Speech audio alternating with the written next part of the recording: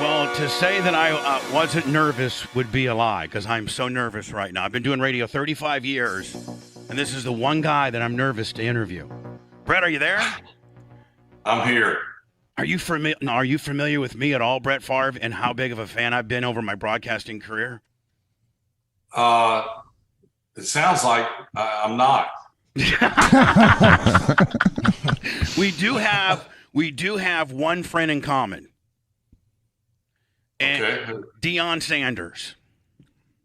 What a great guy. And I met Deion back in 1994 here in Tampa when he was doing his rap album because I was like the number one night guy, on the top 40 station. So Deion was promoting his album, and he found out I was a Packer fan, and he didn't really like that too much, but we kept in touch and stuff. And then when you guys played in 95, the NFC Championship game in Dallas, Deion invited me out there and, to watch the game. So I'm staying at Deion's house. I was real fat back then. I almost got stuck in his bathtub.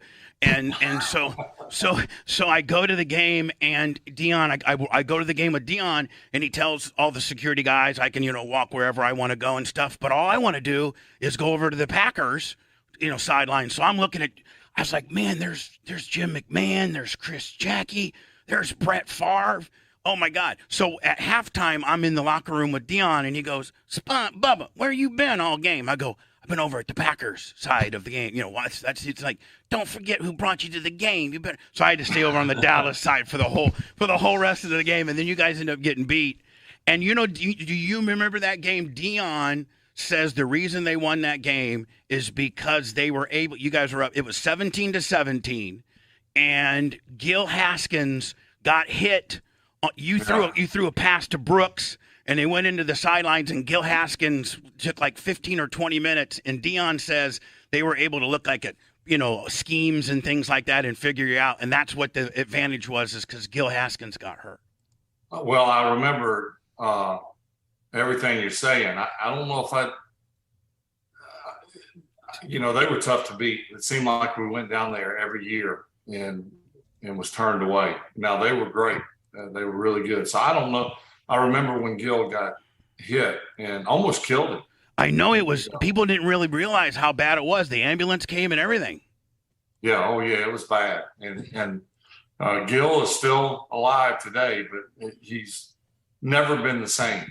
That he suffered some major head and brain injuries. But that. Deion would know better than I. They won the game, but I think that Keith Jackson had a big game, if I remember that night. Keith Jackson was setting them on fire. Yeah, that run they made. They even when Barry Switzer took over, they won one and really should have won the next one. They were almost unbeatable. They just were loaded at every position. You guys beat him in Lambeau a few times, and I think Deion got a pick six on you one time in Lambeau. He did. He did. and every time I talk to him, I'm constantly reminded, as if I need to be, like, Deion, you solidified your career.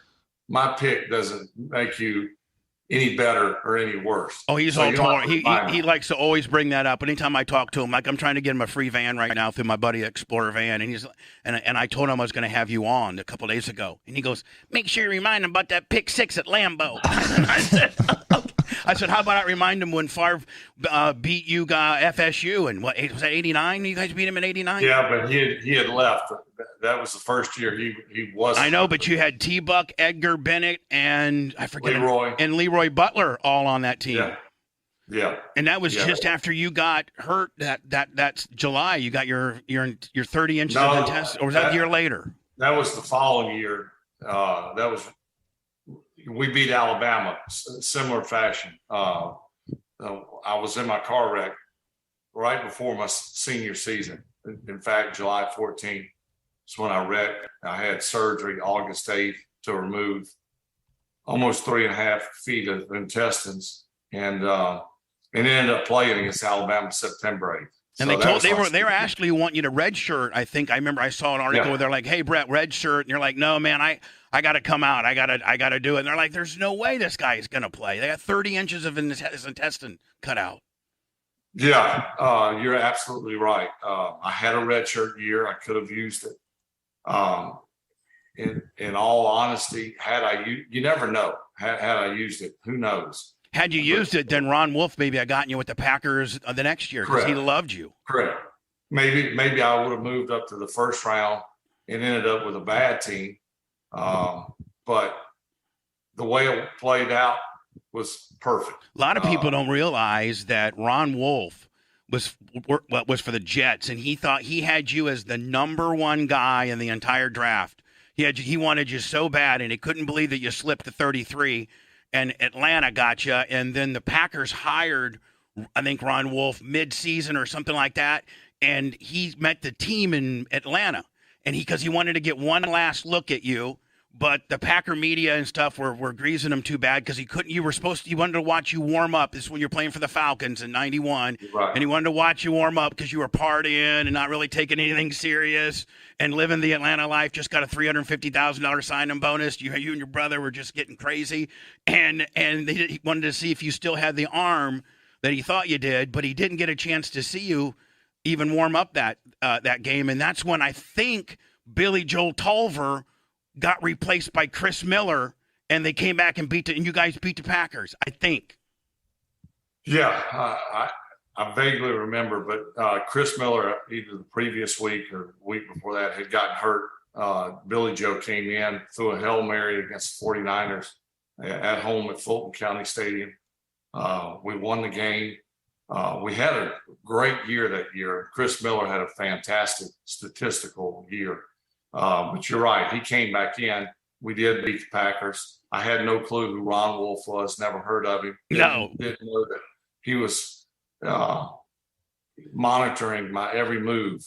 And I think Tom Zach was I think Mikowski was hurt, and Tom Zach was the quarterback. And the Packers looked like $1 million. They had the 39 running back, and they looked great. They were killing you guys. And then I think there was a fumble on a kickoff deal, and Atlanta got back in, and they yanked Tolliver and brought Chris back in, and then they beat you, and that's when Ron Wolf knew that he wanted you. And I think he had to go to the executive committee in Green Bay, and then there's this whole big far-flunked the physical deal, and Ron got pissed off and fired a bunch of doctors and everything. I think that's what I remember reading. Yeah, I don't know what happened as far as the firing, but I did flunk the physical. And they said, this guy's got 3 years at best. Like, what are you doing, Ron? Right. Jeez. Yeah, they said he'll play 3. Now, if you back up a year, I was failed by not a lot of teams were looking for a quarterback early in my draft. 2 quarterbacks were taken in the first round. Todd Marinovich went to the Raiders, and Dan McGuire went to the Seahawks. Mid first round, I think both. So it wasn't really a quarterback rich draft, but I know Atlanta didn't fail me on the physical because they drafted me. But my understanding is the Raiders, and the Raiders were probably going to get Marinovich anyway because Al Davis kind of likes them at that time make a splash, and Marinovich was the big name. And they had really marketed Marinovich too as like this guy his dad didn't let him eat lean meat, and he only ate chicken and fish, and he was like this ultimate kind of like, remember Jeff George was supposed to be that guy coming out of Indiana, remember that that kind of hype. Never had chocolate. No, never had chocolate, never played in the mud, never got worms or anything like we did as kids. None of that stuff. Right. You can't draft those guys. No, look at you draft Jeff George. Look at him. You end up being well, I'm from Indiana too, so it really hits home on the Jeff George deal. I grew up in Little Warsaw, Indiana, and my dad was but spent time in Baraboo, Wisconsin. So here I am in Indiana, and everybody's a Bears fan. Because the Colts weren't even in Indiana back then. But I was a Packer fan. I'm talking about John Brockington and MacArthur Lane and Lynn Dickey and Paul Kaufman and Ezra Jones. And we would have to get on top of our house and point the antenna to Milwaukee, Wisconsin, WTMJ, and we'd listen to Max McGee if he was sober and doing the play-by-play. And I grew up a complete Packer fan all of my life. And then we would sometimes get to go to when the Packers played at Milwaukee County Stadium. We could sometimes get tickets for that because sometimes you could get tickets. You couldn't get tickets to Lambeau. Even back in the 70s when they sucked, you couldn't get them. Even when John Hadel was the quarterback, you couldn't get tickets back then. Yeah. You know, that was really a very eye-opening experience for me when I got traded up there. You know, when I was traded, there was a lot of confusion in my head. There was mixed emotions, but the one thing that I hung my hat on was I was drafted in the second round, didn't play as a rookie, a few plays. First, actually, one was an interception, wasn't it, to yourself or something like that? No, I didn't throw any regular season passes. So we're playing the Redskins in the preseason. I don't think it was a championship game, but we were playing them in the RFK, right? Which has been long gone. And they were one of those teams like the Cowboys were several years later. They were virtually unbeatable. Mark Ripien you couldn't get close to him. He had receivers out the wazoo, and they ran it at will. They really, whatever they wanted to do, they could do. So I'm the third string quarterback. We're down something like 48-14 in the last 3 or 4 minutes. So Glanville, typical Glanville. Get in there, Mississippi. Get in there, Mississippi. Mississippi, if you didn't spend all your money on the beer money, go ahead and get in there, Mississippi. Do what you got. Exactly. My first pass was actually a perfect pass. I threw a crossing route to Mike Pritchard, who was drafted in the first round the same year I was drafted in the second. And went right through his arms, right into the linebacker's hands. And he caught it on a death sprint. So that was my first pass. But I was traded for a first round pick, even though I did everything in my power unknowingly to be traded for nothing. Yeah, like I forget. There's a lot of guys like, why would you give a first round for this guy? We'd be lucky to get a fifth for him. You know, Glanville hates him. Well, why would you give a first round pick for anyone drafted in the second round who didn't play in the year? Because Ron Wolf was the man. I mean, Ron Wolf. I mean, God, some of Ron Wolf's drafts were unbelievable. He got Trousher in the 7th. He got some. He T-Buck. I think Ron Wolf was instrumental in getting Reggie to Green Bay. You know, instrumental in getting Reggie. He brought in guys like Frank Winters, who was a starting center for us for 16 years and was undrafted free agent. Got him, which then was called Plan B free agency. He brought him over. There were so many guys that he brought in that were head scratchers that ended up contributing to our success. I mean, Ron Wolf got Scott Wells, Donald Driver, Mark Trousher, and I think Antonio Freeman in the 7th. All on the is the 5th. I think got Dorsey in the 5th, got Campen in the 5th, and got Freeman in the 3rd. But he got Trousher, who ended up being just a stud tackle. He was your guy for the Packer Hall of Fame. Donald Driver. I mean, another Packer Hall of Famer. Scott Wells. A lot of people don't realize how good he was. Great center from Tennessee. Adam Timberman. I mean, these one of those guys came from South Dakota State in the 7th round. I mean, Ron Wolf was the man. That's why you give away a first-round draft pick for Brett Favre, who isn't taking life too seriously in Atlanta and just partying, and then you go to Green Bay and they're horrible.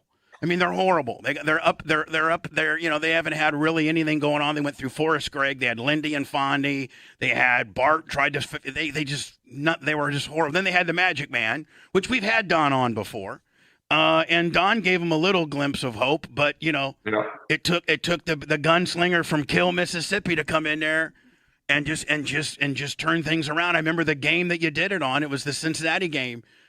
What was the first thing you said when you got into the huddle? Because you guys were getting your ass kicked, and the Magic Man just got hurt. What did you say when you first got in the huddle, that first play? Well, we were down 17-3. I came in. They were 2-0. We were 0-2 at the time. They were playing lights out. Everything that could go wrong went wrong. So they put me in, and of course, if you'd have asked me prior to going in, are you ready? I would have said, hell yeah, I'm ready. But really, as in hindsight, I was far from ready. I was raw, to say the least. And just from a simple terminology aspect, how you call plays, how you use a snap count, things like that. I didn't have reps to even accomplish anything in that regard. Better yet, playing a real game. So when I got in the huddle, all five of our linemen were older vets in their 30s. Tootie Robbins, James Campen, Ron Hallstrom, Ken Rutgers, and Rich Moran. all old timers, right? They got All this old timers. yeah, this little kid coming And in. as I learned over the years, linemen get grumpy, especially the old ones. Yeah. They're kind of stuck in their ways. And I got in the huddle and I said, all right, guys, we're going to win this game. I was like, give them a little rah-rah. And I think Ron Hallstrom was the one who said it. He said, hey, shut the F up, call the play. Yeah. And I was like, okay. So much for the rah-rah stuff. And then when you threw it, nobody had seen that type of motion before. Like you literally, the first cut there, again, these are the first passes you're getting to throw in a real live game. And it looked like you were like Nolan Ryan, the way you were just throwing them as hard as you possibly could. Well, I was, which was a little bit too hard. There's a time and place for it. I learned that over the years. Yeah, like a lot of wide receivers. I think that Sterling used to bitch about how hard you'd throw it at practice. Like you wish you'd take it off a notch at practice because you heard. Yeah, he bitched about everything, but he was great. I heard a rumor. I don't even know if this is true or not. That one time I think Sterling signed a big new contract or held out for a few weeks or something like that, and he came into the huddle after maybe just rejoining the team, and you kind of gave him a smart ass comment about now you're making all that money once you catch the damn ball. He missed a ball or something like that. And yeah, I think I said something. I'm not sure what it was, but I really, in all honesty, I was out of place because he had established himself and he could pretty much say what he wanted because he backed it up. But he missed a ball and he was getting a little bitchy, and supposedly Brett Favre said, well, they're paying you all that damn money. You should catch it.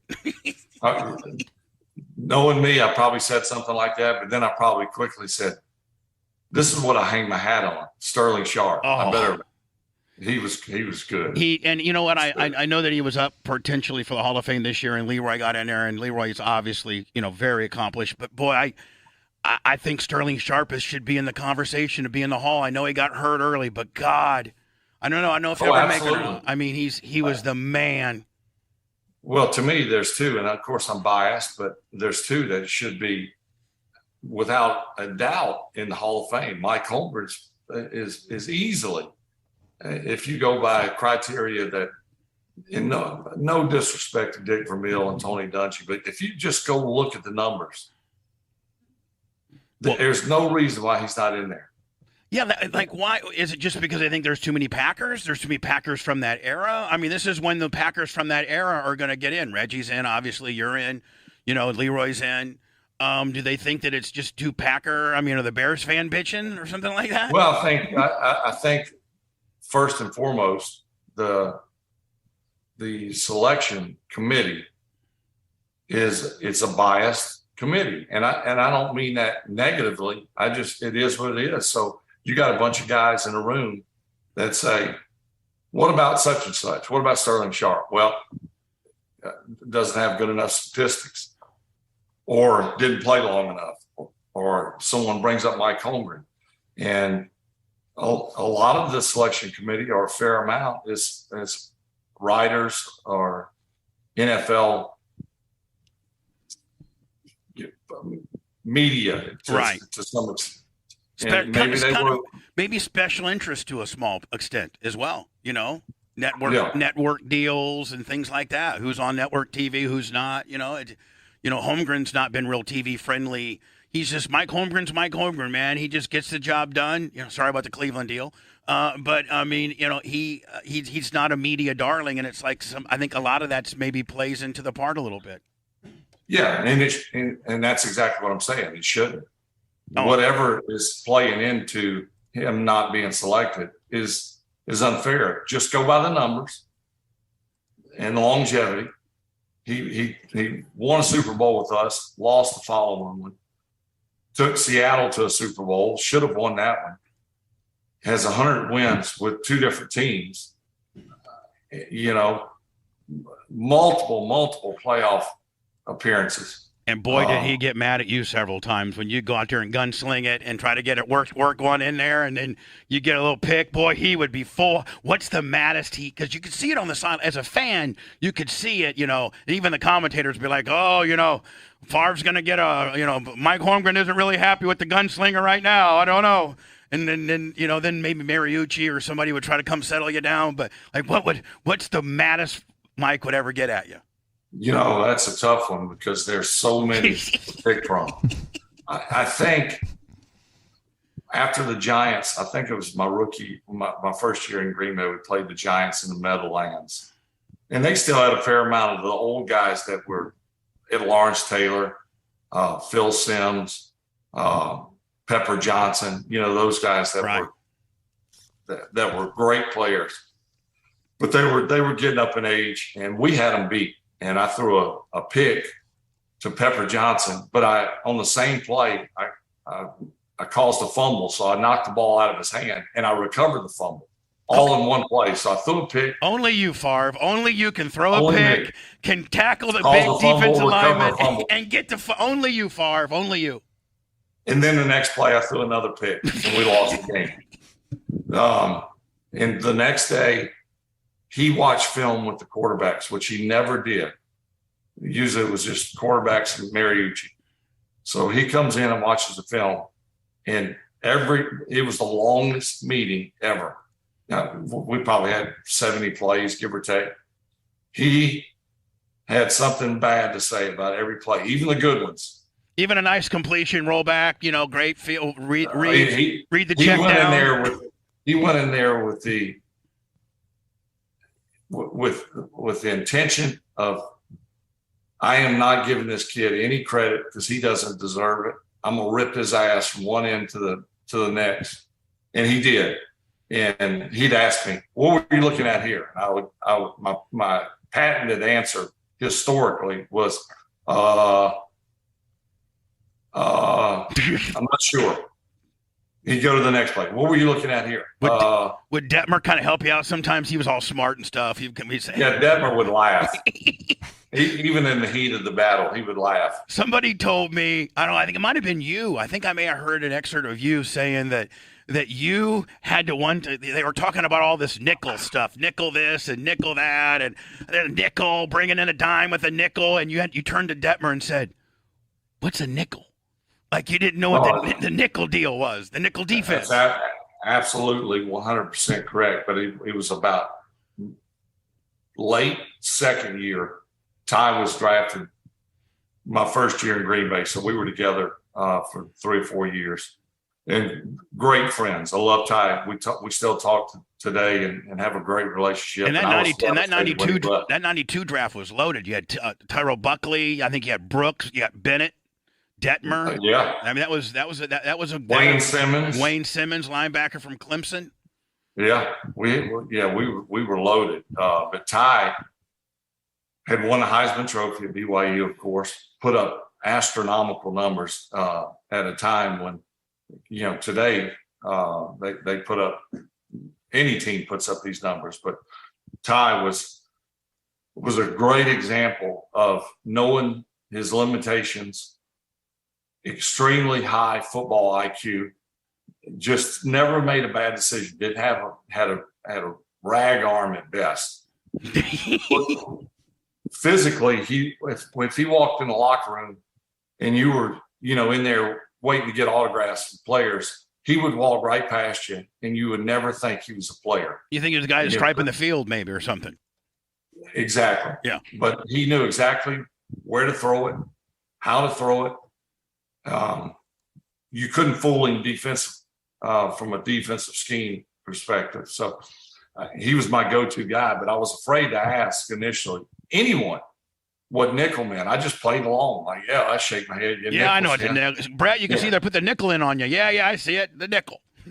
Yeah, they would, coaches would say, all right, now when we see nickel come in, we're going to go to our zebra package and we're going to spread them out and we're going to either run or throw based on how they line up. And I'm thinking to myself, I probably should know what this means. Yeah, I'm the starting quarterback for the Green Bay Packers. I should probably know what nickel means, maybe. So one day, and I think it was the latter part of the second year, finally I got up the nerve to ask. I said, Ty, what does nickel mean? And he kind of looked at me like, really?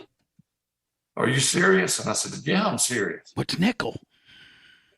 I'm expecting some elaborate answer that, would justify me not knowing what it is. Right. And he says, well, take out a linebacker, bring in a DB in his spot. And I said, that's it? He goes, that's it. I said, what about dime? He goes, take out 2 backers, put in 2 DBs.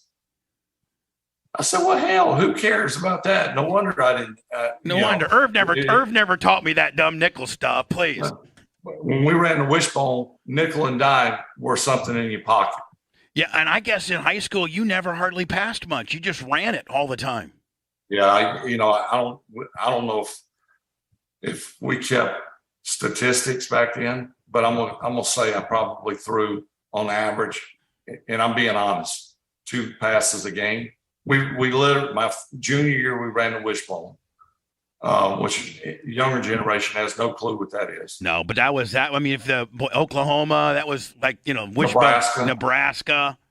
But you got to have a stud ass quarterback that'll be willing to take it up. And the paper tiger quarterbacks nowadays, can you imagine a team in the NFL as protected as the quarterbacks are to run a wishbone? You got all these hundreds of millions of dollars invested in these dudes, and they could never run a wishbone. I would too. I think they should have like at least 10 wishbone plays mandatory. Well, I was going to say what they ought to do is say, okay, when you score a touchdown, you have to run a wishbone play for the extra point. Yeah. No kicks, a wishbone play. It could be a pass, but it's got to be out of the wishbone. Yeah, and it also brings a fullback back into the deal too. Fullbacks are pretty much gone in the game, aren't they? I mean, we're in Tampa territory here. Obviously, Mike Allstott, the big fullback that we grew up with. But a lot of people don't know, and I wanted to ask you if it's true. Was Tampa in the running when you were having your problems in Green Bay in 2007? Supposedly, it was between the Bucs and the Jets. Yes, it came down to those two. It's funny because God, I would have been you coming to Tampa would have been perfect. Well, so the Packers, the day I left, we had a meeting at our house, my house in Green Bay, which was a half a mile from Lambeau, and my wife was in town with me and my agent Bus, and I knew I wasn't going to be in Green Bay, but Roger Goodell had called me prior to me going to Green Bay several days before actually going. And he said, look, in order for you to be traded or whatever, I know you don't want to play in Green Bay. It sounds like they don't want you in Green Bay, but you have to report to start the clock, in other words. Right. And so I know you don't want to go up there, but you have to go to Green Bay to initiate whatever. So I went up, met with Mike McCarthy, didn't go well. Met with Ted Thompson, didn't go well. Ted, the last thing he said in our meeting was go back to your house and talk it over with Bus and Deanna. I, Mark Murphy, Jason Weed, and Russ Ball. Russ Ball was a new capologist. Jason Weed was I don't think he's still there, but Jason was the team counsel. And of course, Mark Murphy was a very new president, and Ted Thompson was GM. So he said, we'll come over in about an hour. So they came over, and basically they said 2 teams want you via trade, Tampa and the Jets. I thought about it, and I said, it's an easy choice for me, Tampa, because John Gruden, I know John. Right, that was the guy that he was picked, hard. He was on our staff. John Gruden's the guy that picked you up at the airport on the Atlanta trade, I think. Correct. Yeah. A great relationship with John. I knew the offense, which was very important. I wouldn't have to go in and do any extra study, and I could go in and know it as well as anyone but John. Right. So we talked about it. And the last thing was said in that meeting was, okay, we're going to fly home immediately. So when that meeting was adjourned, we went to the airport, and we'll talk about it on the plane. And when we get home, bus was going to call and solidify the plans. Right. So we talked about it on the plane, and it was an easy decision. I said, look, I'm going to go to Tampa. There was two reasons: the familiarity of the offense and right. John Gruden, but also the fourth game of that year, they played the Packers. And right. How could you not want to play against your team that didn't want you? Well, plus you're going to stay within the conference, and you've been, that you still play the Lions, you still play the Bears, you still play the Vikings. So it was more known territory. You knew these defenses, you knew the facilities, you knew the hotel. I mean, it's just a lot of things, Yeah, and they had a good team. They really had a good team. So you would have been on with Sapp. Man, you awesome. And Warren Sapp together. Woo! That would have been good. Tell me about it. So when we got home, Bus went to his house. Me and Deanna came here to the house, and Bus. By the time I got to the house and got settled in, Bus said, "Hey, are you watching the TV?" And I said, "No, why should I?" And he goes, "You've been traded to the Jets." And I could not believe that they did it without, and I could have vetoed it. Yeah, you had a veto you could have made it hard on them. And I wanted to, but Bus said, "Look, you'll look like the spoiled brat if you don't go to the Jets." And he said, "I know. I mean, what the Packers did is legal, but we had an understanding that we would make that. Me and Deanna and Bus would make that decision." Was Deanna sold on Tampa too? That's probably more Deanna like Tampa than New York. Yeah. Our youngest daughter at the time, who's now 23, was 6, 7, something like that. She wanted to go to Tampa because it was close to Disney World. Yeah, and there's beaches, and nobody wants to go to New York, especially if you're born and raised in the South. But I think both of your daughters were pretty much raised in Green Bay, weren't they? True. Yeah. That had to be, a lot of players say that it's, a small town and it's not, as glamorous as like saying to go in other places. But I got to think as far as raising a family and trying to have it's a great, you can have a woods out backside of your house, it's just probably better. Probably the public school systems, you don't have to send them to private school because the public school systems are great. You got great teachers. I mean, I got to think it would be a pretty good place to raise a family. Man, everything about Green Bay was awesome. And it got cold, but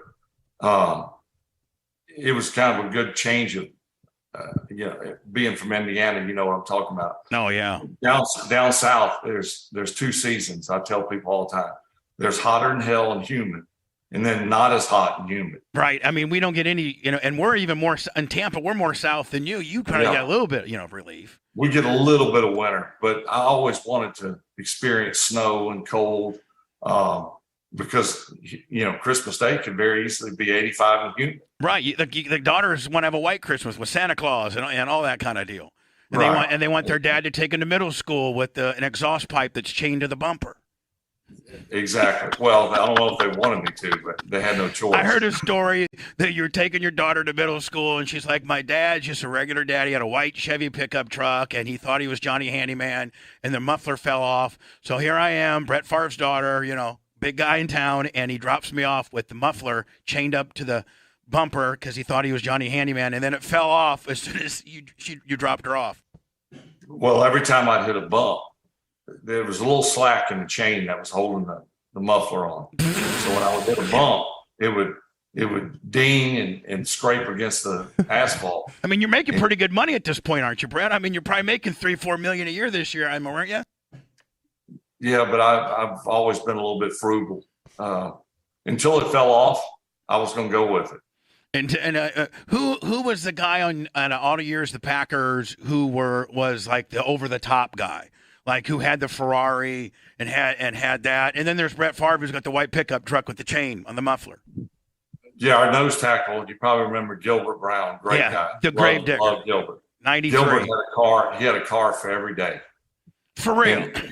And then a spare just in case they added a few days. How was Reggie? Was Reggie pretty responsible? Just you know. Reggie was aside from when you saw him in person was physically imposing. Like you kind of like, wow. Other than that, he was as normal and just the most easygoing and greatest guy you could ever imagine. I mean, he would be in there cutting up with the guys, laughing at jokes, big teddy bear. And then all of a sudden, and he never was an angry guy, but he played angry. Well, I heard your story about Jerkovic, and we have about Miko Jerkovic pissing him off one time, and he blessed him and said some Jesus stuff, and then commenced to kicking his ass. Well, one of our good friends on our show is Ty J. Armstrong, former Buccaneer former tight end for the Buccaneers. Ty J. played it. I think he played at Ole Miss. I think Ty J did. Yeah. That doesn't help with Brett Favre. But anyway, Ty J tells a story on the air that one time, Reggie would take some plays off here and there occasionally, like if it was like a sweep to the other side, Reggie may half step it, whatever. And so Ty J went, and he's a tight end, and he blocked down on it and got a pretty good block on it, Reggie. Got him pretty good. And then started talking all this nonsense, saying, yeah, I got you, 92. You ain't nothing. I got you all day long. And Reggie goes, God bless you, 86. And it's going to be real. And then went in like 3 straight moves in a row, swimmed him, gave him the club. And then Ty just like the worst thing I said is to ever brag or be up Reggie's butt, because he'll bless you, tell you Jesus loves you, and then he's going to make you look stupid. You're absolutely correct. I've seen it many a times. Like Reggie would be, that position. There's certain positions on the field that your name's almost never called unless you hold, jump off sides, or get a sack or an interception. They run away from you every play, so you just kind of non-existent. And that would happen a lot with Reggie. And everybody's, what's wrong with Reggie? Well, he's getting triple teamed and they're running away from him. And, he's a factor because he's taken up so many of their players. God forbid you ever curse him or talk trash. Oh, it was over. He had a whole nother gear, didn't he? Then it was a lot of pain and misery. I've seen it so many times. Now, when you guys would go ones versus ones and Reggie was on the team, would you have to worry about him being over there? I mean, I guess you probably can't hit the quarterback. No, he would be so disruptive had he played. Okay, I'm gonna play like I play in the game. We'd never get a playoff. I got something I got to show you, and I don't know what I should do with them, but my good friend. Darren Kearns was the equipment manager for Tony Dungy because I've lived in Tampa so long, for the Buccaneers. And the equipment managers for the Buccaneers knew I'm a Packer fan. And they were the equipment managers for one NFL Pro Bowl. And these are Reggie's Pro Bowl pants. Wow. That Dion got signed for me. And they have the 92, they have the... they got all the, but I got a pair. I think I should give these to his family. Don't you think, Brett? I mean, they're probably worth a bunch of money, but I'd be more likely to give them to his widow. Don't you think that they would want this might be the last Pro Bowl pants he ever had? Yeah, I would. Yeah, I agree. That's pretty cool. I got something else cool. This is not going to be as cool. This might show you how crazy I am. My buddy worked at a pawn shop in Lamont Hollandquest pawned his NFC championship ring, and so I got Lamont Hollandquist's NFC championship ring from '96. Wow. Wow. I don't know I if didn't, that. I don't know what. I didn't know he pawned anything. Yeah, I guess players, if they get, hard. Well, you got a lot of rings. You had 3. What were the MVP rings like? Were they big? I didn't get a ring. They may give them out now. So you were. I got absolutely nothing. Nothing. Nothing. Not a car. Not a. No, nothing. I went to college with Larry Bird's brother Jeff, and so he was my roommate. Jeff Bird was my roommate. That's how I got to be friends with Larry Bird. And the NBA MVP got a brand new Cadillac every year because he sent it down to Indiana State, and we would drive it around because he got 3 of them. And so the MVP for the NBA that's an '86, got a free car. You didn't get nothing. No. Out of all your backups, who was your favorite backup? Oh man. And I mean, a lot of people don't realize that you worked with Jim McMahon for a couple of years. What was that like? It was awesome. High football IQ, crazier than a loon. Very confident, but super nice. Could a guy like you, would he be, because obviously he was backup, and would he teach you some stuff? Absolutely. Yeah, he was awesome. I'm sure he wanted to play. And there was probably times it would have been justification if Homer would have said, I'm putting Jim in. Yeah, they would have burned Lambeau Field down. A bear. Jim and Mike got along great. They went way back to BYU together. And he was one of the few guys that I played with that were old, when I was actually starting, that was older than I and had a fair amount of success, which he did. Yeah, won a Super Bowl. I leaned on that. But Jim would be one of my favorites. Doug Peterson, Matt Hasselback, Ty Detmer, Mark Burnell, Craig Nall. I start thinking about the guys. I mean, there's a long list of guys. Yeah, and I think you're with Peterson the longest. I think Peterson was like 5 or 6 years, I think. Yeah, I think it was actually longer than that because he came back for a second stint. And Doug probably helped me the most. He was a great signal stealer. Really? This was back when you signaled in offense and defensive plays. Back when Andy Reid had to wear the yellow shirt. Exactly. Right. And then several years after Doug was on our team, they changed the rule and allowed offenses to radio the plays in, but defense was still signaling in plays. So some coaches were, what's his name at Minnesota? Oh God, Vic, not Vic Fangio. I'll think of his name. Denny Green. No, the defense coordinator. Oh, I forget. Dion liked him a lot too. I forget. He didn't want anybody shielding him. He didn't want anybody blocking. He was old school, so he would get out on the field and like, for example, bomb blitz, which was everybody coming. Right. I still remember today the signal was like you pressing in a lever for a bomb. And would you see that or Doug see that and then signal? I could have looked over there some, and every once in a while, but most of the time it was standard cover 2. That was cover 2. Right. But Doug would, when something was up, he had a direct line to me as well, which they've changed that. Only one guy can talk to you. Only one guy has an open line. So as you're running up to the huddle, and you could literally have Peterson going, "Hey Brett, bomb blitz." Absolutely. Andy would say, "All right, Brett, blue right F short, 2-jet flanker drive." I'd say blue right F short, 2-jet flanker drive on 1, ready break. And then Doug would say, weak side pressure.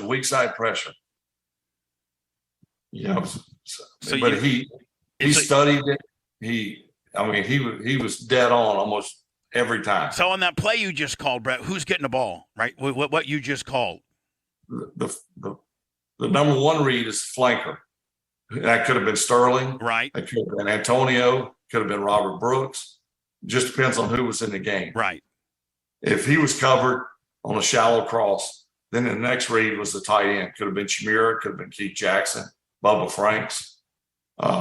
So every read had 1, 2, 3. Here's where I want you to throw it. If not, here's where the second read is. Here's the third. This is a bad one. Don't get mad at me. Randy Moss, Sterling Sharp. You played for both. As far as how they played with me, Sterling Sharp. He was just he was a stud, was he not? Just a stud. He was triple covered almost every time, but somehow he managed to. He only got his hands on the ball. Whatever. Can I give you a list of some of my favorite all-time Packers, and just to show you how obscure. Travis Jervey. Remember Travis Jervey? Yeah, I love that guy. Absolutely. He went on to Arizona, didn't he? Yeah. James Campen. I loved that guy. I mean, he was one of my favorite Packers of all time. James was my center my first year and a half. Bryce, great coach now. Bryce Pop. Were you and Bryce close? Yeah, Bryce, good guy. Hard-nosed, heck of a player. When you and Ron having such a close relationship, did he ever, kind of what Rodgers is going through now, I guess, and I think Aaron's been able to. I think Aaron. Listen, I'm all for them giving Aaron a little bit of whip in the personnel. I think that's the new way the quarterback. Yeah. I mean, I'm sure that Mahomes. It is what it is. It is what it is, and you gotta offer these high level quarterbacks that now. That's just the way it is. I mean, did Ron ever come to you with personnel type stuff? No, absolutely not. Now you laugh at that, but I mean it's not unreasonable to ask that question because they're doing it now, right? Yeah, it was just a different era. I mean, you would never cross the line and say, Mike or Ron, I think we need to draft this guy, or free agent wise, this guy would be a great pickup. I think I could work well with him. Mike, first of all, would have been like, you can barely do your job on your own. And you're going to tell me how to coach or who we should put in. And Ron would have probably been a little more compassionate, but stern. Like, I appreciate your input, but we're not going there. Go to your 400 acres and mow them. Because I think that's back in the day. It's what you used to tell, man. I need to get back to my place to start working on the farm. I got 400 acres. I got things to do. Yeah. How was Mike Sherman? That was a tough time as a Packer fan. The Mike Sherman era. I'm just being honest. Mike did a good job. Mike was a great guy. He was a really good coach. But he was kind of raw, like I was early on. And Mike was seasoned, had been pretty much everywhere he had been. There was tremendous success. BYU, he played at USC. He coached at 49ers where they won Super Bowl after Super Bowl. So it's almost like you've had a cheat sheet for years. And then when you become the head coach, you kind of know how things should run and what a good player and what a good team is versus a bad player or a bad team. Brett Favre on the phone with me. It's just so surreal. I was working at Willie Davis's All-Pro Broadcasting, WLUM, in February of 2012. I was on the air working for Willie, and that's when they did the trade. And I can remember getting on the air being like, I don't even know who this guy is, Brett Favre, something like that. I mean, I don't even know what the Packers are thinking. The Magic Man's the man. Like, what's going on around here? And I can remember I was at the Mayfair Mall. That's where the radio station was, in Milwaukee, working for Willie Davis when they made the trade for you. I can remember like it was yesterday.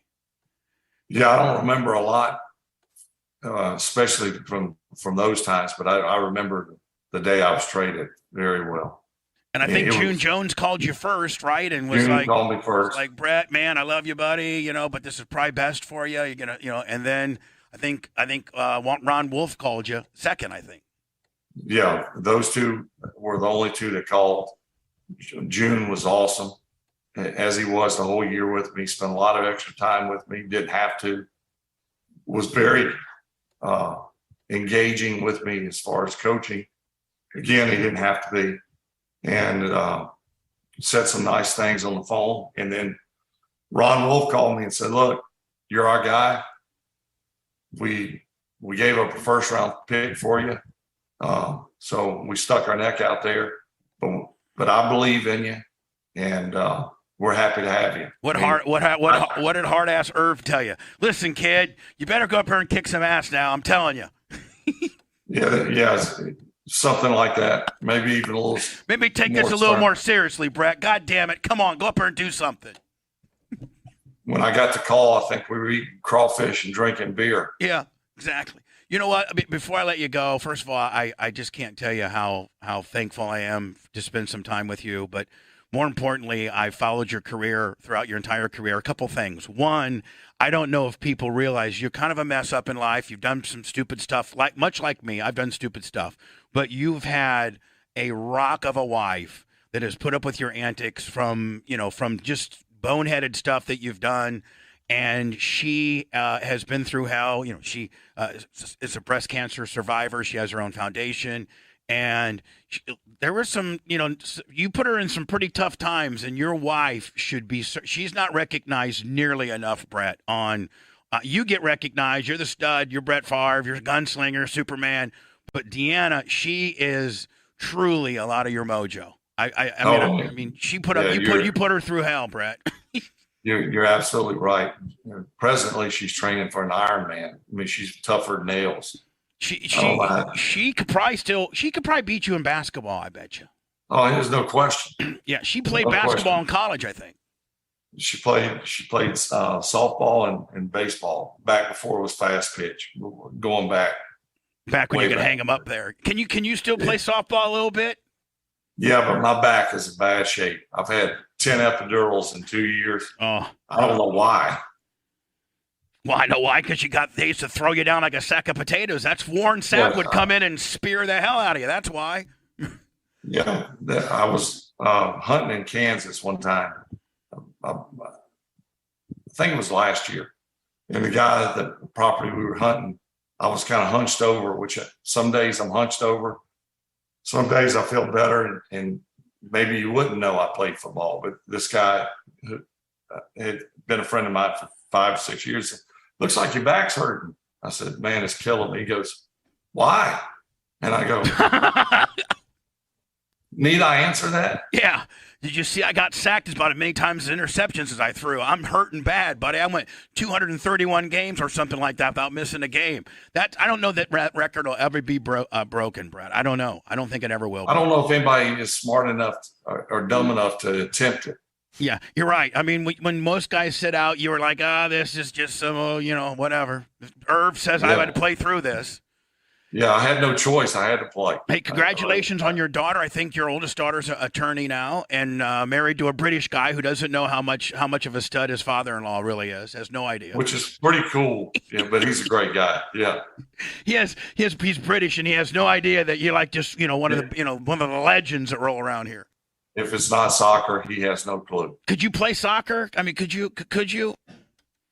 I probably could have, but I don't think running was not my. You got to run a lot. Yeah, you were pretty. I mean, you were a pretty good runner. Yeah, but I mean, there's a lot of stop and goes and not 80-yard runs.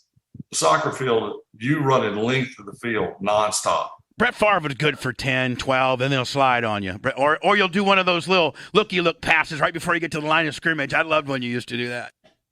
Yeah. Some worked, some didn't.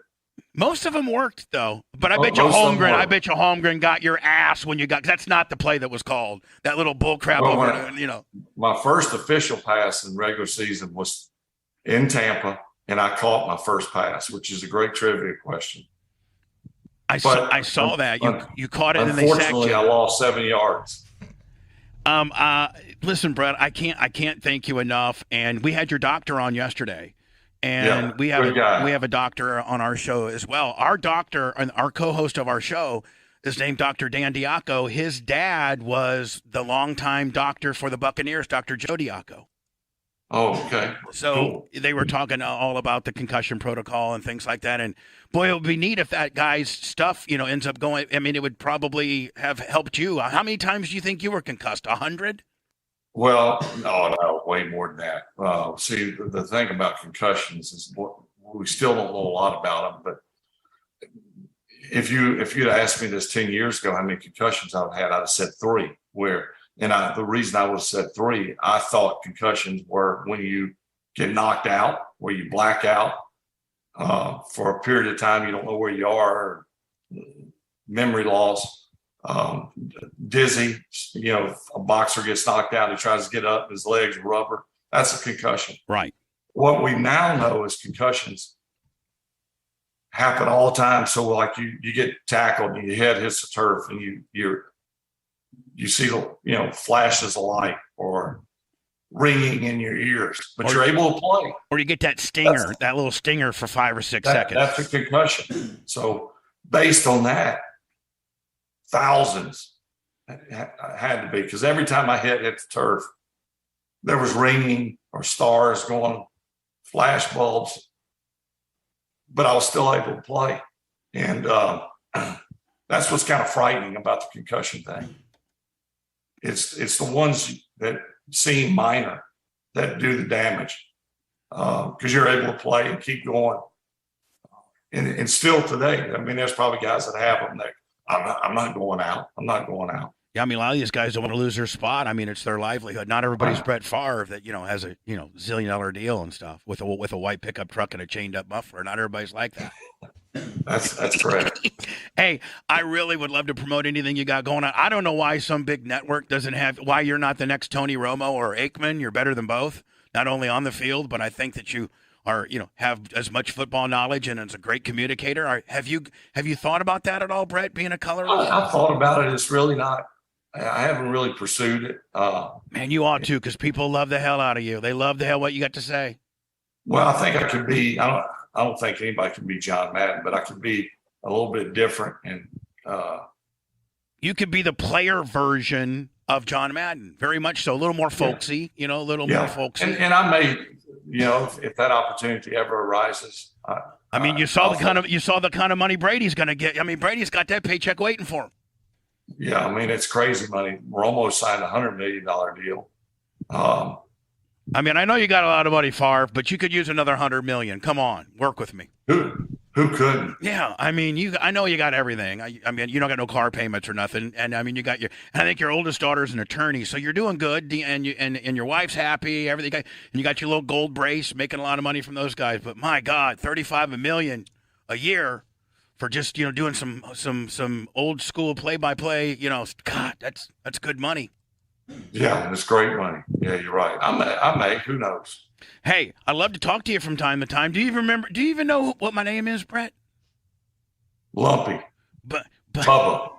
But don't Google me, because I've been I've done some stupid Brett Favre stuff in my life as well. So don't Google me. Bubba the Love Sponge is my name. I love it. Yeah, well, don't. You know what? More importantly, don't let your wife Google it. Just you keep it to yourself and tell her that I said good things about her. You got it. Did I do okay, Brett? Did I do? You got to understand. Like, I'm just totally beside. No, it was fun. It was good. Can I show you my Brett Favre picture? and not look like too much of a. Look at it, my guy did that for me. You like that? That's awesome. Yeah, I think I just showed my ass right now. I think it was going good, and then I just showed him a picture, so I showed my ass. Hey, Brett. Thank you so much for taking some time, and we're going to keep in touch with the doctor as things progress there, and maybe from time to time we can have you on from Let's do it. Thank you, Brett. I'd love to. Thank you so much. You're welcome. Yep. Good talking to you. Thanks, Brett. Bye, Brett. Thank you. Bye. Wow. Guys, I hope I didn't come across too like a little bitch. That was awesome, Bubba. But I'm nervous. Did I do okay? I've never seen you so excited Yeah. for an interview. Yeah, you were so nervous. I was so nervous. That was cool. Good job, Lumpy. Good job. Good job, Bubba. And Brett Favre thinks I'm Blumpy.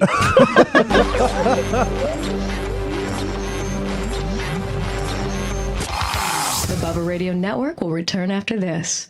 You've not watched my podcast on concrete, or you have a little bit? Yeah, about 45 minutes. The first quite- 45 minutes, and then like random clips in between. Now, Danny Jones says it's doing really well, and he oddly enough says he cannot believe non-Bubba Army, like his core of people that are commenting like me. Nice. Like they're like he's surprised as well. Yeah, he's like, they hate, I mean, they're like, it's 50-50 on everybody, whether it's the Sure. counterfeiter, whether it's Matt Cox, whether it's the guy from SEAL Team 6, whatever. Just every facet of, by the way, I find some of his guests very fascinating. Same. It's Concrete with a K, Koncrete on YouTube. And he also offers his on Spotify and a couple other, I think maybe Patreon or stuff like that. But anyway, I think he has a new release every Monday. And I was his past guest on Friday, and they released it on Monday. And he monitors the comments and things like that. And he's like, man, even people that are like his fans, like, of course, there's a ton of Bubba Army in there. But he's like, even the people that don't even know who you are, like some dude from Oklahoma was like, man, I never heard of this guy, but I really like the way he rolls. Like, It's definitely different than most of his guests. Most of his guests are, I don't want to say dry, but, you're there for the facts and the story, but you're a personality, so. Yeah, they were like, man, where's this guy get all of his energy from? I'm like, I don't think I have that much energy. Maybe I just have the projectile it factor. Or you're both on mushrooms, which apparently I think you both were. Well, yeah, I mean, but I can turn it on without that. Yeah, I know.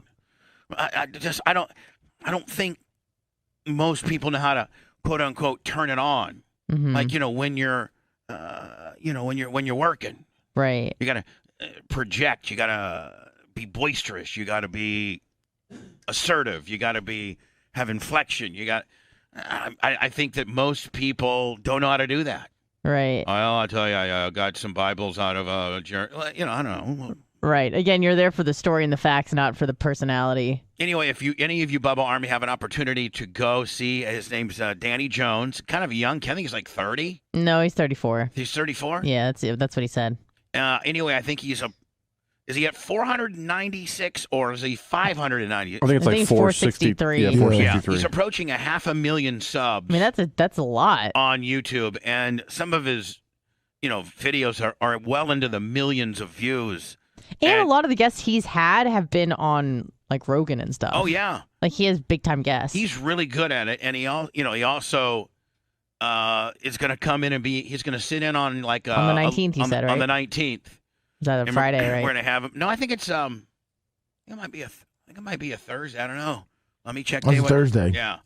So I'm having to sit in get here at 9:15, do 45 minutes of the regular show, wait 15, and then go live on Facebook and YouTube No, that's Thursday's Bubba Army Radio. Yeah, so we'll just be live on Bubba Army Radio, but Blitz will be videotaping it, and then we can release it quickly thereafter. So we probably on that one wouldn't hold on to it too long.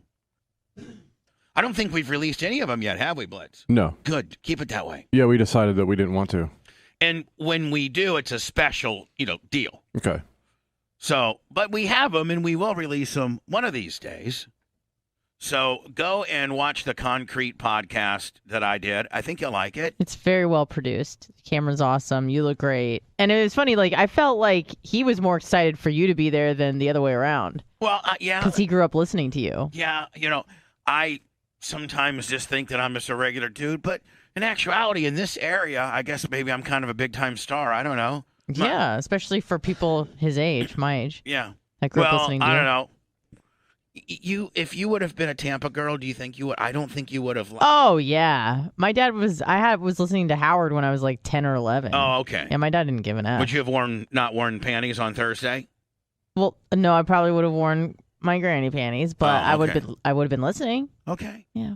And probably liking the fact that some girls used to call in and would rub their privates on the phone, proving that Absolutely. yet they are not wearing panties. Yes. That was Right kinda, up my alley when that I was in kinda- 7th grade. I'll say, especially when she was 11, listening to the show. I mean, that was what was on Howard when I was 11. I And know. my dad thought it was hilarious. Well, I know, but I would hang up on the 11-year-olds. I'd be like, hey, Oh, I but mean, she we would have weren't been. calling Anna in. would have been 11 at the time that was happening. hi, Well, this is Anna Hummel, and how old are you? 11? Get to, you little fetus, get off my phone. see, like And then I have someone, the hang up sound effect. like someone's Anna's age probably would have never heard you on 90 or on Power Pig at all, and would have been a kid during 98 Rock. Here was the over-the-top hang-up that I used all my career at the Power Pig. And it's like, it's real. And I actually made this in Philadelphia. Me and the production guy, Blitz, opened up an old-school telephone line through the board, and then really handled it up when we hung up on it. So, and we did it 10 times. Well, it's because every caller back then was on a landline. Right, so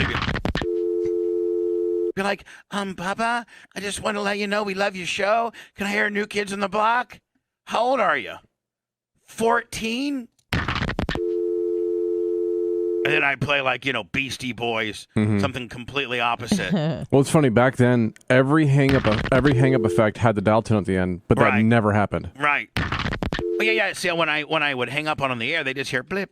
They just they would just be cut off on the board. When someone else hung up the phone on the other end, if you used two people phone calls, right? No, they never had the dial tone afterwards. No. But every movie and everything always had that in there. Right. So and plus it made it really Dramatic. melodramatic. Sure. And people would be like, they'd be hearing me on the air and be like, they'd be like, oh, he's gonna hang up on him. Just watch. You sound really cute. You want to come down to the station? It's No Panties Thursday. Why don't you come on down to the station? How old are you? I'm 17. Damn it. Yep, too old. But Anna, literally, we'd have girls calling up, we want to come down to the station. We're like, how old are you? 20? We go to University of Tampa? Get on down here as fast as you can.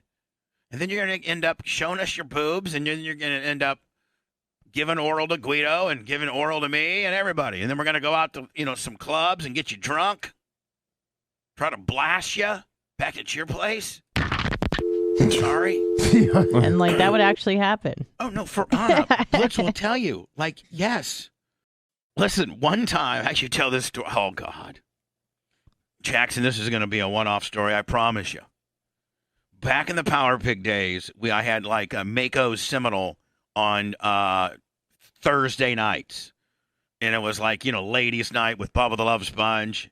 And it was the place to be. I had a gig every night. I had a gig on Monday night, and that's where every place would be. Tuesday night. So it ended up being wherever I was on a particular night was the night to be at that place. I made Patrick's Beach Club off of Barris in North Tampa, which turned into a place called Hard Hats and then closed. But when I had it going, it was Tuesday night.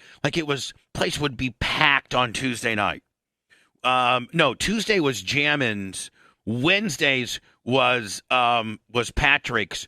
Thursdays was Mako's Seminole. Friday was Thursday was Mako's Newport Richie. Friday was Mako's Seminole. Saturday was some custom car show, base competition, almost every, once a month. And then Sundays would be Empress Cruise Lines, and I have to go out. So you were out every single night? Every night. Mondays was the place off of 66th Street. I was out every night. 500 cash, all the liquor my boys can drink, roped off VIP. I need sun-kissed, diet sun-kissed, security, and a cheese and cracker tray. And they'd have to have that all laid out for me for me to come in. And then give me 500 as soon as I walked in. And I stayed there for literally 2 hours and would get on the microphone maybe 4 times. And I'd just be like, yo, welcome to Patrick's Beach Club. It's Tuesday, not Wednesday, whatever the hell it was. This is Bubba the Love Sponge from the Power Pig, having a great time. DJ Numbnuts on the Wheels of Steel. Don't forget, they give me a drink special. Got some drink specials, Long Island iced teas for $5 for the next 5 minutes.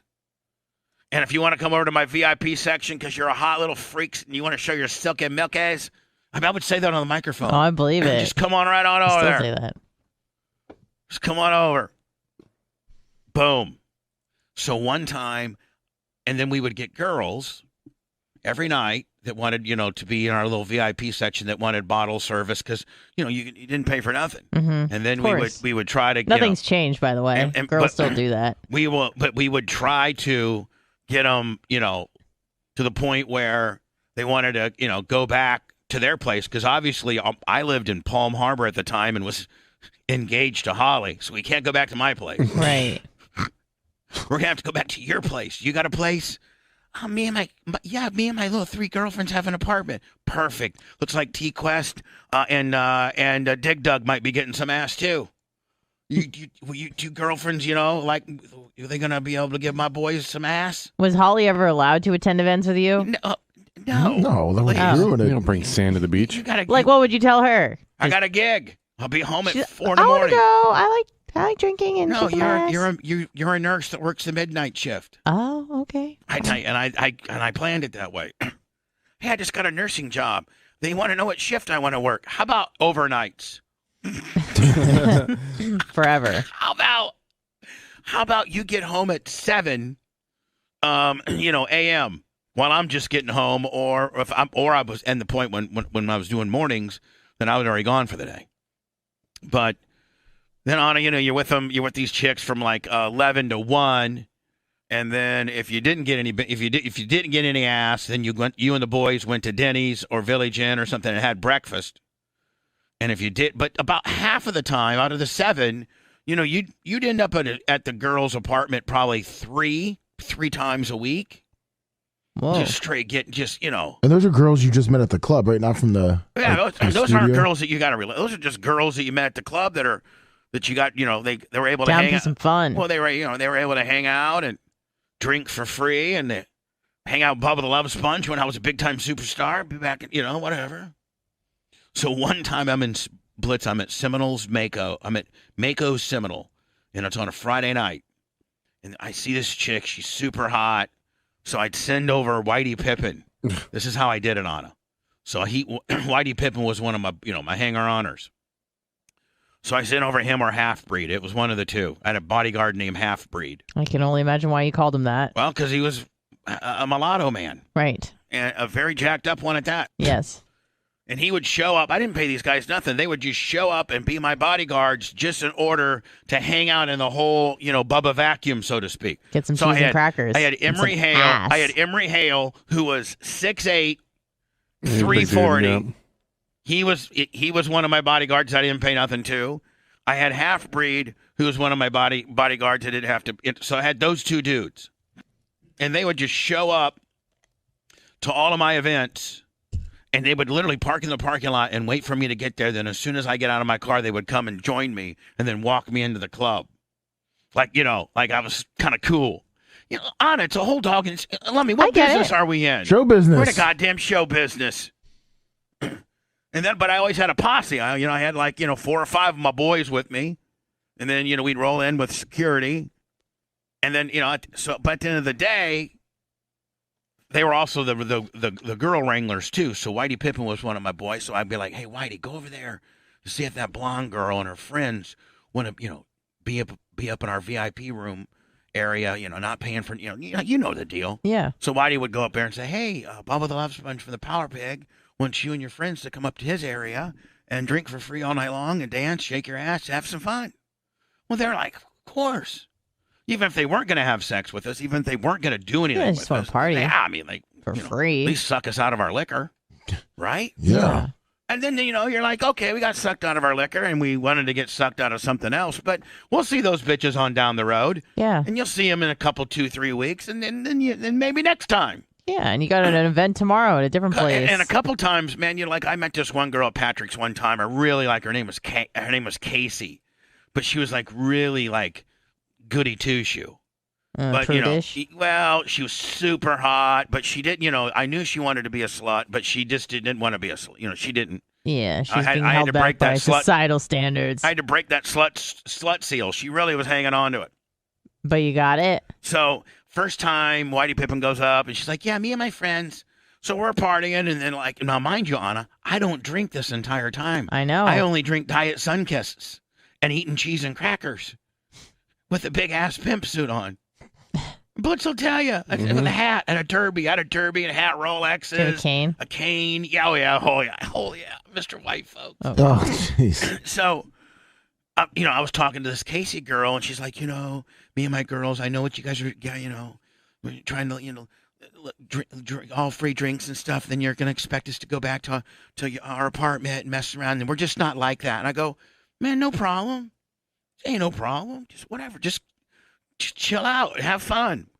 We're talking to some other girls. Like, we got other girls in here, man. Don't even worry about it. Just have fun. I get unlimited bottle service. Just whatever. So, but by the fourth or fifth time that, that Casey I think her name was Casey or Cassidy, one of the two. By the fourth or fifth time, Anna, that we kind of good guide her, damn near blew her off, just, but let her be part of the deal. Yeah, no pressure. She had my penis in her mouth. At her apartment. Why would you do that? I'm just saying. Was she hungry? Yeah, Thirsty? She was not a vegetarian. She liked me. Oh. So, but you had to work it. Oh, I know. I mean, like, look at Blitz. Blitz had to work you for a year and a half. I know. You Poor uptight thing. bitch. Sorry. Jesus, now you've turned it. Man, talk about quite ends of the spectrum. Mm-hmm. You were like, God, the prudest little house on the prairie bitch ever. No, I'm doing the Heisman. And now you're just clinging on to him like you're Now mush. like your sucker man. Yeah. Remember those things you used to play with, Lemmy? You throw him against the window and and sucker man. They just stick. That's what Anna is. She's sucker girl. She just sucked onto Blitz at all times. That's what he wanted. That's what he got. Blitz is asking maybe to do the show from Dan's spot so that she could just suck onto him during the show. I'm asking that? No, I'm just kidding. She's asking that. Blitz really appreciates the glass partition more than The anything. distance, Yeah. space. Yeah. Blitz is thinking about engineering a show from the art shed. He wants to get so Right. far away from you during the show. See if I can remote in Yeah. from somewhere else. Bubba, what? Hey, I know you need me at the station, but I'm going to go ahead and set up my gig in the art shed. Can Okay? I run a cord to the roof of the airport? Travis is going to put a mini split in there. And I'm going to have it all the stuff just because I can have that much distance between me and sucker bitch. Yeah. Phew. Right. So Freaking loves it. anyway, Anna, I meet this chick at Mako's Seminole, and I send Whitey Pippin over. Whitey Pippin goes, "Hey, you guys want to hang out?" And she's like, "Oh yeah, Bubba loves Sponge. Oh my God, I just heard him on the radio. He's so mean. Is he mean?" And this is how it would go. He's so mean though. Oh my God, I heard him earlier tonight, and he called women bitches and asked them to rub their privates on the phone and everything. I don't know. Well, then they would come over and just see that I was just a regular dude. Like, Yeah, regular dude in a pimp cane. Yeah, I'm pimp just like a suit, regular dude playing the eating cheese and role. crackers. Yeah, I'd be like, what's up? Diet Sunkissed. Yeah. And then you're like, well, he's not mean. He's so nice. So we end up going back to her place. This Casey Cassidy chick. No, this was a different girl. This is Oh. like Jennifer or something. And she was super hot, but she had a kid. She was 22 and had a kid. So that's like, How old's the kid? like 2. Ew. Yeah, but the kid is with the grandma for the night because that's why her and the girls could go out. Right. So when we go back to her, she literally lived like in Largo. So we go back to our apartment. Well, it's only her. So the boys, at that point, they would either dispatch off and not be working for me, or I'd take one of them. So in this instance, I took Half-Breed with me because I would never go to a girl's house alone in fear, like, they had, an alibi. You need an alibi. Well, an alibi, yes, an alibi, but also like if her big brother was there and caught me blasting her, Yeah. and he's gonna, So I always would tell her, hey, listen, if we're gonna hook up, we're gonna do something. My bodyguard's got to sit in the living room while he can watch TV. So you always hear like MTV or something going on. Someone digging through the fridge. Yeah, Getting snacks. yeah, they would. A bag opening. So I'd be blasting. So I blasted this chick, and I went to her bathroom, and you kind of had to go like through like a little hall. It was like just a standard 1-2 bedroom white trash apartment. Her kids' toys were strewn everywhere. I don't know what she did for a living. Probably stripped. And so I went to the bathroom. Well, you had to actually go across. They had her son's room and her shared a bathroom. So you had to go to the hallway kind of for a brief second to get to her bathroom. And there's Half-Breed. And I'm like, hanging out there with my dong's hanging. Like, I'm like, dude, I'm trying to go wash up. Okay. And he's like, hey, I got to show you something. And she's still in the bed. Uh-oh. And I'm like, Did he go through the medicine what do cabinet? you mean? He goes, I got to show you something. Hurry, put your pants on. We got to get out of here. Okay. So I go back to Cassie. I'm like, hey, Half-Breed just got a beep that there's some problems at the station. That's what I always would say. Sure. I would always say that. Hey, Half-Breed just got a beep that there's some problems at the station, so we got to get out of here. I got to run on down there and see what's going on. They didn't know that I wasn't an engineer or nothing. They didn't know that. It's stupid. Well, your dad owned the station. Yeah. Oh, Anna, they had a positioning statement that says, don't call the Power Pig and complain about Bubba because his dad owns the station. And so everybody in town thought my dad owned the station. That's great, actually. And everybody believed it, too. Because before the internet, you couldn't look up and say, who owns the Power Pig? And it'd say J-Core Communications because there was no internet. There was no Google back then. And we believed it just because of how crazy you were. Yeah, I'd be like, why am I allowed to call little 13-year-old fetuses and ask what their mom's doing later tonight? Because your dad owns the station. Dad owns the radio station. You should know that. Yeah. Bitch. So I go to her and I go, hey, listen, me and Half-Breed got to get the hell out of here. Give me your number. I'll beep you. Or something. That's all you did. Yeah. People didn't have cell phones back then. Well, I had a cell phone. But the basic bitch didn't have a cell phone.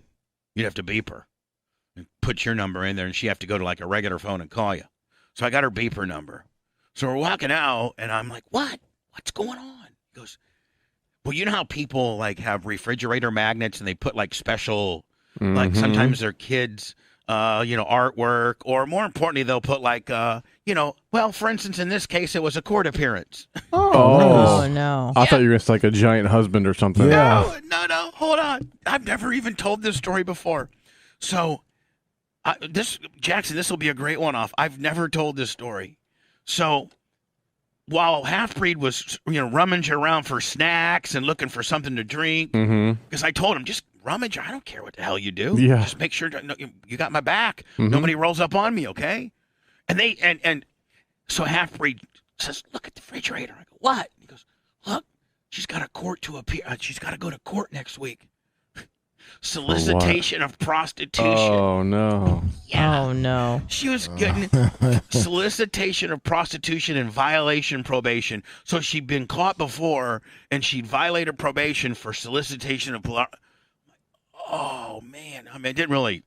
I just never beeped her back. Did that make you feel special? You didn't have to pay? Got it for free. I didn't even think about that. Yeah. I didn't even think You're that about it. I big of a just pimp, got you that. weren't paying. Yeah, but the guys have been paying for this ass, and I ain't paying. Mm-hmm. I just now See? thought of it. I was scared to death, thinking, "Oh my God." No, you were the man.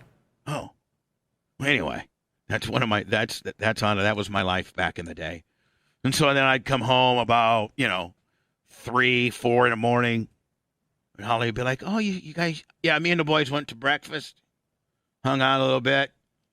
Sorry, I'm late. It's okay. I gotta be at work." Why do you at got 7. glitter all over you? Oh yeah, I don't know why I got glitter on me. Don't worry about it, okay? Jesus. And she would just say, okay.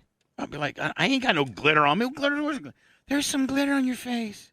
I go, some girl had a prize birthday party at the club, and they shot off one of those rockets that go up in the air, and it has like confetti and glitter everywhere. You got one of those giant confetti rockets. She wanted me to, I went over there and said happy birthday to her on the microphone. Oh, okay. Well, how about that sex tape I found of you tag teaming Rebecca?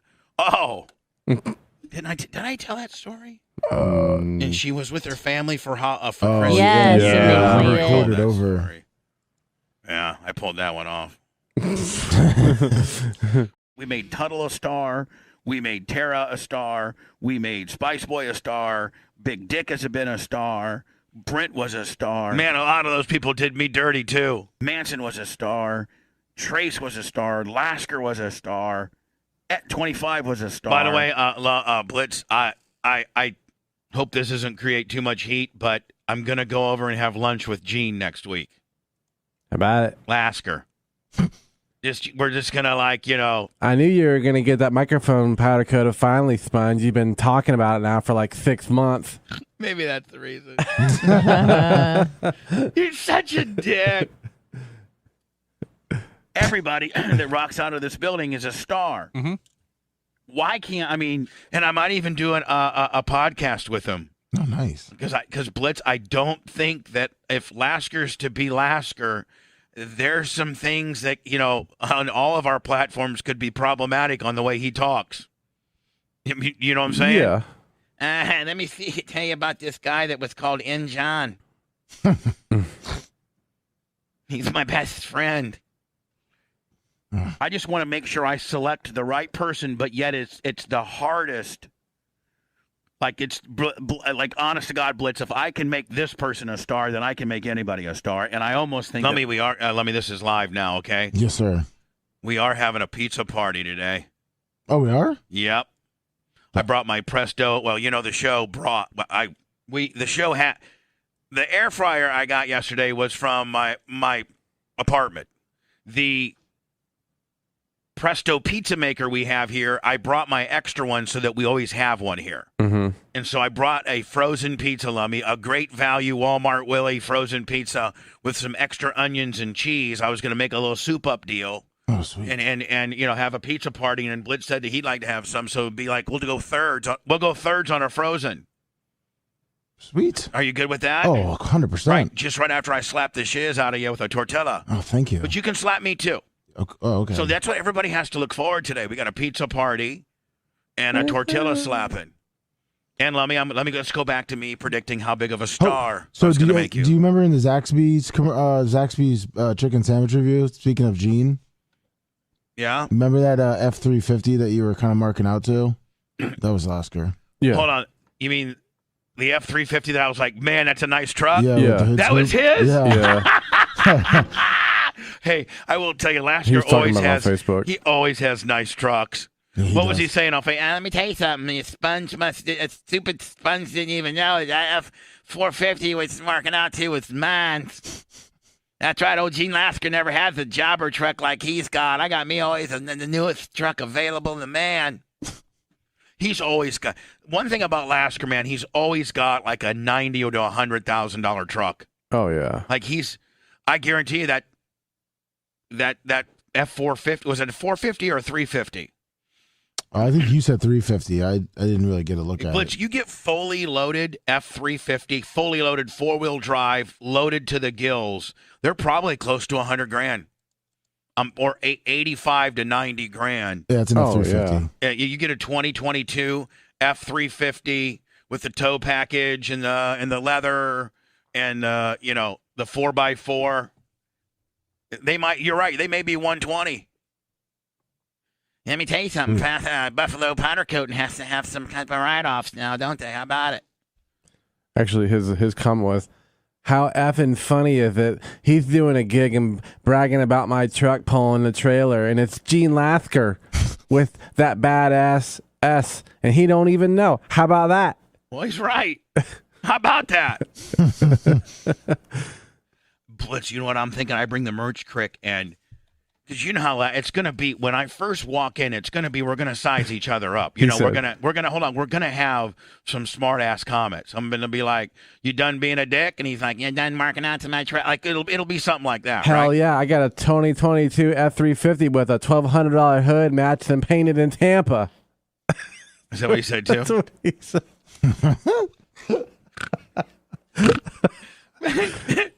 He's so uptight, isn't he? But anyway, Blitz, what I'm saying is when I go over there, maybe I should have somebody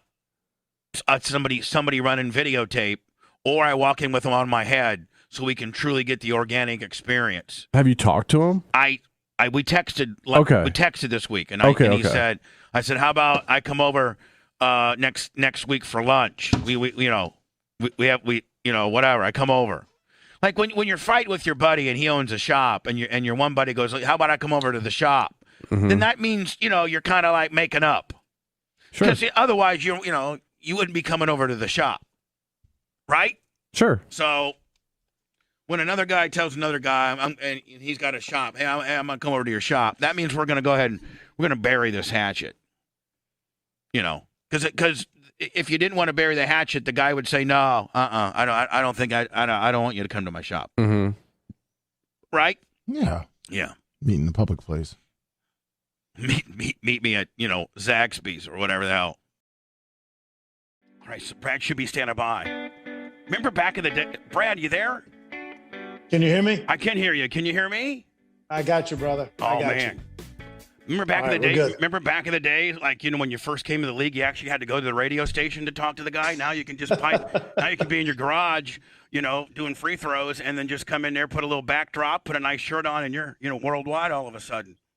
It's crazy, man. Times have changed. Now, So we Brad, didn't have cell phones. Did you ever listen to the show when you were at the Bucks, or like know about the show, the Bubba Love Spun show? Honestly, I didn't really listen to a lot of talk radio, to be honest with you. I'd heard about you, but I didn't really know all the media outlets in Tampa stuff. Thank at God that time. you I'm sorry. didn't, because we loved you, by the way. But Oh, did you? Good. yeah, Good. I appreciate that. but we used to make fun. We used to have songs about Trent, and oh my God, we drove Trent insane. And he then, we sent one of my minions to the locker room to ask him some, hey Trent, are you colorblind? Or you miss because you obviously have the jerseys mixed up, just smart ass stuff. And Trent took him and put him right down to the ground. And then he got personal. Yeah, and then some PR guys like Bubba Love Spun show can never come. We can't media credential him because he's up to no good and he's a bad guy. But we were gonna have you, if we needed to get like a testimony. I was gonna have you call Dion, because Dion is a really, really good friend of mine. Yep.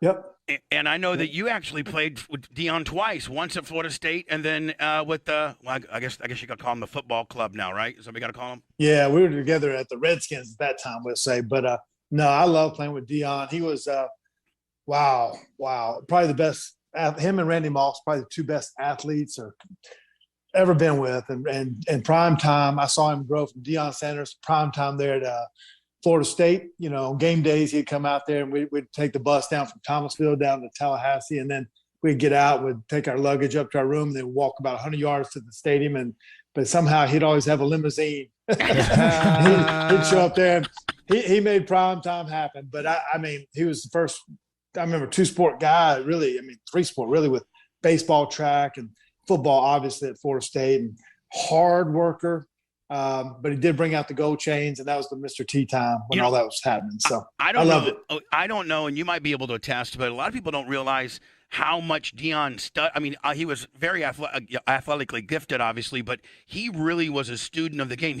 I was told that he spent as much film time as the next guy, really knowing like how the guy's his first step's going to be, and his opponent. That's one of the things, like, because he was so well read or so well filmed, so to speak. Yeah, no doubt about it. I mean, obviously he won the I think Thorpe Award or whatever back in college, and then he was Hall of Fame and won 2 Super Bowls, and now he's coaching college football. But he was on the I'll be honest with you, on the practice field, he didn't really run his mouth. That was more of a media kind of thing. Right. He really did not talk a lot of trash, but he was there for the moment. When you think about the punt Ruski and the prime time and high step and all those kind of things, but he was very, very smart, a great route reader, understood the splits of the receivers, understood the timing of the quarterback. He actually played receiver a little bit at Dallas Cowboys with Troy Aikman, and just a student of the game. Now, how many times did Dion pick you off in the pros? I don't know. How many times did Dion get you in the pros? I got to be honest with you. He would shut down one half of the field, but let me tell you, he was good to me. Okay, he was good to me. He intercepted me. I was in Minnesota. We played Dallas in the playoffs. I threw a slant route. Kadri Ishmael should have crossed face. He picked it off. So think about me in prime time running down the sidelines, right? And me trying to chase him with my bow leg. Did he tell you something? Come on, BJ, you ain't got nothing here. Usually he'd put that hand behind his head and he'd high step it, but that was one. He kind of looked at me and winked and went on for the touchdown. He didn't rub it in your face. And as a quarterback, man, pick sixes, interception's one thing, but a pick six is the worst as a quarterback, isn't it? Yeah, it'll kill you. It kills the game. You got to win the turnover ratio, turnover battle, but then, sometimes those turnovers, you can stop them to a punt or maybe a field goal. When they take you back to the house, it's demoralizing. It's points on the board. It takes the momentum away from the game. But that time, Dion, he just winked at me. He did not show me up Brad, on national TV. Brad Johnson on the air today. Brad, former Buck, former Viking. Cowboy, went to London. I think you went to London for a year. Did you not, Brad? Yeah, I did. How Played in the World League. was that? At that time in my career, I needed it. I didn't play very much in college. My first 3 or 4 years of the pros, I was behind Rich Gannon, Jim McMahon, Warren Moon. I needed a chance to go make plays, chance to make mistakes, be the leader of the team, and just go play. And so the league was not for everybody. I'll be honest with you. But the guys that survived it kind of made you tough. It thickened your skin. You didn't stay in nice hotels. I mean, the living was tough. I'm not gonna lie. I'm not gonna lie about that. But I made it through it. Kurt Warner did. John Kidden did. Jay Fiedler did, and some others did. But it was the best thing I ever did. I had to be bold in making a decision at that time in my career to go play in the World League in February, March, and April, and then come back to the Vikings at that time in my career. So I loved it. I think you got to see a lot of parts of the world. Yeah, I think London. I think you hit it right on the head. I think London gave you the reps and the leadership. Training. Yeah. So that when you came back and, for the Vikes, and then I think eventually played the first 12 games in 97, I think. Yep. Came back in 97. I don't know that you would have, been the quarterback, the 97 quarterback you were had you not gone to London, There's no doubt about it. No doubt about it. And I'll say the biggest advantage for me was I already knew the system in Minnesota. So it wasn't like I had to go learn a new system when I came back from the World League. I just had to learn that system. So that's a very tough situation as far as having to learn systems and going bouncing. But at that time, I went back to a system that I knew. But it does toughen up your skin as far as what it takes to be a leader of a team, not just a guy that can throw spirals and people get caught up in the crowd. Like, how far can you throw it? Like, actually lead a team. And under those circumstances, we only had 38 players on the team. 8 of them were foreigners. One foreigner always had to be on the field at all times. So, you had your leadership skills had to come out, and you just had to play. Now, Brad, you do a ton on social media, and by the way, we obviously knew who you are. I don't know why you're not in the Hall of Fame. Warren Moon and Troy Aikman, you're ahead of them on a lot of statistics. I think I forget which one I saw. The completion rating. And I don't know. Are you a Hall of Fame candidate at all, Brad? Why aren't you? No, how could you be? Yeah. No, I'm great. Listen, I'm grateful for my career. But listen, you got a championship, and you got comparable stats to 2 guys that were first-time first-time ballot guys. I don't know how you. He led a legacy NFL franchise to a historic victory. Just as a leader, like he's talking about what happened by being in London, he led that team. It was a team of very big personalities, and there had to be someone at the forefront leading that team. And what other guys, great quarterbacks, can say they played with Orlando Bobo? Who else can say that? Did I pull that one out of my ass, Brad?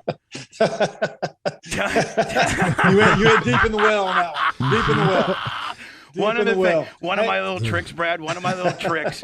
Anytime I interview an athlete, I'm just going to go ahead and tell them myself. I hope no guys don't steal this off me. But one of my things is, I write down, I'll go look at all the rosters that you played on, and then find a guy that played 1 year, and a real obscure name like Orlando Bobo, and then ask you about it. And every time, I was pulling out some names with Dion, he's like, "Oh man, that guy was on the practice squad for the Falcons. I don't even know. He had a crazy sister or something. Tell us who Orlando Bobo was."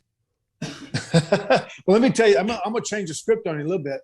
One guy that I did play in the World League, his name was LeVar Ball. You remember that name? Big Baller Brand?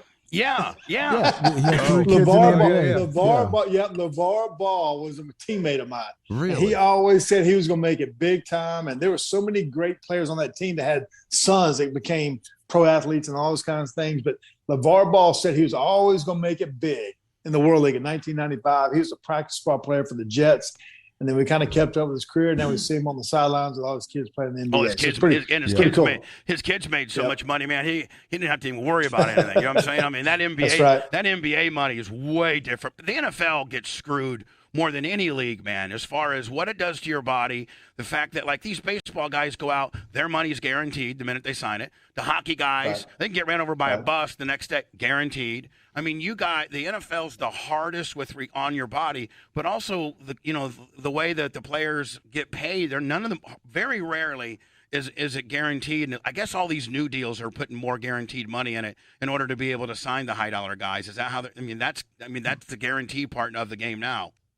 No doubt about it. You think about those guys that played in the 70s and 80s, and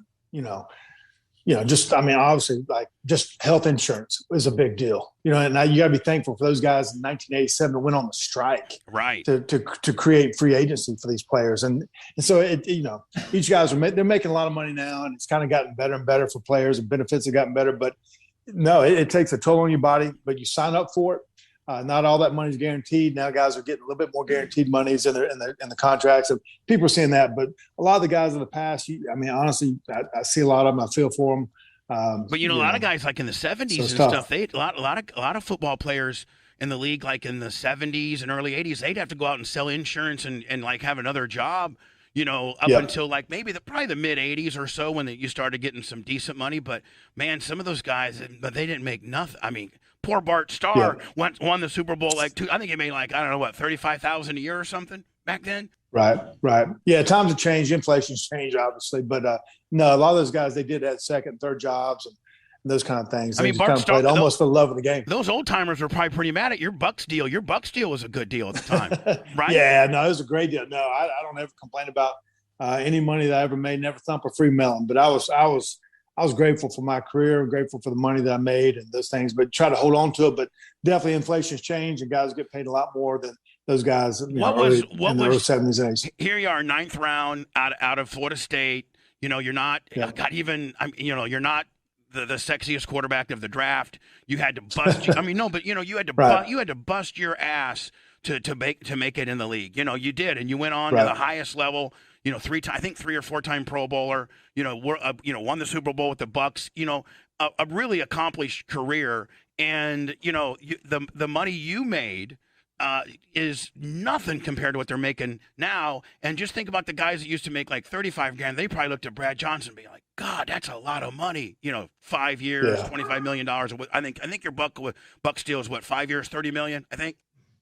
Yeah, it sure was. I remember my signing bonus. I was the 227th pick, and my signing bonus was $17,500. And after FICA got me, and everybody else got me, I think I made $10,000 after I cleared my first year. I made $72,000, and so. But listen, I thought I didn't play.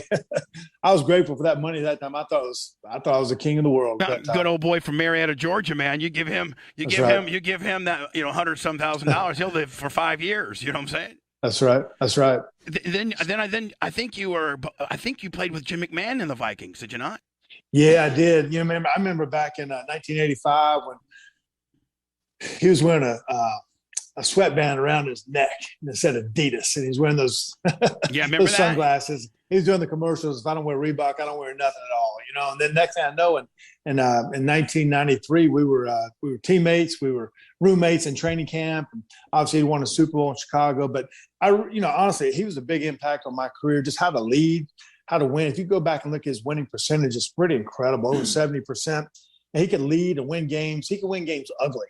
And I think that's a greatness of a lot of quarterbacks. I would say he's the most talented or gifted quarterback, but he had a way of just bonding guys. He was gritty. He was gritty. Yeah, he was gritty. No doubt about it. I remember seeing a thing on Jim McMahon, and he was like, okay, so they drafted this BYU quarterback, and when he arrived to the Bears facility, it was in a limo with a Budweiser, and they were all giving him a hard time, and he was like, hey, I spent 4 years at BYU. I like to have a little bit of fun now. It was actually pretty funny. Actually, Brad Johnson. He did. Brad Johnson on the Zoom today. Brad, tell us about all your social media, because you're doing pretty well with it, aren't you? You got some pretty good numbers and these trick shots. Whoever knew? You should have been part of the circus or something. Screw. My Lord, when did you start doing these trick shots? Yeah, we didn't have cell phones back when I started playing in the 80s and 90s. And then social media didn't really come into play. So, these were shots and things that I was doing as a little kid. And the pandemic hit, I picked up TikTok. And so, obviously, I could throw football, play basketball, 2 years of college at Florida State. But so I started making all these trick shots, put them on Instagram, Twitter, and some of the shots I hit, like the corner pocket of the end zone, hit the second pole of the goalpost, hit 5 in a row. And I did make all these videos. I'll spin a football off my finger and make a bucket, and then throw one with my left hand, then make it with my right hand. And then everything I do, it's not just a one trick shot pony kind of thing. It's usually things in sequence, 3, 4, maybe 5 shots in a row, and really just a challenge just to see if I can do it. And I tell a lot of times it's a lifetime of practice to do it.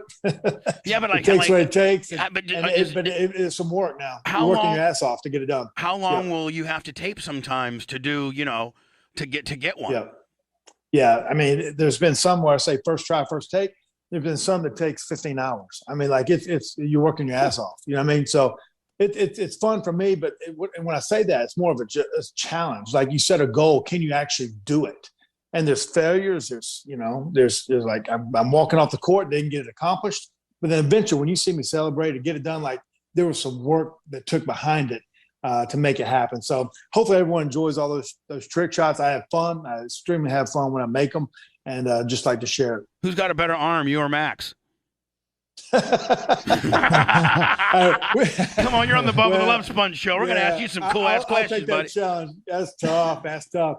You know what? I still can. By the way, Max is his son who goes to Texas. I think Texas Tech, isn't it? Texas A&M. A&M. Texas Yeah, A&M. he's at Texas A&M. Transferred from LSU, and he's a stud. I mean, he had a great year last year.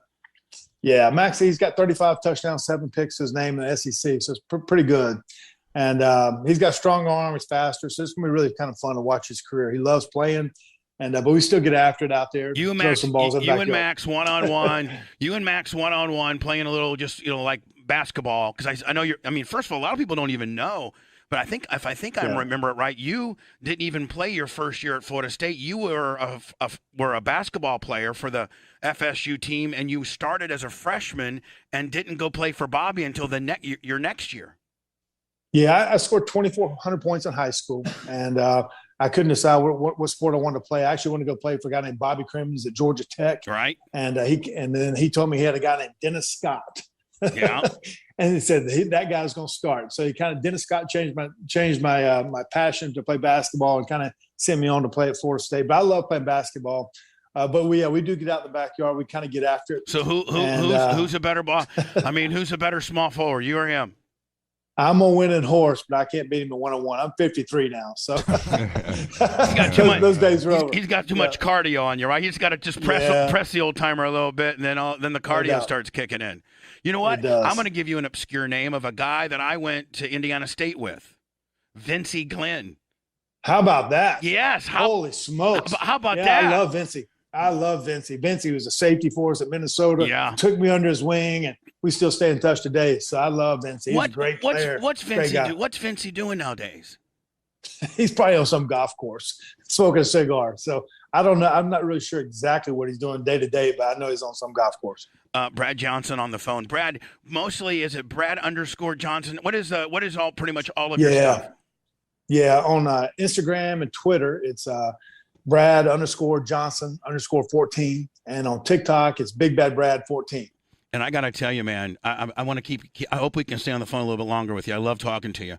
But I just want to get everybody all your information out because he's a great follow. Yeah. If you're a guy like just us and you just like, one, he's Brad Johnson, so he's cool, it's automatically brings some credence to the deal. He's not some guy, some dude you never heard of. Nah. This guy's a Super Bowl champion. Yeah. And then he's out making these shots to be like, how is that old timer making these kind of shots? How do you know he had that kind of arm? Well, he's also got other athletes now doing trick shots that are sending it to him, like Bubba and the golfer did a ball off a basketball and pretty much called Brad out. So the whole Brad Johnson deal is going to be like the bar stool of TikTok. Yeah. Right. He threw it past himself in an NFL game. Yeah, I saw that. And scored a touchdown. I saw that. It was against it was the Vikings, and he threw it, got ticked, and then he tried to worm his way, and then you made it right into the end zone. You kind of stutter step one time. I can't play the footage because I'll get a copyright strike, but I think there was one other guy that's done it since. Brad did it since, and then Mariota did it, right? Yeah, Marcus Mariota, he did it in Tennessee against Kansas City in the playoffs, and then I did mine in 1997, won an ESPY and for Play of the Year, and so I'm 3-yard line, and it counted for 12 points in fantasy football, so it was just a cool play. I'd say you're the first one to ever done it. So Brad Johnson on the phone. So Brad, you go from Minnesota. I think Dennis Green they got a ransom for you, did they not? They got a first. They did. A first, a second, and a third for you. Well, Washington. You go to Washington. I think that's what in 99. 99. Yep. In 99, and I think you had Pro Bowl. You went Pro Bowl. Yeah, I had a Pro Bowl year that year. We won the NFC East. Actually, Charlie Castro, the general manager, he was the one that traded for me, but he actually got all those picks back with Champ Bailey and the Ricky Williams trade. So it's kind of he had double whammy on that one. Man, the Ricky Williams trade. What was Mike Ditka thinking on that one? Was he on mushrooms or something? My Lord! I mean, didn't he give away his entire draft, all 10 rounds or something like that? The whole franchise. And Ricky was so high. Ricky didn't even want to. Didn't want to play. He just needed some quick money because he was on a mountain and doing yoga or something like that. Mm-hmm. So Brad, you have a couple years, and a lot of people argue what was your better year, your Super Bowl year or your '99 year. Some people say that your '99 year was just as good as your Super Bowl year. Yeah, well, the games changed with the rules and all those kind of things. But that was to throw for 4,000 yards at that time. It was a big deal. But with the kind of team that we had, the Redskins had not been at that time. The Redskins, they had not been in the playoffs in 8 years, I think. And so to lead a team to win the NFC East was a big deal at that time. But I enjoyed it. But listen, I was on part of some great teams. And the year at the Super Bowl, we had 3 Hall of Famers and Lynch and Sapp and Derrick Brooks, and hopefully get a couple more with Rondé Barber and Simeon Rice. But just a great team. But it's hard to win. It's hard to get. I tell people it's hard to get a first down. It's hard to score a touchdown. It's hard to win a game, but to come together like we did, and the way Gruden got us together to win a Super Bowl it was special, man. I think about it.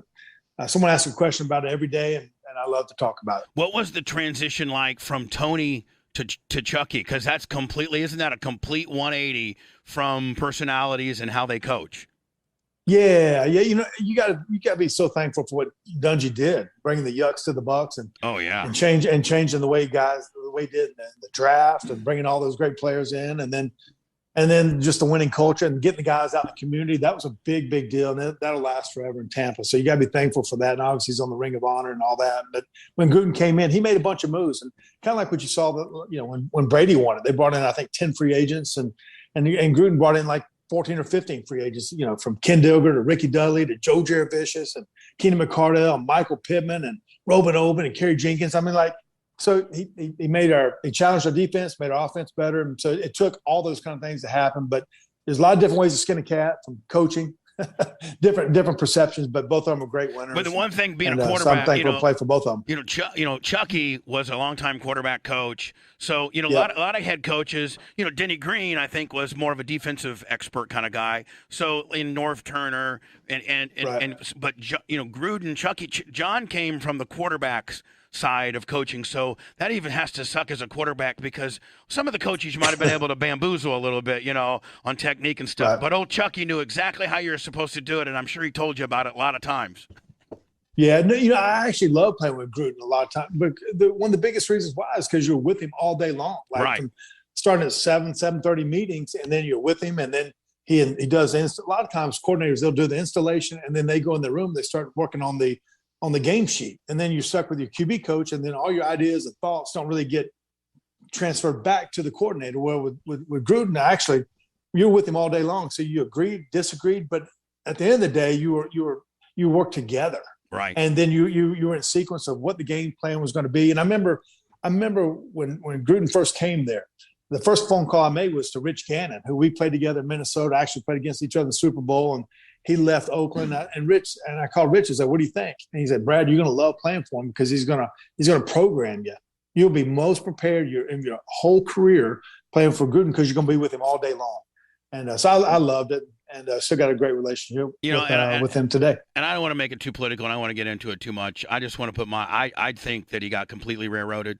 I think the guy is a Hall of Fame quality coach. I think that, again, he got completely railroaded. I just think that it's ridiculous what they did to him. That's just my opinion. You don't have to opinion on it. You don't have to give me your opinion, but I think that the guy's just an absolute brilliant student of the game and deserves every accolade he could get. And I just don't like what they did to him. I really don't.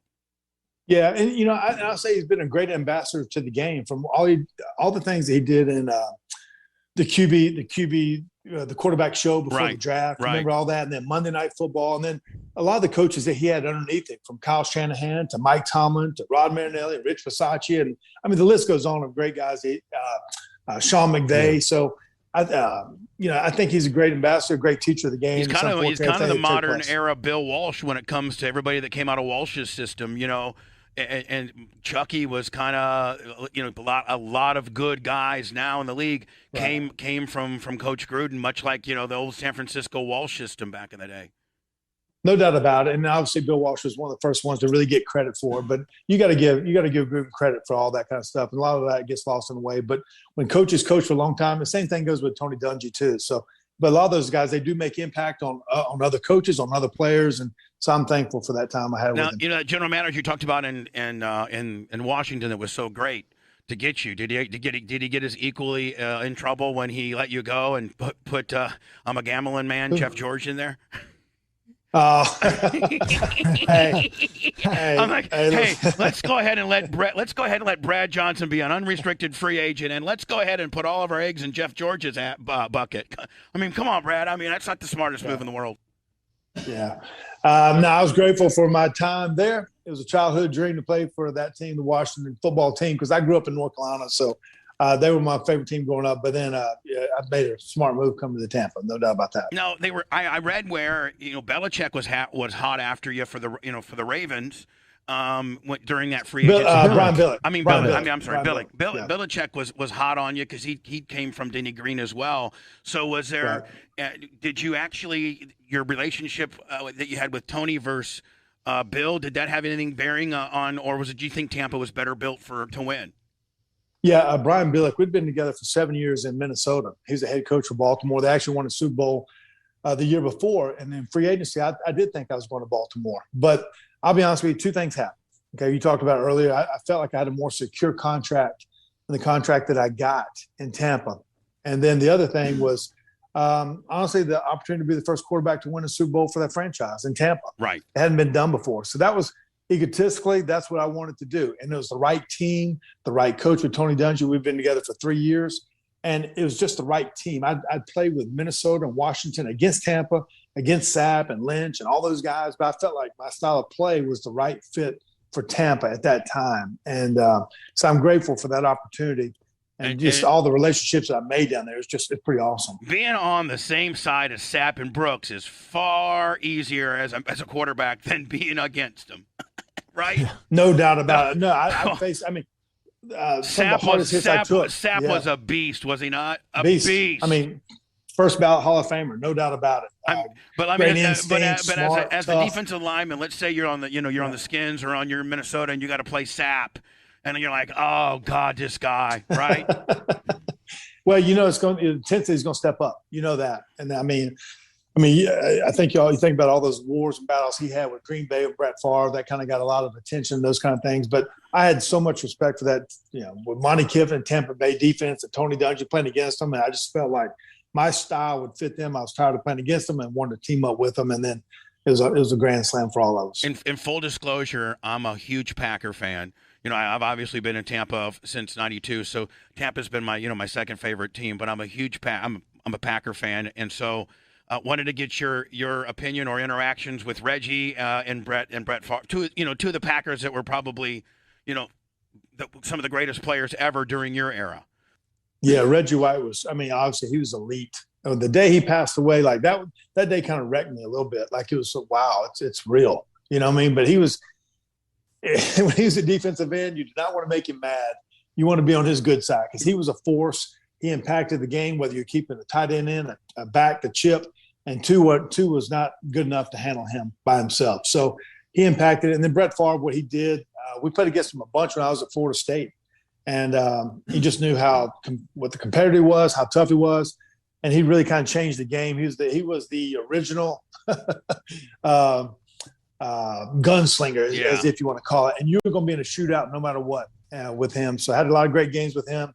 Everywhere I played, he was kind of like the next, remember Kenny Stabler for the Raiders? Yeah, wasn't pretty, kind of rough around the edges. They called him the Snake, but he just would be like a gunslinger, kind of. Yeah, there's no doubt. I mean, Brett could throw 3 interceptions the first half and could throw 5 touchdowns the second half. Like he could change the game immediately. His team was never out of it. obviously won a Super Bowl and actually played for another one too. So unbelievable careers, kind of set the tone. And then for what was to come, to have two quarterbacks like they did with Brett Favre and Aaron Rodgers, two quarterbacks for the last 35 years or whatever span, it's pretty incredible. You know, we have a good friend of the show. He listens to the show, still lives locally. I don't think you guys' paths crossed with the Bucks. Ty J. Armstrong, former tight end. I think Dave Moore and those guys were there when you were there. But anyway, Ty J calls the show every once in a while, and one of his Reggie White stories is that, you know, he was playing Reggie, and he got a pretty good block on Reggie. It was like a tight end kind of, you know, go down on the tackle deal, and he got Reggie pretty good. Reggie was, you know, didn't have an impact on the play. Well, Ty J said he got all big-headed, Ty J did, and started talking smack about Reggie, saying, Reggie, 92, you ain't nothing. I got you all day, Reggie. What the hell is going, you know, that kind of stuff, right? And then Reggie, God blessed him right there, said, God bless you, son, and went and just made him look stupid the next three plays. Just made him, just absolutely manhandled him, gave him like the whip, and then the whole big deal, the club, they called it the club, I think it was. The club, that club was special, and then number 92 is coming downhill, right on your face. You know, Brad, I got something. I don't know that it's worth nothing, and I think he might have been a equipment manager when you were there, Darren Kearns. Yep, I had Darren Kearns. Yep, all right, so I was good friends with Darren Kearns, and when Tony went to go coach the Pro Bowl in either '99 or 2000, I forget what year it was. The NFL head coach brings his staff with him, like his equipment guys and all that kind of deal. You know. Yep. Well, Darren was a really good friend of mine. He listened to 98 Rock and stuff when we were on there, when he, you know, here locally, and he was the equipment manager. Well, he got me Reggie White's Pro Bowl pants from that year. Wow. And so I have Reggie White's, and then Dion got them signed for me. So I have Reggie White's Corinthians 113 Pro Bowl game-worn pants, which was his last Pro Bowl. I got to think that might be worth something, don't you think? Yeah, that was one. I don't think you even give that one away. That one's priceless. You know what I should? You know what I should do as a man, though, is I should get a hold of his wife and say, "Would you like to have these?" I mean, not don't charge her nothing. Just say, "Hey, these are your husband's last pair of pants that he, I think, wore ever." Yeah, should probably be thankful. Should be thankful. Yeah, I'm sure. So it's now Reggie was respected by all. I mean, by all. He impacted players on the field, impacted players off the field. And I actually remember the year we won the Super Bowl, we were in Tampa. We had a training camp in Orlando. And that year, actually, Reggie White was down in Tampa. He spoke to the team. He just retired. And so I remember he had all eyes on him. And, you know, the things he said were meaningful. And but he just had that respect from everyone. Brad Johnson, just for hopefully a couple more minutes. Brad, who was the most meanest guy? Not on the field, like in the locker room, street level, like, you know, like just badass, like you just didn't, you know, was it a Paul Gruber? I mean, Paul might have been gone by the time you got there, but like, you know, was it a Warren Sapp? Was it a Derek Brooks? Like, who just was you just didn't want to mess with them because you just get your ass kicked. Yeah, I always made friends with him. It's 99 Warren Sapp, man, the QB killer. So we stay in touch. But Sapp's one. I mean, you want to be on the Saps. That's a big reason why I came to Tampa. I want to play with guys like Derek Brooks and Lynch and Rondé Barber, all the above. But to be with Sapp, we're good buddies today and stay in touch and all that kind of stuff. But no, he was definitely a fierce competitor at all times. How about John Randall? Was he a monster? Hey, now that's a funny character. Now, his nickname was Johnny Motor Randall. That guy, he never stopped. I mean, if you're going through the cafeteria, he was swimming, moving, and duck moving. I mean, whatever it took to get to the quarterback. They made a great commercial with him. He was actually in Minnesota. He's sewing. It shows him sewing, and what he was sewing was like a little bitty jersey, a number 4 jersey. And what it was, he put the number 4 jersey on a chicken, and he chased the chicken like Rocky Balboa chased chickens, and was always chasing like.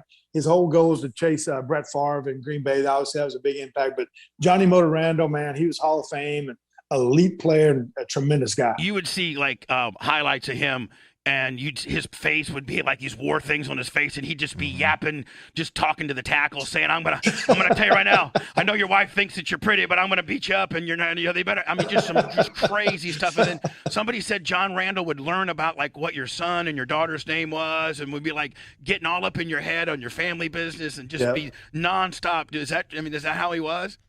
That's exactly. He got in that media guide on Monday morning. He was on that media guide. He didn't know all about you, but half the time you can't understand what he's saying anyway. So they kind of, but that was his MO. Now he got after it on the field. One of the hardest workers I've ever been around, and he came from a small school in Texas. He lived on you ought to see the show on him on, I think it's on NFL Channel, about his background, where he grew up. He grew up with like 3-4 brothers. They'd have to put like grease on their bodies at night. They had lived like on a dirt floor, and came in Minnesota like a late round draft pick, and went from 230 to ended up with 280 pounds or whatever it was. And just, you talk about a success story, that's him. And just all the respect in the world for him. I got a tough question. Well, my last couple of questions, Brad. I'm just not going to let you off the hook. Got to make some tough decisions here now. Your favorite, now you can't just be a politician and say, well, this guy's good, that guy's good, this guy. You have to just name one guy, your favorite offensive lineman, because those are the guys at the end of the day that make or break you. At the end of the day, they're the guys.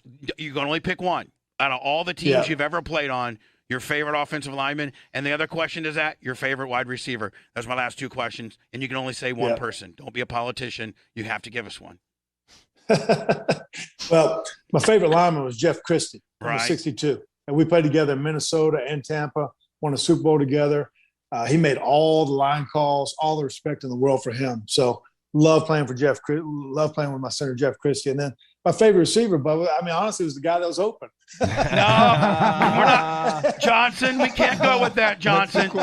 Johnson, you got to give me one, buddy. Hey, let me tell you what. Since I threw to myself, is Johnson and Johnson. How about that? I mean, who's the one guy? You know what? It's 3rd and 7. I got to get a first down. This guy will catch it. Is it a Randy Moss? Is it a Keyshawn? Give me one, Brad. Come on, buddy. Just damn one. it, I can't give you one. I can't give you one because they all put bread on my table, man. I understand. I love playing for all of them. I love them all. Let's not forget Chris Carter's in that group too. I mean, one of the greatest of all time, man. Yeah, I threw Chris Carter and Tim Brown their 100th touchdown pass. Threw Randy Moss's first touchdown pass. Threw Warren Sapp his first touchdown pass. And you threw yourself your first touchdown pass. Exactly, man. So I mean, there's a lot of great quarterbacks. I mean, a lot of great receivers. That's why he should be in the Hall of Fame. I got to throw to. Hey, Brad. So. Good luck to your son Max. I think he's coming on his final year. And I know he's really, really good. And I mean, does Max have aspirations of going to the league? Yeah, no doubt about it. And I have another son, my wife Nikki and I. Other son Jake, he was number 1 tight end in the country coming out last year. He's at Texas A&M also, so it'll be another Johnson connection. But nice. It's gonna be fun to watch their careers. Who's tougher in a fight, Max or Jake? Hey, let me tell you something. Yesterday, see, come on now. It's all about being a dad. Yesterday, we were in a damn fist fight out in the backyard. Yeah, of course they were. And I went after him. I said, listen, I had to put them back to back, like sitting there like 2 little kids, like back to back, and apologize. Apologize to your mom.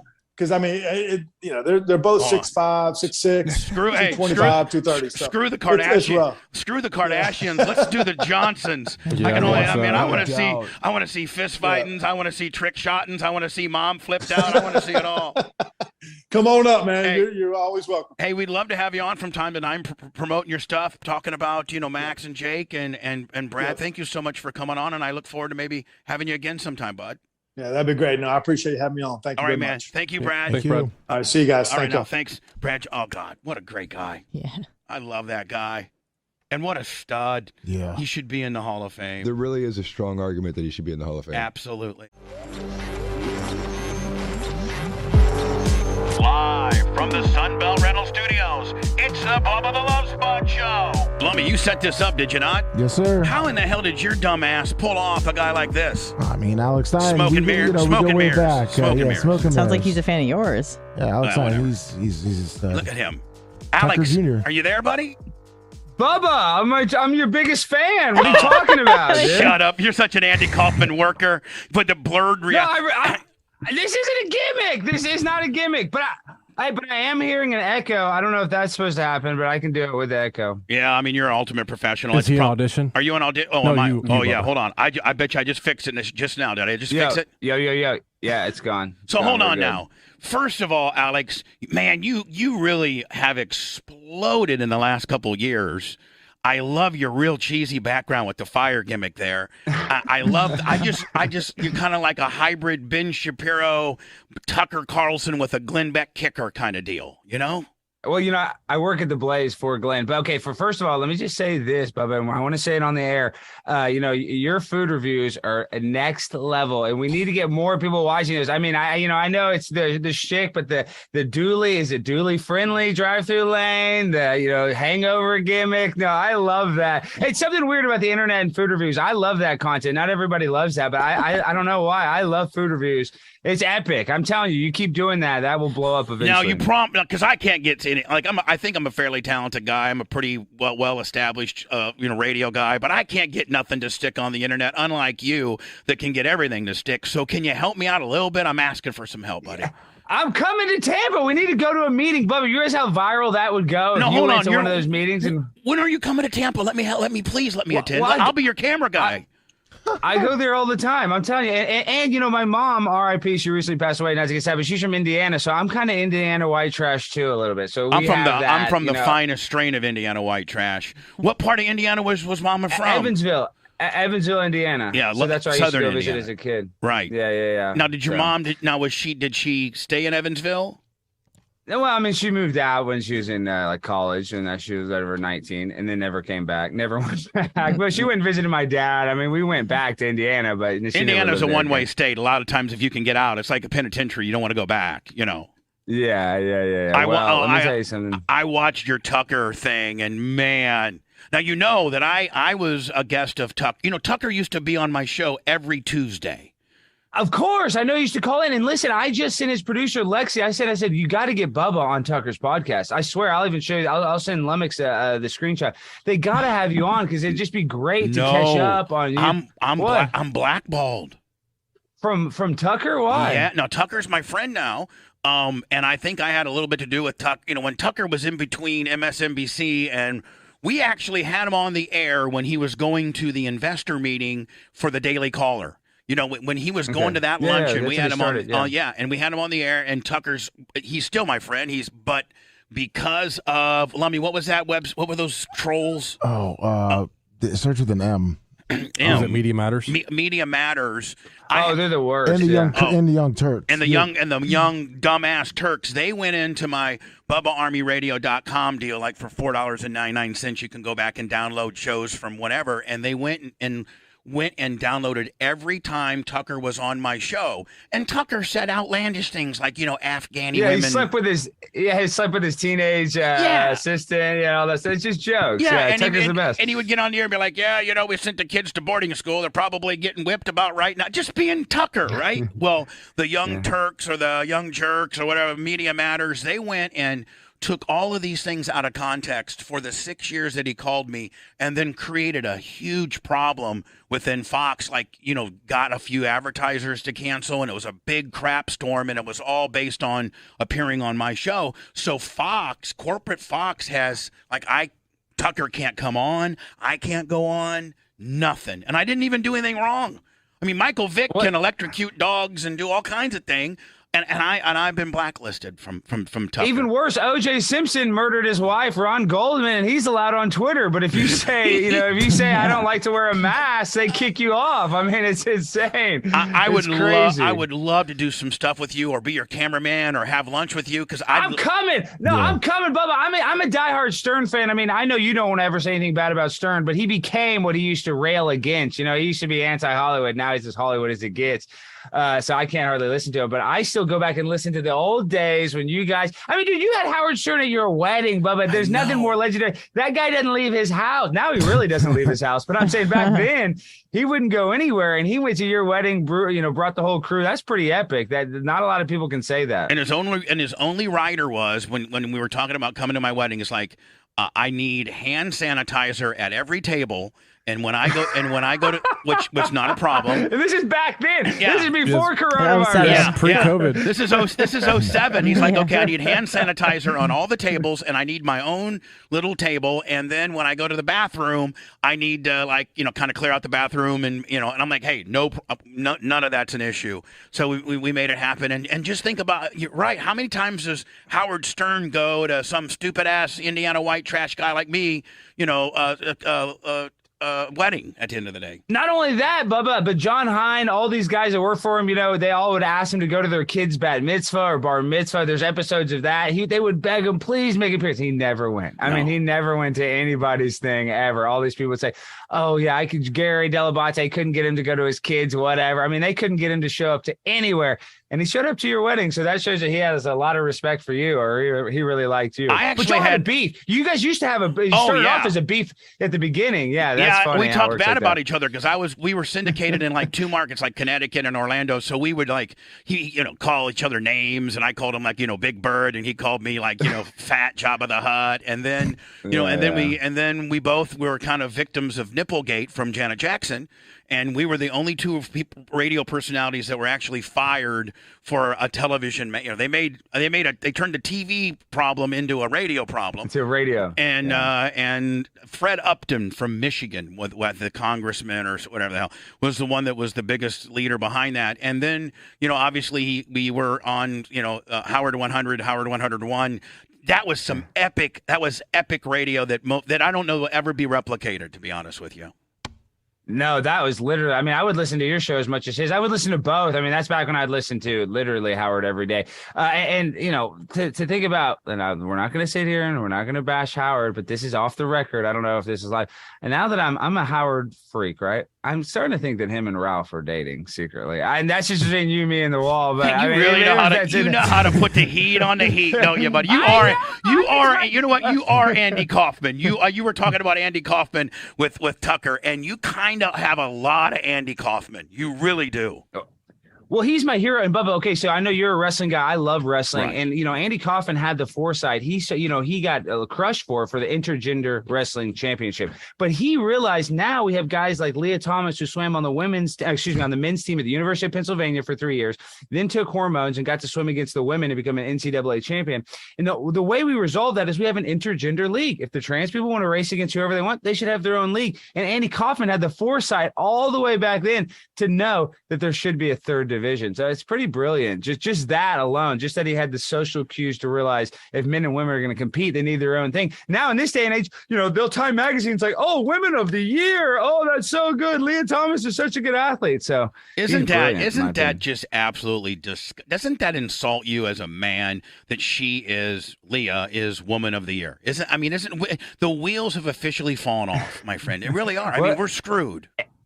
And this is an Owen Benjamin joke, but Caitlyn Jenner won Woman of the Year and was only a woman for 7 months at the time. So she wasn't even a woman a whole year, and she won Woman of the Year. I think I saw Chappelle do something about that, and it was some language that I can't use, but it was funnier than hell. Yeah, and I'm not even transphobic. A lot of people, they make fun of me because I wore a woman's bathing suit to a city council meeting. Oh, I watched that, by the way, and it was the funniest ever. And you start saying, look at the way I can't play it because I can't have I don't have my technical division. I can't do a Zoom video and play stuff from the internet, whatever switcher we don't have. No worries. But I've watched all of your stuff, and that might be one of my favorite. That or when you rapped at the in Compton. Or the school meeting where you wanted to be a girl swimmer might be my 2 favorite. Yeah, well, that one I'm telling you, there in Pride Week, I had a comedy show for the Children's Health Defense, which is Robert Kennedy's charity. And they came and they protested me as a transphobe, homophobe. And this is the thing is, I honestly actually respect. I went to an event where it was called Drag Your Kids to Pride. And this was a Pride event, June 4th, where it's just for kids, where the kids can go on stage and they could sashay and they could tip the drag queens. And I went there and I caused a whole, scene and caused a bunch of chaos. Really and truly, now that because of that, it became national news, and Texas guy named Brian Slayton made legislation where kids can't go to a drag show. And then in Florida, your great Governor DeSantis put in similar legislation where kids can't be sexualized. But no, because of that, and because of the bathing suit, they labeled me. I'm a persona non grata in the gay community, and I love the gay community. I'm not a homophobe whatsoever. I'm not a transphobe. I just think we shouldn't sexualize children. And of course, that's too much. You look at all these libs of TikTok, you see all these teachers, Bubba, and I know you've raised a lot of kids. I don't know how I'm afraid to have a kid. Bitch. I had one kid and got a vasectomy immediately, so I've only had one that I know. I know. Well, you got one. I know. Hold on. I do have 4 abortions on my tab, though. I do. That counts. Well, see, I do. Wow, I have Bubba, what the heck? I got 4 abortions. Yeah. No bueno. And one was kind of an Indiana whodunit. I got this.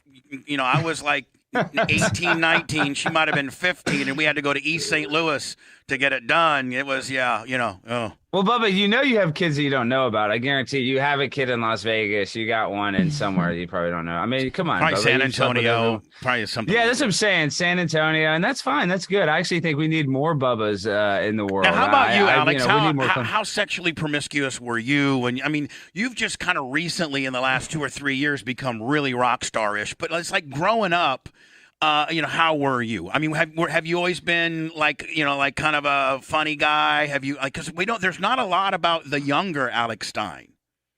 Yeah, I know. It's kind of like Jesus, you just rose up from the dead. You kicked it, like it's Easter. You kicked to the tombstone. You knocked out the 2 guards, and you went through the city, and now you're partying. I mean, does your father call you back home here soon, or what's going on? No, and it's funny, Bubba. So I've gotten really successful in the past year, but I've been doing this gimmick for about 3 years, a little under 3 years. And I work for the TV show Cheaters, and I signed an NDA. I can only say so much. That's where we catch people cheating on their husbands and wives. Have you heard of it, Bubba? It's one of my favorite shows. I go back to the guy before Joey Greco. I go before that guy. Yeah, before Joey Greco got stabbed. Tommy Guns. Yeah, Tommy Guns. Tommy Habib was the host. Yeah. So but you were supposed to be when Clark Gable Jr. what the hell he got some on a fentanyl he was partying and got a fentanyl high spot deal. Then they're like going to make you the next dude, and you're like, hell yeah, I'm going to be a big TV star, all the ass, all the money, limos, private jets. And then in the 11th hour, they're like, we're going to give it to some hip hop DJ kind of guy deal. And they Mama, you did your homework. They totally screwed me over. They screwed you over, and you're like, well, what the hell am I going to do? I mean, what am I going to do? I was supposed to be the next host of Cheaters. I was supposed to be Alex Greco. What the hell? And so then you carved out this little niche on social media, and you are killing it, buddy. Screw Cheaters, a bunch of losers. It's all scripted anyway. Yeah. No, I know. Well, between you, me, and the wall, that's what they say. I don't believe that. Everything I saw was 1,000% real. Right. It was 100%. No gimmicks. Is professional wrestling. We don't mess with the kayfabe. But this don't is the thing. Mess with the kayfabe. I love it. but this is what's going on now. And now I'm just so lucky. So I got I went super viral, and I started Blaze TV. That's a media company started by Glenn Beck. Hold on, if you want to, I got a little inside Iggy for you on Glenn Beck, and it's good. It's not bad. I worked with Glenn in Tampa when he worked at 970 FLA, and what kind of propelled Glenn Beck to the next level is when 9/11 happened. Glenn went crazy. He was just a local guy in Tampa, and 9/11 he really kind of dissected, got into some of the conspiracy kind of deals. And Randy Michaels, the great CEO of Clear Channel at the time, was like, man, this guy is good. He's got the it factor. Well, Glenn used to have a little bit of a drinking issue, and he would go to this place. He admits that. You really want some insight. His favorite watering hole was this little dive bar right by the station that's no longer there called the Zycheck Lounge. So if you want to get in good with Glenn, say, hey, Glenn, tell me about the Zycheck Lounge. Oh, and Bubba, I'm telling you, so I start my show at the end of September, and it's the primetime Alex Stein show. And I know you're a busy man, but I got to fly you out to Dallas if I could get you on the show or somehow, even if we have to have you. You don't got to fly me. I'll pay my own way, Southwest, buddy. No, we got a guest budget. We got it. But I'm telling you, Bubba, I've loved you, and I'm not here. I don't have my knee pads. I'm not here just to kiss your, derriere. I'm telling you, I've been a Bubba fan forever because I'm just saying that it's just you were shocking the PUSS. I mean, you were doing all the cool stuff back in the day shocking the blew my vagina mind. and calling Shocking the vagina. We were calling And the then vagina. Brent, I loved even Brent. I loved Brent. And then, dude, and then I know Hogan kind of did you dirty, but I mean, Hulk kind of Hogan, did me dirty. Oh no! Of course, no, I don't want to bring up a sore spot, but Oh I'm no, just we saying, can bring that up all day. But Yeah, my we God, never talk about it. Let's go I'm ahead. the only guy that is on the wrong. Every other person that had a sex tape, man, that propelled them to right to the front. Man, it buried my ass. I mean, I am on the. Yeah. Oh my God, I actually have a documentary that I'd like to send you a little sizzle reel for you to look at. Please, oh my gosh! Later today. And you know what's kind of bad about the Hulk Hogan deal is that set the groundwork. And I'm friends with Alex Jones. So say what you will about Alex, I like him. He's actually been very great to me. But he lost that whole deal for the defamation, talking about the Sandy Hook, this and that. But Hogan is the one that laid that groundwork because he got $100 million from Gawker. So 131, 141 exactly. million. And so now they got 50 from Alex. They're going to get 50 more in the next case. They'll probably get another 50. So it's like, that kind of, for independent journalists, and not that I'm some great journalist, I loved Hogan as a kid, but that kind of did set it set this precedent that independent media companies are very liable for a lot of stuff. And that's the problem with spreading truth on the internet. They shut you down in 2 seconds. But if you're CNN, if you're one of these legacy medias, if it was one of those legacy medias that leaked the sex tape, there would have been no problem. But because it was Gawker, a website, they get demonized. And I'm not even pro Gawker. I'm just trying to be, Switzerland in the middle. The biggest mistake I ever made in my entire life, Alex, is when Hogan came out to sue me.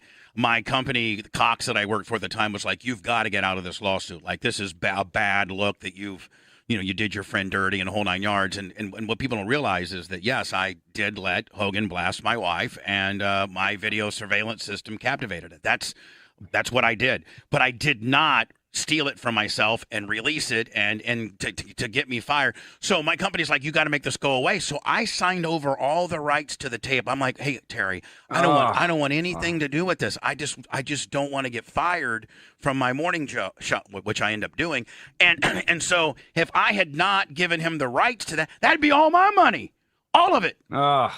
Bubba, it makes me sick, but you're still a young man. I think the Bubba 2.0 story. Yes, what are you talking about, Bubba? What are you like 50 years old? 56. I'm fat as hell. That's what I'm saying. 56 is nothing. Oh my gosh, you got a long time left. But this is the thing: is in this day and age of political correctness, it's hard for people to break through anymore unless you're politically correct. But my point being is that leaves a huge void because now Saturday Night Live not that long ago was a great show. Now it sucks, and now all this political correctness, all these legacy media companies are going to die within the next 5 years, I believe, like the newspaper company, and independent creators like you. I mean, it's going to rise up. So let me ask you a question. By the way, Alex Stein, you can go to his YouTube channel. He's everywhere.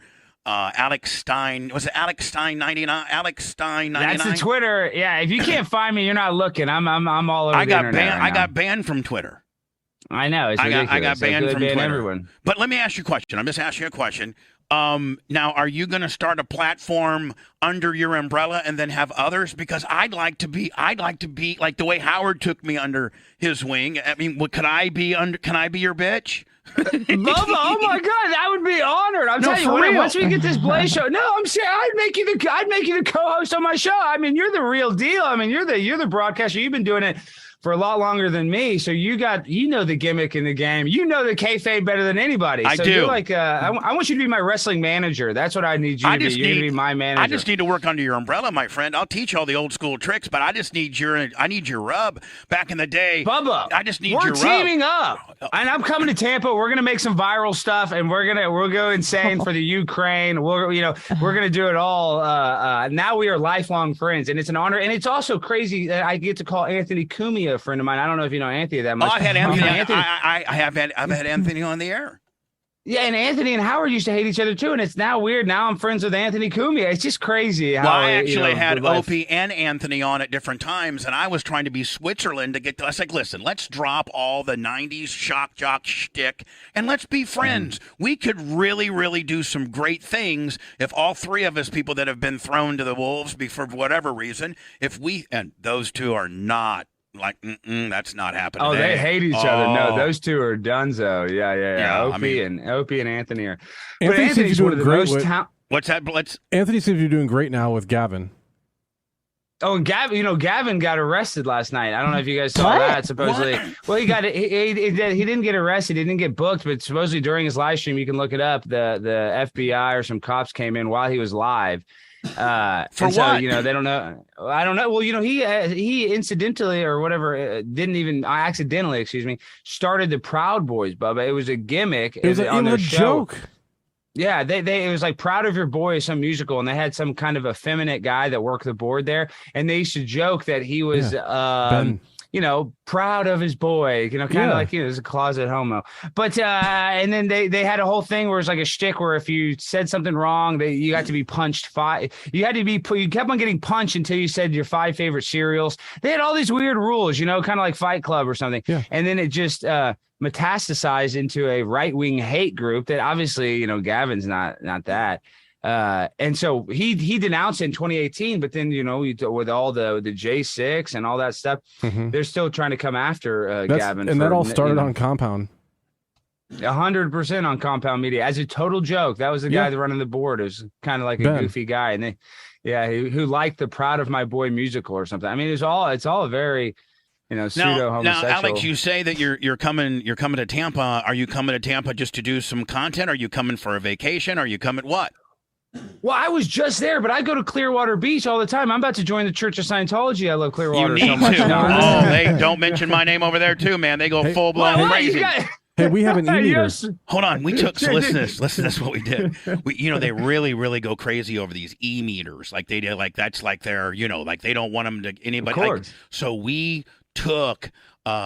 We made an e-meter that looked just like one. We completely got a picture of one and made. I mean, it looks just like it. And we would do the e-meter live on the air back in the day, but we would completely embellish, like the readings of it and stuff like that. Oh my God! I'm actually Zeno. Yeah, they are. Right, there you go. The Galactic Overlord. And well, so, I spent some time. I played football. I started off in college playing football at University of South Florida, and I got crushed. Let me tell you this quick story. So the first day of practice, you play for Levitt? Yes, Jim Levitt was I've ran into him since. He's nice to me now, but dude, he was so tough. He got fired for punching a kid. Yeah, but I thought he got railroaded, man. He did. The program hasn't been the same since he left, period. No, he built it up. And listen, a lot of coaches kind of hit your helmet and stuff. But the problem was he hit a white kid instead of hitting, it just kind of looked bad. Well, no, he hit a walk on that was never going to see. That was never going to see that. And then that guy knew. Then that guy's mom might have been blasting Barry Cohen. If he would have hit a scholarship guy, he would have been. Nobody would have said anything. Yeah. But the kid, because the kid, dude, I've been hit with a clipboard on my helmet with my helmet on 10 times. They've broken a clipboard over my helmet. But so let me tell you something. This is my first time I get in. I'm playing scout team, and they wanted me to play offensive line, but on the scout team, I was just playing tight end. And we have this thing called, the option is where if you're playing tight end, you let the defensive end go and you go block the middle linebacker. Right. And I thought I was hot stuff because I was, decent in high school. And then the quarterback reads the DE and whether he's going to flip it or take it up top. Exactly. So University of South Florida, we had a guy named Steven Nicholas. He get drafted in the 3rd round by the Atlanta Falcons. Either the 3rd or 4th. Snake. And I didn't know. I knew Snake was good, but I didn't know how good this guy was. So I was like, oh, well, I'm going to go hit him so hard. But he hit me so hard. He knocked my ass out. I was out, Bubba. I mean, and they were playing the tape. I wanted to quit that day, but my roommate Grant Gregory, who let me knows, he dragged me back to practice. But oh man, it was just he goes, it's a lot different from a bunch of high school kids goofing around on a football field to these kids that have, literally nothing trying to make it to the NFL. It's a totally different ballgame. And at that year, I believe South Florida, we led the NCAA in players that had children. We had the most players that had children. Now, where did you go to high school at, Alex? I went to Highland Park High School, a good high school here in Dallas. And, we're the winningest high school football. It's a nice neighborhood. And that's the other thing, Bubba. This is one thing. And I know we all need money, but I went to an affluent high school. And this is why I'm anti-materialism, even though you see me in the jacket, all you this look good. You look good as hell, buddy. Got the piano behind you. You're being nice. But well, yeah, come on. This is the whole, this is the work. This is the primetime 99 work. But I've noticed, and I think you can use it. I'm not trying to bash Howard. I know a lot of wealthy people that end up committing suicide, end up having drugs and alcohol problem. It's like, mo money, mo problems is real. So that's why I think I've also been successful. As I've had so many sponsors. I've turned down so much stuff, and now I finally got a really good deal at the Blaze. And I think that's because I haven't been greedy. What about your parents? What were your parents like growing up? Were they just like a regular, suburbia kind of affluent? Bubba, no way. Bubba, my dad's a bail bondsman. I grew up in a bail bond office. He's got multiple offices all over the country. Dog the Bounty Hunter is basically like my godfather. Listen to this. This is a true story. Oh, and hold on. And the bail bond industry is shady. I'll just tell you that right now. Oh, Bubba, listen, I couldn't get it. My dad, I was such a bad kid. He couldn't get a babysitter. Ex-cons would be the ones babysitting me. He'd get somebody out of jail and, a prostitute. Literally, he'd get a prostitute out of jail and said, could you babysit my son? Because he couldn't find one. And that's before the internet was a big deal back in the 80s. You couldn't just go online and find a babysitter. So, yeah, but listen, one of my first memories, Bubba, is my dad wrote $1 million bond, and you get 10% of that. So they paid him not the full $100,000. They paid him like $90,000. It was a big cartel Mexican guy. My dad writes the bond. They give him the $90,000. And when the Mexican dude gets out of jail, he calls my dad and says, give me that money back, I'm going to come and get it. Well, my dad freaks out. One of my first memories is my mom and I running away to Florida. I think we went to Florida for 2 weeks, and my dad went to California, and I got stung by a jellyfish. So that is just a little example of all the stuff. Growing up in a bail bond office, it's not a rose garden. It's pretty, but I love it. I'm actually a licensed bail bondsman, but I don't want to do that. And listen to this gimmick. And I know you got the F-250s, you got the F-350s. When I worked for Cheaters half the year, I got my dealer's license. I'm a wholesale car dealer. I stack them deep and sell them cheap. I'll give you an instant offer. I'll give you I love this. I'll give you an instant offer. No, I'm nonstop. That's what I do. And then I really what I like to buy is a car that's messed up, and I put a little lipstick on the pig, and then I take it to the auction and I sell it there. Either on a you're red light. You're in the flipping business, even though you're making $300,000-400,000 from back. You're still flipping 89 Corollas. $1,200 dealer fee. Toyota Corolla.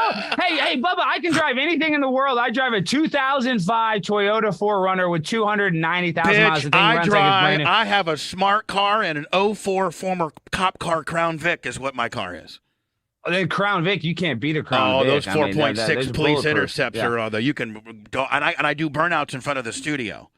Did you get that at the police auction? Because all the kids at South Florida, the coaches, they would buy that was the under the table deal. Not Levitt, but he'd get one of the assistant coaches. They'd go to the police auction. And every kid at University of South Florida had an old police car. Oh yeah. Back in the day, you could get them for $800-900, but now they're running them up because all these little racetracks race these Crown Vics now, and so that you can't even get a Crown Vic at the police auction with 200,000 miles for less than $3,000 right now. For real, like there's a run on Crown Vics.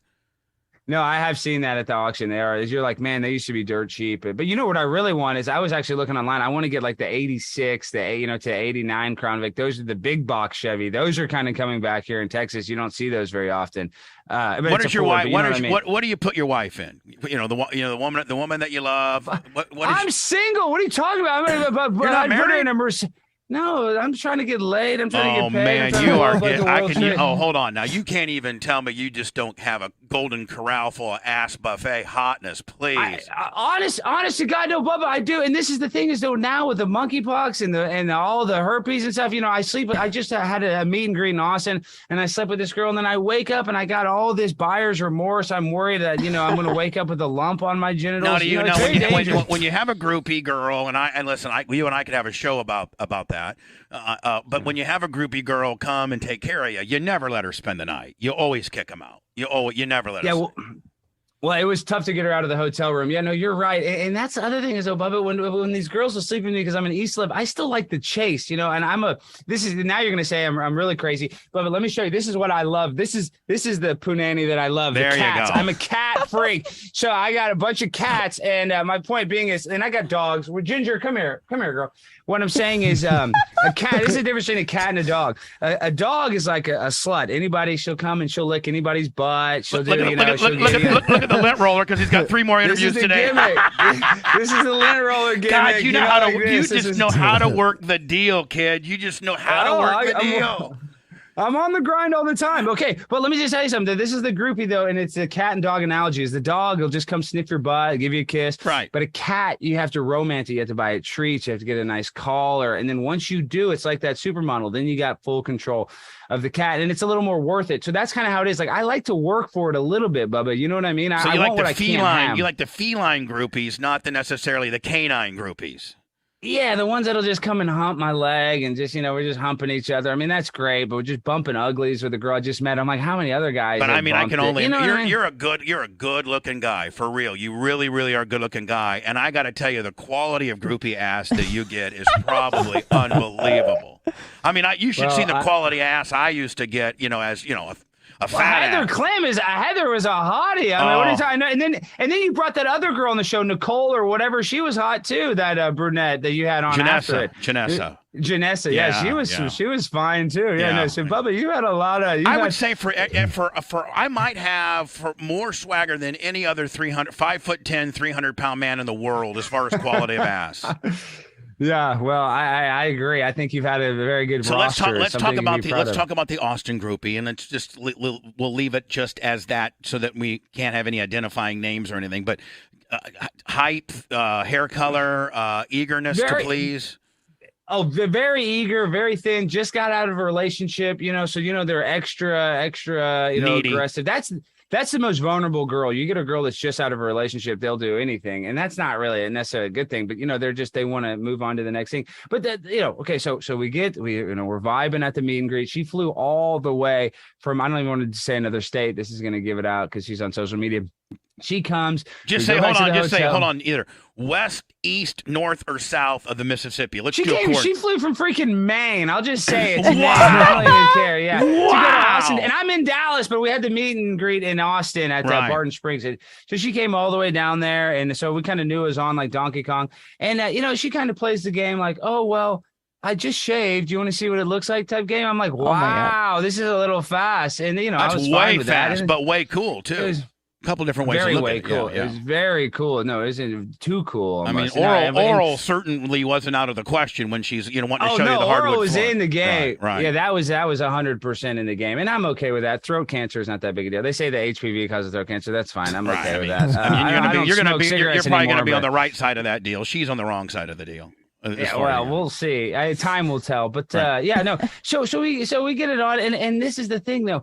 She kind of did the work where she was really super nice, and then we went out. We went that night out. We went with a group of people to the bar, and I'm kind of a teetotaler. I don't even drink, but I go out, I party, even though I don't need alcohol. I run on sunlight. Like weed, some weed, like some good weed, right? Weed's cool. Not really. I used to love the weed. I don't even smoke the weed anymore. Man, you need to get back on the weed. You might calm you down. I know weed. No, and the THC is great, but I'm telling you, Bubba, and I know I don't want to get all low vibrational with this thing. So I recently lost my mom. I would be smoking the weed after and think about my dead mom and just start crying. It was so bad. So I feel so great without the weed, but neither here nor there. I'm not a teetotaler. I want everybody to party on Wayne, as they say. So she's partying. We're in a group partying. We go back to the hotel room. We have we have our little tryst. Probably lasts like 5 minutes, if that. You wear the condom, so you got to do the old throw the condom in the trash can. Oh man, I'd be going raw dog on that deal. Just taking a chance. I can't raw dog. I can't. I just can't. Alex, you can. No, you really can. 4 abortions. I don't want to have any of these abortions. Well, you're still fertile. You're still fertile. See, if you're an old timer like me, you've been snipped. You go raw dog. It's scared disease too. Oh, of course. Yeah. If I was snipped, I'd be raw dogging everyone. Yeah. Oh my gosh! And if you pick something up, you got a doctor on speed dial. He'll get you handled. Of course. Well, monkeypox, I'm not worried about that, but I guess that's only one. You're gonna be fine with monkeypox. Yeah, I'll be fine with that. Okay, so we do this, and then the next morning, I'm trying to get her out of there, and she's like, "Well, I want to move to Austin. I want to get involved. I want to make content." God. They all want to do the content deal. Yeah. They all want to hop on. And that's where you say, you know what, baby, we can do the content. I got a Alex Stein OnlyFans as well. That's going to be a shoot off of the deal, and you go ahead and make this cucumber disappear, and we're going to make quite a bit of money here, honey. I might need to be your manager, Alex. You know what I'm saying? That's what I'm saying. I mean, you threw that bitch back to Maine. We could be making $1,500, $2,000 a week on her on OnlyFans. Give her 20 points in that deal. That's $5,000-$6,000 a month to the bottom line. Alex, work with me. Well, hey, listen, I'm here to work. I'm here to grind. And you saw, my biological father, Tucker, he had Andrew Tate on. And I don't know if you're familiar with him. He's a guy in the manosphere. Oh, yeah. And by the way, I was on the Tucker show years before you, and I offered him a bow tie, and you gave him a Father's Day card. So I think you and I are I think we're both quasi pretty damn good workers, to be honest with you. Yeah. Oh, we can work. We can definitely work. Because I'll take a bump, too. I'm actually, they're doing a deal on January 14th where I'm doing a no-holds-barred match against a wrestler. Chelsea Green, I think she's a pro wrestler. She's considering. Now, I was a pro wrestler. Did you know that?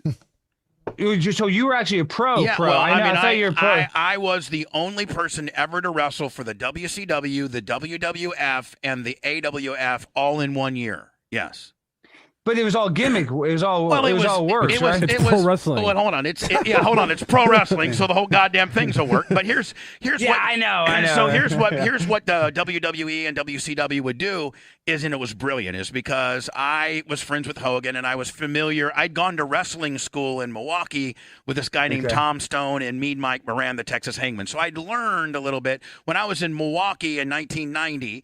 I was this guy figured out, hey, listen, we can take this loudmouth radio guy, teach him a few moves, and they would go do little high school shows, right? Well, I would give the guy free advertising because he'd make me the main event. So it'd be like, Bubba the Loves, come watch WLUM's Bubba the Love Sponge. So I was kind of up to speed a little bit on 4 or 5 different moves. Well, when I moved to Tampa, the WWE found out that I had done a few little, they called dark matches, just some opening kind of deals. And I was syndicated in Jacksonville, Fort Myers, Orlando, Miami. So they would make me, the WWE would make me the opening match because I was able to give them all that in-market advertising for free, and they'd have this guy named the Texas Hangman, who was an established wrestler, just go out and let me he'd just do a job clean in the middle, and I'd kick his ass. No! He would do the job. They would let clean. He would do the job for you. That's brilliant. He would do the job. I got one story for you. So we're sitting at the Sun Dome, where which is now the Yingling Center, USF.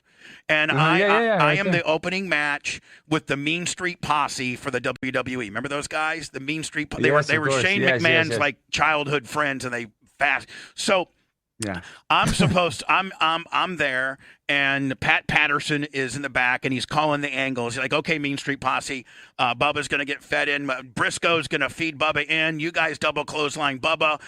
One of the guys goes off the second, and we'll beat Bubba right in the middle. 1, 2, 3, clean, boom. The fans will go crazy. Well, I wasn't in any position to say, I was just happy to be on the card and be in front of my home. You got to do a job. Yeah, I'm going to do a job for 2 established wrestlers.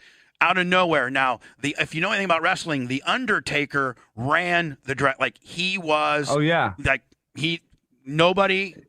Only person that the Undertaker didn't answer to. I mean, Vince McMahon was the only person that Undertaker, had to not listen or whatever. So Mark Calloway, he was the boss. They all talk about it in all the documentaries. From Texas too. He started off in Dallas, I think. Right. Yeah, with those legendary wrestlers. What are the Von Erichs? And he's the best guy. Like, he's the nicest guy in the world, but he truly respects the sport of wrestling as a business. Like, it's sacred to him. Like, you do what's right for the business, like under any circumstance. So a lot of the boys over the years, like, he would settle all locker room disputes. He would, he was the guy.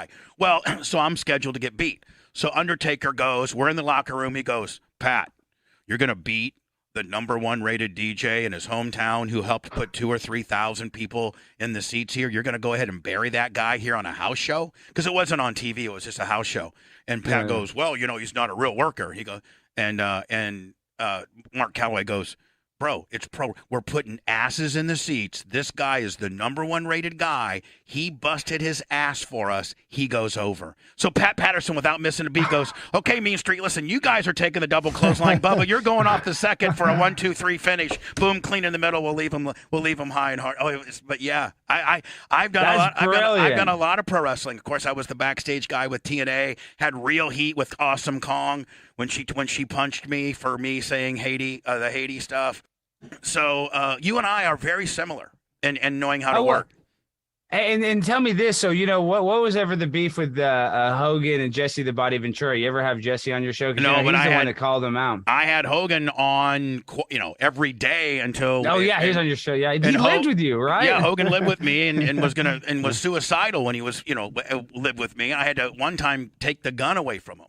But and dude, and all the stuff with his son, you helped him through all that. I mean, that was a terrible deal. You're really a good friend. Yeah, I know. We don't have to get into it, but I mean, that was a terrible deal. Okay, but so what? So the Jesse deal was Jesse was a swinger. And him and his wife used to go to Socrates Lounge or something like that. And so Hogan called him out on my show about being a swinger. Well, that made Jesse go completely crazy and started, But I could actually send you the interview of when Hogan called in and goes, Jesse's just mad because he's a swinger. Him and his girl go to the Socrates Liz Lounge in New York City. Oh yeah, it would be, I want to work under your umbrella. I want to be your afternoon. You be mornings. I'll do afternoon drive like me and Howard were.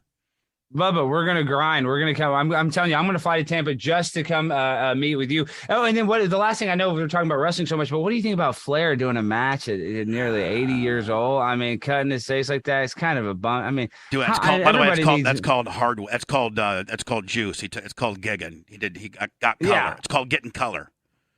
But he did it himself. But I mean, come on. I mean, that's old school as it gets because I don't think you can do that in the WWF anymore. In fact, they have a no color policy. But I think Rick is such a legend that I think he could have gone out better than that, in my opinion. What do you think? He's one of the biggest legends that ever existed. But I mean, and he got this whole second bump with all the rappers talking about him and stuff. And for him to go out like that, cutting himself, and Mark Calloway was right there, Undertaker was right there to give him a hug as he was walking out of there. So and Mankind, and I mean, so have you had Calloway on your show or anything?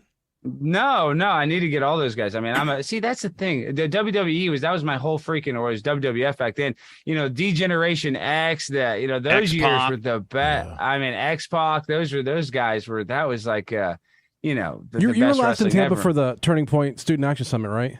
Yeah, I was just there. I'm a Turning Point ambassador, but I'm telling you, Bubba, I'm going to come there just to film some content with you. I'm telling you, I want to link up. I want this to start a friendship, and I want to team up with you because, Bubba, I know I brought the knee pads to kiss your butt, but you're not just incredibly talented, but you're one of the funniest guys I've ever heard. And it's just that's what we need to. We need the resurrection of Bubba. Well, I need some help, buddy. I really am. There's a lot of hot college chicks in town during that. Did you find any? Yeah, I was. I was. Hold on. Now you know as well as I do. You've lived in Tampa, and you know as well as I do that the women are like super loose and super cool. Well, and during that summit, Bubba, there was tons of them.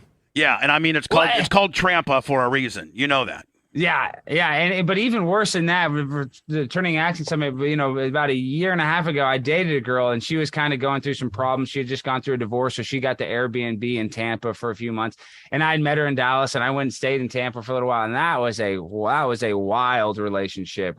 She's kind of one of those eating disorder type girls. Nice girl, really nice, super nice, almost too nice, but it's just very volatile. That's the problem, though. These girls, when they play it loose and fast. The hotter they are, the more volatile they are. Exactly. That's what I'm saying. She had the hotness. She was very hot, very crazy, workout freak. She's like, and then when you're having sex with them, some of the words they come up with just really takes you right over the edge, Yeah, or when they call you, I don't know if I like being called daddy. They call me that, and then it kind of makes me, that is such an insight. Yeah. We know someone who loves being called daddy. No, I don't like being called daddy. I just have my girl trained to call me daddy. Okay. Yeah. Okay. I run a very heavy hand with the girls that I date. Bubba, you know who's in love with Alex? Who? Is your sister. My sister, Tara. Yeah.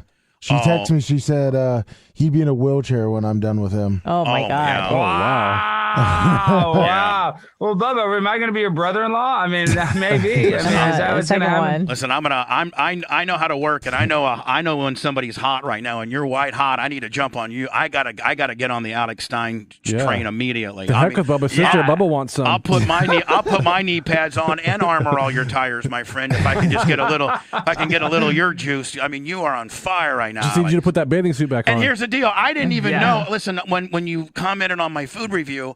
I didn't even really know it was you. I was just like, thank you, Alex. Had I known it was you, I would have been like, my God, this is Alex. Is this the Alex Stein? Like the real one? But Bubba, see, I like to do food reviews too. I see you're gonna even now you're gonna call me soy boy. I stopped eating meat about 3 years ago. I'm a plant-based pimp. I'm a vegetarian, which is pretty kind of whatever. I do it because I'm a weirdo. I know.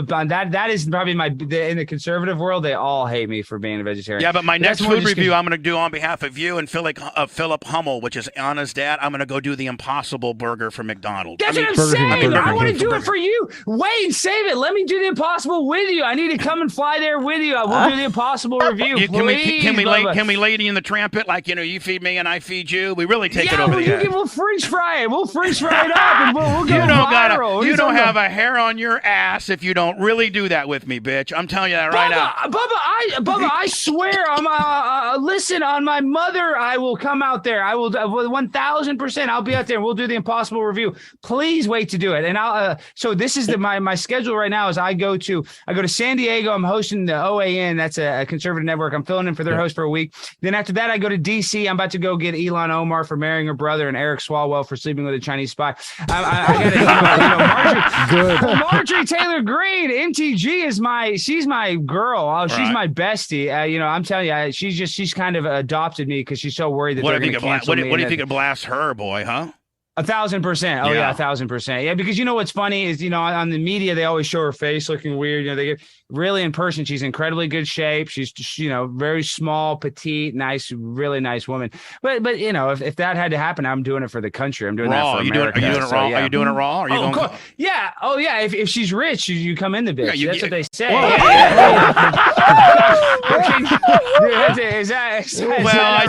Regular radio, I dumped it. We're fine. I don't want to ever quell you, my friend. You keep it rolling, my friend. Now hold on. So you got DC. You're going to impregnate that one bitch, and then when's Tampa? And then I think I'll come to Tampa after that. I'm telling you. And I got a whole work with freaking David Portnoy, who I like how you kind of copy his gimmick a little bit. So he got mad at me. Now, see, I've never met him, and I've tried to get him on my show, but he won't come on my show. And I know you guys got heat with each other. Yeah, and listen, everybody likes him. I like him too. I think we did good with that restaurant fund. But this is what happened is they posted my content multiple times. I just had a video that went viral where I was in the Las Vegas City Council and I talked about how I lost all my money and I slept with a prostitute who ended up being transgender and how everybody's doing the vaccine on Fremont Street, and saying they're all on fentanyl. And they kicked me out of the meeting. And Chad Ochocinco, a bunch of celebrities, not a bunch, a couple pro athletes shared it. So they share the video. Then about an hour later, they delete it because they don't want it to demonize gambling because they're owned by a gambling company, Penn Gaming. Right. So I called him out. I just took the screenshot of the deleted tweet and I said, come on, Bart. And I wasn't even really trying to call him out. I go, this is a joke. Stool Presidente is accused of some of the most heinous acts. I said accused of, almost insinuating there's three sides to every story. His side, the girl's side, and the truth. So I don't necessarily think it's true, but I go, but they can't keep my content up.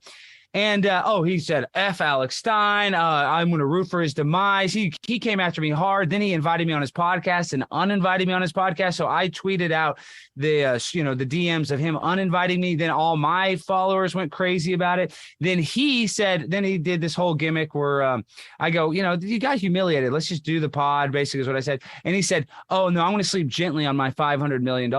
And then he tweeted out that DM. And listen, everybody's struggling right now. We have inflation during a recession. That's called stagflation. Now they're even taxing us more. People can't even afford to fill up their minivans, and now they got 87,000 new IRS agents that are going to come after you if you're making under $400K a year. So people are struggling, and him bragging about his money, that's just elitist. That's it really hurt him.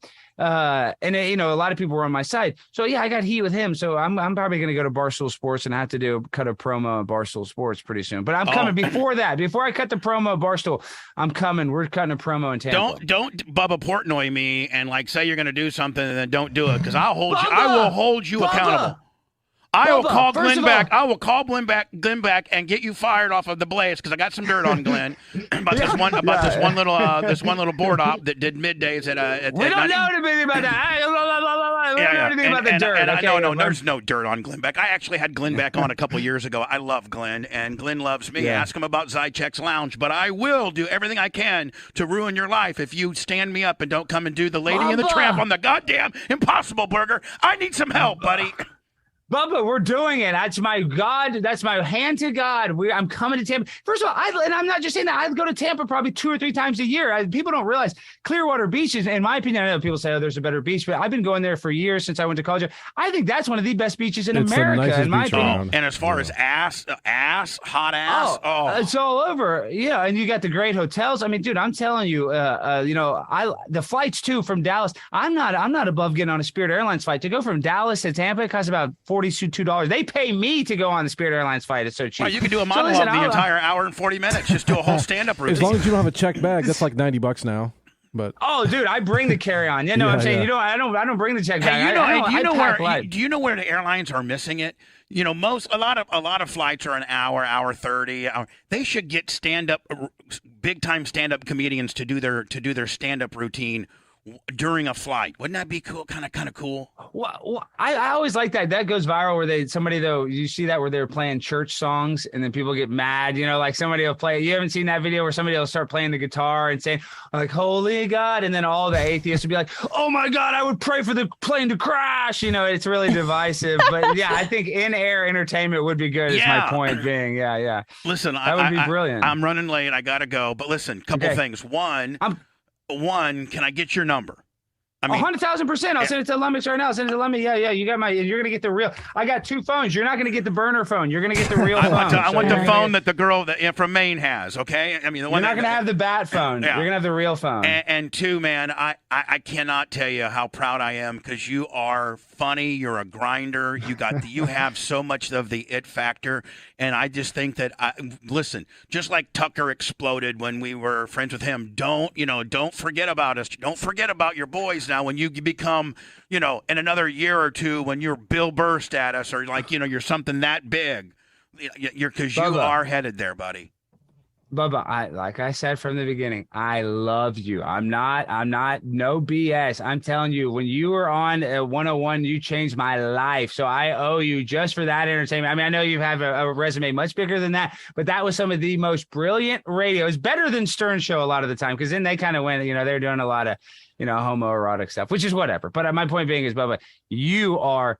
If Howard's the king of all media, you're the queen. I'm the prince bitch. of all media. I'm the bitch. Yeah. I'm Howard's bitch. You're the jester of all media. But Bubba, I'm telling you, I'm coming to Tampa. We're linking up. That's as they say in the hood, no cap. That's no BS. We're gonna form a teammate, and you're my manager. You're my manager. I really look forward to getting to knowing you better. I am so impressed with what you've done. You got the it factor, my friend. I'm not blowing smoke up your ass. I don't do a lot of interviews. Hey, the last interview I did, besides Rolo, was I had Brett Favre on for an hour. I saw that. Yeah. So I mean, I don't do a lot of interviews because I just don't think a lot of people are funny or very entertaining. And I'm so thankful for you giving me this chance, and I'm so thankful for maybe being able to befriend you and maybe do other stuff with you. Bubba, we are friends, and you're coming on my show. I'm just saying, I'm telling you, you're coming to the studio. You're going to see Glenn. We're going to even make content behind the scenes. You and Glenn's reunite because he's there every day. I kind of look like a fat Glenn Beck. Look at me. I'm getting all grayed out. I'm kind of like a fat Glenn Beck. Well, it's just funny because Glenn is really, he wears all the accoutrement. He's always he's not in a suit, but he wears all the gear. He has the scarf and the jacket and the shirt and the layers. He looks like he's like a European tourist or something. You know what I mean? He's got the shoes. And this is the other thing, and I'm not throwing Glenn under the bus with this. Tucker's got 1 security guard. Glenn's got about 5. Nobody messes with Glenn back. I'm surprised. Glenn's got some heavy duty artillery. Yeah, but Tucker's much bigger and larger than most people would. Like Tucker's a big guy. Tucker's a big dude. Yeah. I just think Tucker's just not as scared. He grew up, he told me that he went to a boarding school his whole life. So that's why he acts down to earth. He's been with all these other rich people. That's why you got to have no ego. That's why you got to act. That pretentiousness is just the biggest turnoff in the world. Tucker smokes Marlboros. I'm just telling you that right now. I mean, he's on the Zen. No. Now I think he's doing the dip. He's doing the dip. There thing you go. I mean, real men dip. I mean, I'm a Yeah. pussy. I don't dip. I mean, Tucker Carlson dips. Yeah, he's a real man. I love dipping him. Now. He is a real man. He's a real man. He's a real man too. He's been with his wife since high school. So that's what I'm saying. He's an honorable guy. He could go with he could get any floozy he wants, but that's admirable that he doesn't run as loose and as reckless as you and I do, my friend. Anna, can he you doesn't- believe this guy's single though? Like this is a catch I for know, a it's bitch, crazy. isn't it? Yeah. Lucky ladies Yeah, out well, there. Hey, Yeah, Alex, I they- gotta go. But listen, Peace. See you, Bubba. no, hold I'll talk on, to you soon. No, hold on. Can we have you on? Maybe in a couple weeks or something. Bubba, you can have me. I'll come on every freaking week. Are you talking about? If you tell me whenever, you tell me jump. I say how high. Bubba, I'm a fanboy. Okay, I'm on whenever you need me. And I'm a fanboy for you as well. So we're double fanboyed, my Oh friend. yeah, he could be the new Tucker coming on. Hey, every you know what? We're Tuesday. 60. That's what I'm We're saying. 69 in each other on fanboys. Oh God. I'll take it. I'll do it. It's, okay. Hey, I'll give you my number. I'll talk to you soon. I'm gonna text you. I'll text you text me this afternoon. Thanks, I Alex. cannot thank you enough, my friend. Thank you, Alex. Oh, shut up, Bubba. Take Peace. care, Bye. buddy. Thanks, Bye. Alex. Thanks. Another phone call. Maybe we can talk about police officers for the Oh, next we were 45 thinking minutes. Oh, firefighters. God almighty. Maybe firefighters. Hello. Hey, Bubba, it's Dave. Hi, Dave. As long as we're talking about sort of past people like Lasker, whatever happened to Jabberjaw? Oh, Jabberjaw. Oh, Jesus. I got so fucked on that. She went to the bad side, the dark side. Here's what happened. Here's the truth. And Lummy, I think you were here. Yeah, Blitz, I don't know that you were here, but I I was think not. but I think you know the story. Yeah. So Jabberjaw's my executive producer, and I think she's doing a wonderful job. And Gargiulo, that used to work for Mike Calta, got fired or quit or some bullshit. And I'm like, you know what? I like that guy. I like some of the guest city books. I like that guy. So I went to Jabberjaw, and I said, listen, let me, you can back me up on this. I said, listen, you're going to be the executive producer, and he's going to report to you.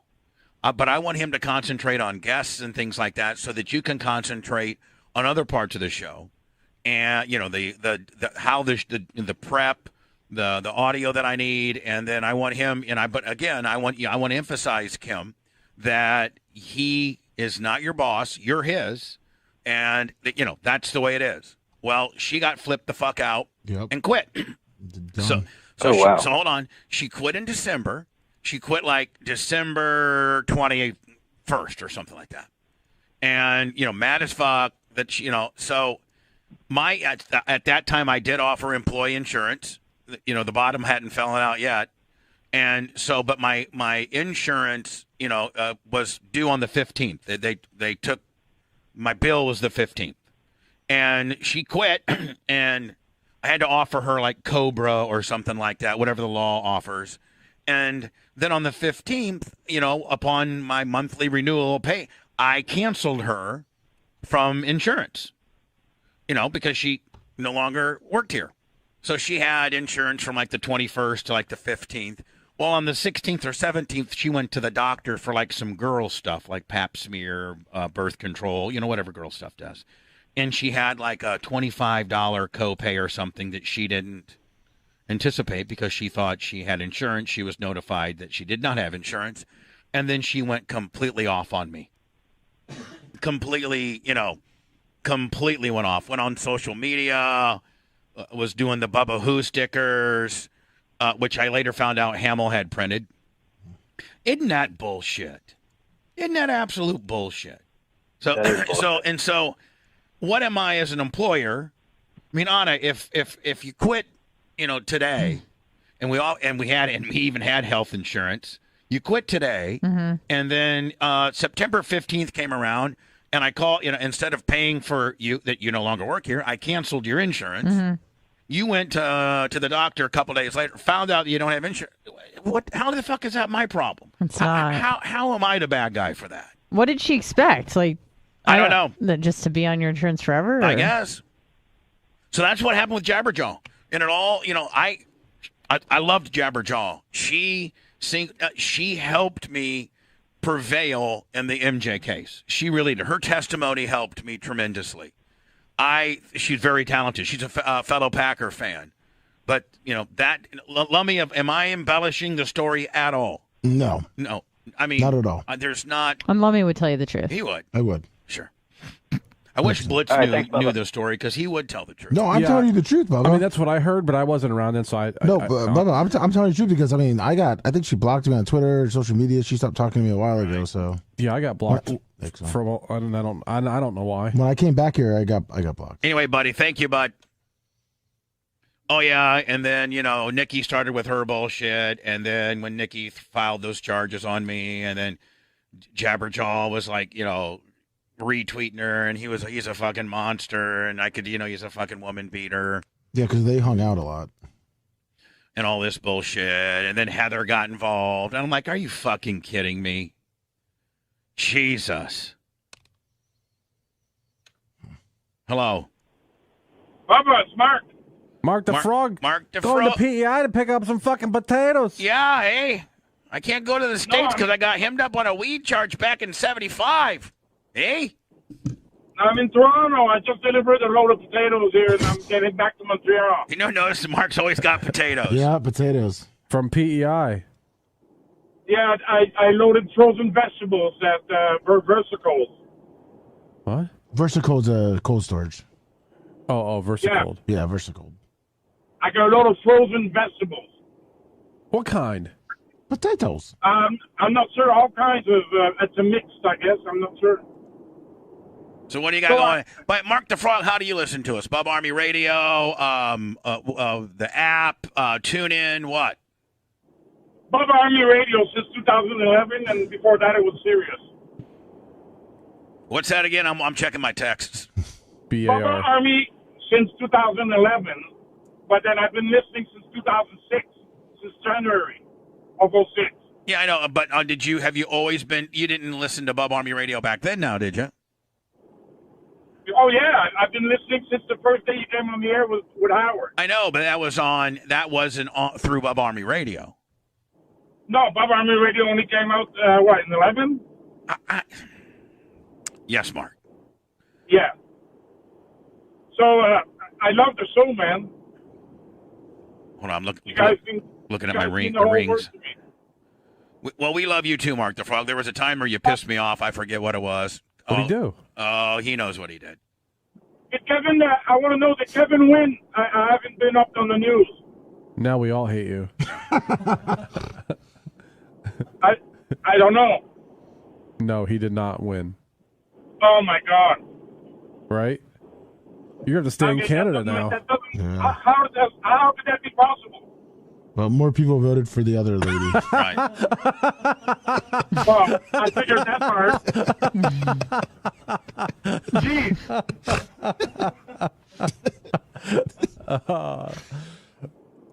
I download the show. I'll probably stop at home tonight and download. Yeah, you got beat. It's a bunch of bullshit. It's it's just fucking absolute bullshit. It's what it is. I was looking at some texts and shit. Figured this would be a good time to do it. But yeah, he got beat by this fucking, basically this, social media bitch. I mean, I will tell you, man, she's hot as fuck, but is she a politician that I want to represent me, my family, if I live in Pinellas County? Probably not. Fucking bullshit is what it is. It is. Yeah, and Blitz, I got to tell you, I don't hate this Coke. I mean, it's Coke-ish. Yeah. I wouldn't buy it. I do like a regular Coke, though. I like a nice film cutter. It'll cut the film. I used to love Coke, but not anymore. You mean cocaine or Coca-Cola? Yeah, cocaine. Yeah. you loved the cocaine, did you not? Yeah, it's been about 10 years now.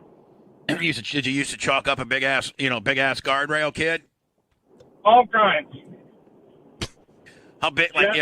How much coke could you go through on a weekend bender? Being Mark the Frog out of Toronto. I would snort about an 8-ball a night. A night? Yeah, pretty much. Anna I don't know anything about coke. Is that a lot? 3.5 grams. Yeah. I mean, I don't really know that much about Coke either, even though people have labeled me as a cokehead. I don't think anymore. Now that we were Blitz, I think Blitz put an end to that. Yeah, he sure did. Yeah. Thanks, Blitz. You're welcome. Blitz says I'm not going to be with some bitch that does coke. That's Yeah. fucking. That's I was ratchet. doing it pretty much every weekend. That's ratchet. I don't even drink anymore. That's lame. No, I can't say that, but but not a heavy drinker. Not at all. Yes, she is. I do Well, enjoy lush. the green, though. I love the smoke, Yeah, well, we all do. I mean, please. That's. I don't. Yeah. So, Nothing wrong with yeah, that, my friend. I mean, like, if you don't like to smoke, then you're a fucking square. I mean, I know people that I know people that had no on medical marijuana when it went through here in Florida. It was Amendment 2. And so they had signs yes or no on 2. Yes meaning you wanted it, no meaning you didn't. I actually know people that had no on 2 signs in their lawn, Blitz, that now smoke weed. Now the first time that they tried and it failed, I was against it then, and not because of the weed, but because the bill itself had all kinds of other shit that had nothing to do with weed in it. But the second time around, absolutely. Why? What? The first time was it all muddied up with some bullshit? Well, yeah, it had like money for museums and fucking like just a bunch of bullshit that had nothing to do with it. Right. So, and it was a bunch of bad stuff that I didn't like, but it didn't pass. Anyway, Mark the Frog. When aren't in 2024? Don't they say that's going to be on the rec? They've already started the rec process to try to get the, to get it on the ballot. In Canada, we can get the weed since 2018 recreationally. Yeah. Correct. How much does like an eighth cost in Canada at the dispensary? Under $30. Yeah, it's about what it's about 30, 35, 40 here in Florida. Yeah, you can get it for $25 sometimes. Depending. Pretty good stuff. About 25% THC. Yeah, that's about what it is here. $200 an ounce. $200 an ounce for 25% THC. All right, Mark. I got my local weed dealer. He brings me an ounce for 120. Yeah, well, Jesus, that's fucking dirt cheap. It's good stuff too. I don't have to go, to the weed store. All right, my friend. Well, Mark the Frog, I got other people that are trying to talk to my superstar ass, so I'm gonna have to let you go. So love you guys. Love you too. Bye. Quarter, 25% his. Ms. Hello. Oh. Bubba. Yeah. It's all gimmicked up. How you doing, brother? Who's it? All gimmicked up. It's all gimmicked up. Hey, all gimmicked up. How are you? Good. I just want to thank the Merge Creek for helping me out on that replacement lid for my 32 ounce. Merch Crick is like the shiz. She's the shit, man, and she she had like 5 or 6 flag orders yesterday, man, and she was like, I gotta go to the airport immediately. I gotta go. I'm like, God dang. Airport. She's amazing. We exchanged several emails and I gave up. And and then the next day I got the lid in the mail, and I'm so happy. I'm gonna tell you what the Merch Crick had got a hold of. We were having some lid issues with them, and the Merch Crick got a hold of Arctic. For real, the Merch Crick got a hold of Arctic and got like 15 lids for free, but she was able to show how many we've bought, and they were like, she got a hold of some customer rep that sent her like 10 or 15 free lids for people that have had, a defective lid. And I think this is one of the guy, and she got her. I mean, it may have taken a while, but she got it to you, didn't she? Oh, yeah, 100%, yeah. Bubba, today's my son's birthday. He's 12, and he has listened to you since he was in kindergarten. He wakes up what a good Bubba, he parent. loves you. What a great parent. What's that little son bitch's name? His name's Christian. Is he listening right now?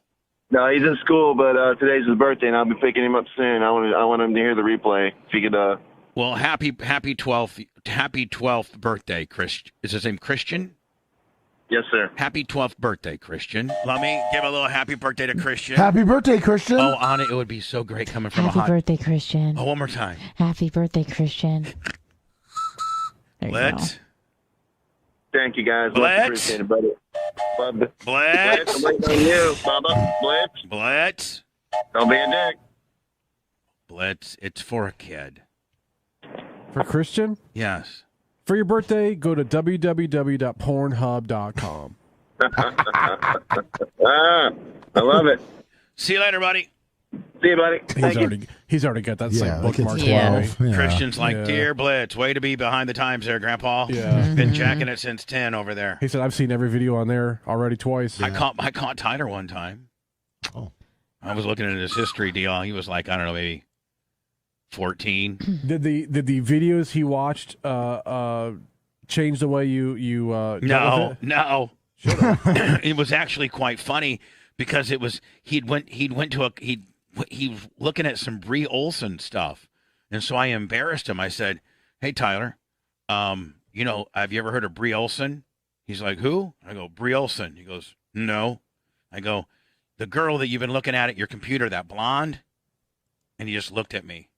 I go, I said, no big deal, buddy. But I had her in the studio one time, and she had a meltdown. Mm-hmm. And he just walked. He was like left. Like he just left. He just left. He just walked out. Like now? Yeah. Oh, shit. This could be a collection. Babyface, I think. Hello? What's up, buddy? Who's this? The Babyface. Are you going to back it down a half notch next time? Has word gotten back to you that you were maybe just a little bit too stiff on me and that everything doesn't need to be a cut on me kind of deal? First of all, no. Everybody said I needed to be stiffer. That I heard. That people in my inner circle. And number two, I wasn't that stiff on you. I made like one comment. I'm glad that you know how I feel. What's that? I'm glad you're inside my head. He's eating. You never outlined for me what you thought I was being stiff with you about. That's the issue I have with it. Like, how can I lighten up when I don't even know? You shouldn't have any issue with anything that I feel about my show. My show. Exactly. I don't have issue with what you feel about your show. Keep talking, Brian. He's trying to eat. I'm just, well, Bubba eats. Yeah, I'm just asking for clarification of what you thought, how you thought I was being stiff. That's all. It was just other than the everything. goatee comment. It wasn't everything. Though. Everything that came out of your mouth was schmarmy. I don't know what that means exactly, and to correct that. Well, then we won't have you on anymore. Oh no. All right. Well, no sports show today. That's between you and Lummy. I'm just saying. Oh yeah, he's talking about just the main show, Brian. Yeah, main show. Yeah.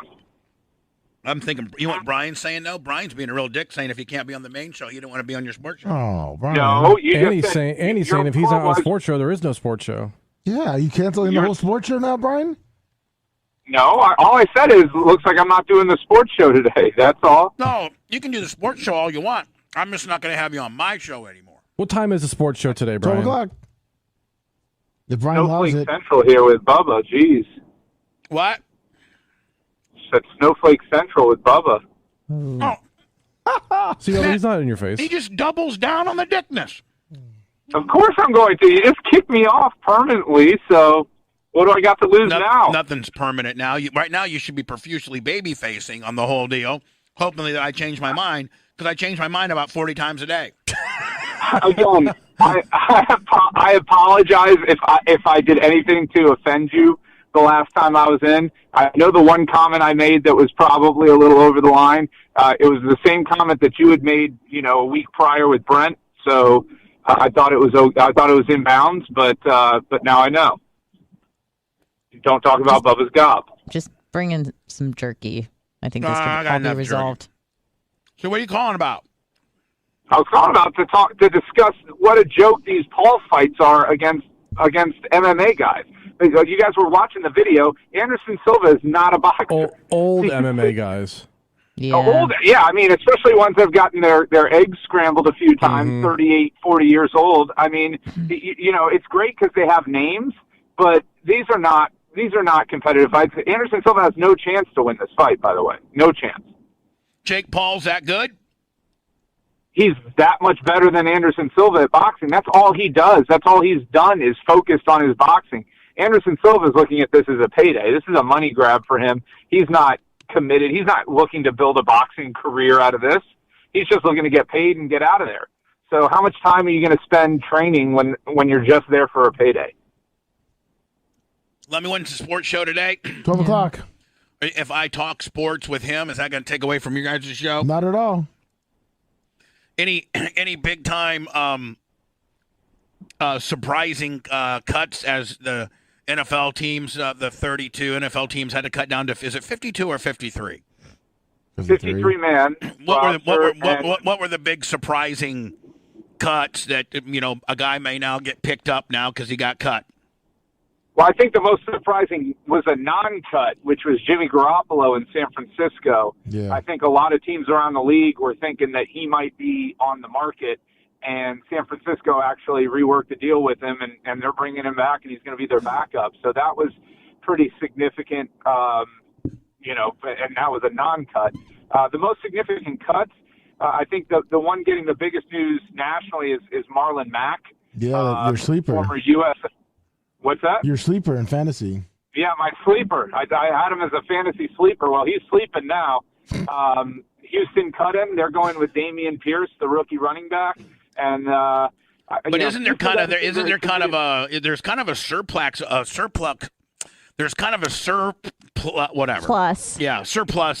of running backs right now. I know the Packers released 2. One was an undrafted guy that was lights out, Goodson or Goodman or somebody like that, and now the Mac guy out of the Texans. I mean, there's kind of isn't there kind of a surplus of that? Yeah, well, the position has really become, there's very few every down backs. So you've got maybe 6 or 7 guys that are going to be out there, 3 down backs, they call them. So it's become a plug-and-play position where less of a premium. You're not getting a good second contract if you're a running back in the NFL anymore unless you're one of the top 7 guys. So, yeah, you see a lot of that now where they'll just take a 3rd, 4th-round rookie and be like, we'll just ride with him because it's, the difference is negligible between him and the veteran. And so when when Dallas gave Ezekiel that just monster deal, was that stupid?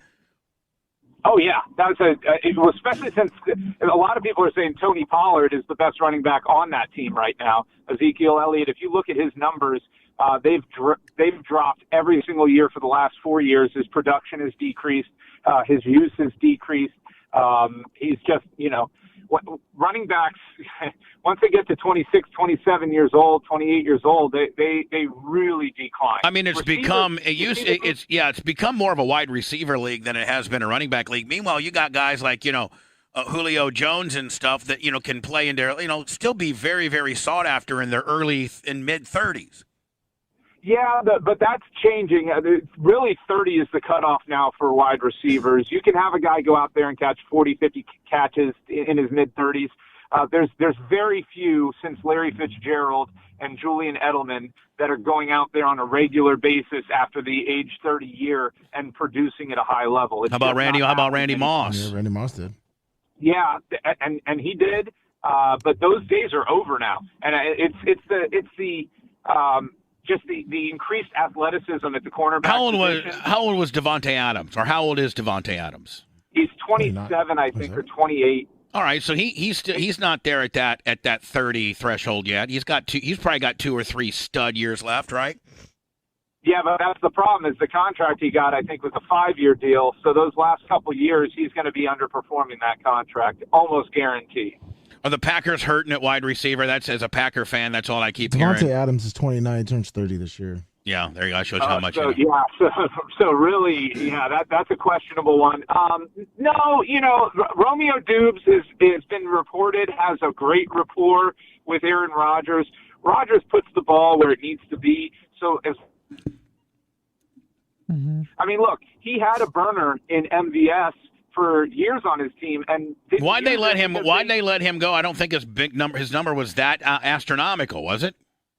Because he didn't have the connection with Aaron Rodgers. If you look, that he was such a boomer bust guy, and it wasn't like a Tyreek Hill, Pat Mahomes situation where Hill was blowing up every game. It was he'd have a good game and then he'd have 3 bad games. Even when Devontae Adams was out, MVS did very little to distinguish himself from the other receivers on that team. So I think they'll be fine without him. The bigger concern for the Packers is how's Christian Watson going to come along, and is he going to be able to develop into a number one? You were wrong on Bakhtiari. You were wrong on him. Another one you're wrong on. Yeah, well, we'll see. We'll see if he finishes the season. Yeah. Well, now, any insight on? I saw Dan Patrick said that the scuttlebutt amongst reporters that really know or in the inner circle is that they have a general idea what has been upsetting Tom Brady and what he took the time off for and what family issue it was. I've not heard anything as to what it potentially could have been, but Dan Patrick alluded that he knew and he didn't felt like he wasn't going to talk about it because it was a personal matter. Have you heard anything what indeed was upsetting or what you might have heard or what you think or rumor has it what was upsetting TB? I have no idea. I'm your guess and speculation is as good as mine. But I mean, was it? I mean, Dan Patrick said he knew, like he knew. Yeah. Well, and he's not sharing it. So look, it's kind of a non-issue. It's Tom Brady. It'd be different if it was a second-year quarterback having to figure things out. Well, it's a non-issue until Tom doesn't go out and be Tom Brady like and, does some stupid stuff or gets, throws 3 picks or something like that. And then, listen, chances are that's not going to happen because he's Tom Brady. Wayne 51 is on 1,000 bits. But the bottom line is if indeed, that Tom would get to a slow start or, have a couple bad games, that everybody's going to start referring back to this and shoving it up his ass, even though Tom Brady doesn't need training camp. He doesn't. He probably not going to training camp probably is better for his health and arm livelihood than going. But that being, he doesn't need to work on timing. He doesn't need to work on routes. He knows it all. It would just be interesting to know because we all have personal problems, and I think he could get, a ton of community support. We all would like to know if we could, right? Yeah, but he's done a really good job of keeping his personal life, separated from his professional life. So I respect that too. He's never a distraction, or usually is not a distraction. This is one instance where his absence was a bit of a distraction, and I'm sure that bothered him. But like you said, I think not throwing those extra unnecessary passes in camp, will benefit him come the end of the year. Have you seen the new machine that a couple engineers from Iowa and Northwestern came up with, and the Packers are supposedly the first team in the NFL to get one. And I'm sure that it's like you showed me the advanced jug. Yeah, it's called the Seeker. And one of the things that it said is it keeps 10,000 throws a month off of Aaron Rodgers' arm, because Aaron Rodgers is at the point of his career where he doesn't have to work on timing or routes or things like that. And so I mean, if you got a guy, you literally are. I mean, in practice, Aaron Rodgers has to throw to these wide receivers and various things like that. If you can keep that many throws off a veteran's arm, I could see where that would be advantageous. Yeah, absolutely. And it's not just keeping the throws off the vet's arms. It's allowing the cornerbacks and safeties to train in coverage with a ball that is delivered very similarly to the way, let's say, Josh Allen would throw a pass or Kirk Cousins. So they're getting live reps with, similar. The video that I saw, the video that I saw was from the Packers, and it said they've already analyzed Kirk Cousins' trajectory and ball spin and angle and miles per hour and everything. They've already analyzed that on like 5 different routes that he likes to throw, and the DBs now can use this machine to completely emulate their opposing quarterback. And I got to think, that's probably huge. Yeah, it will be absolutely huge because they've got live experience against those balls, and it's gonna especially help the younger DBs, who haven't seen or played against Cousins before. Here is Blitz. I'm sorry, Lummy, you just gave me a video of this. First time and every time. So, if you ever had a position coach throwing Brett Favre passes from 3 yards away, this video doesn't really show it that much. You're gonna find it playing basketball. Yeah, I think we've seen this before. The Seeker. I like to see Babyface try to catch up. It's just like a baseball thrower, but it's more advanced. But it changes the rotation and the speed. But I don't think in baseball. I don't think in baseball, Brian, the pitching team. The team has a pitching machine that can completely emulate the guy that you're getting ready to face the next day, where they can program the guy's stats and how the ball rotates. And I bet they do now. You think they do? Well, they did.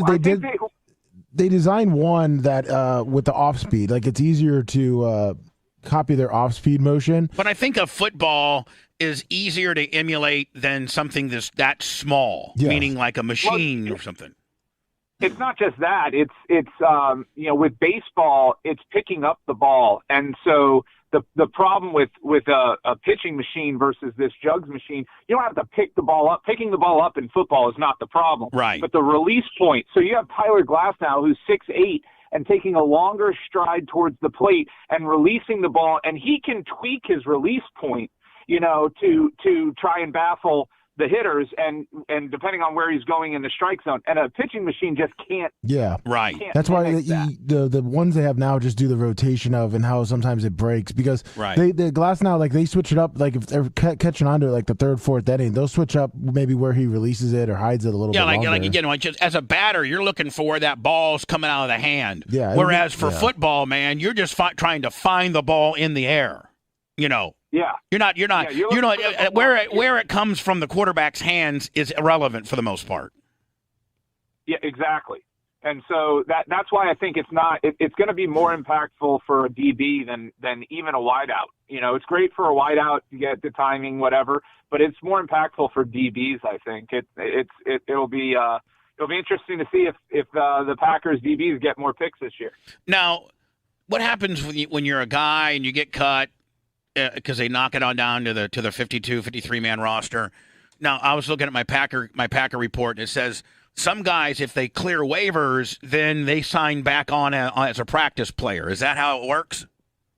Yeah, each team can carry, I think, like 12 8 or 10 guys. It's 12 guys 12. on the 12 on the practice squad, and so they get paid. They have a job during the season, and they can get picked up off the practice squad. Or anybody. So by anybody, yeah.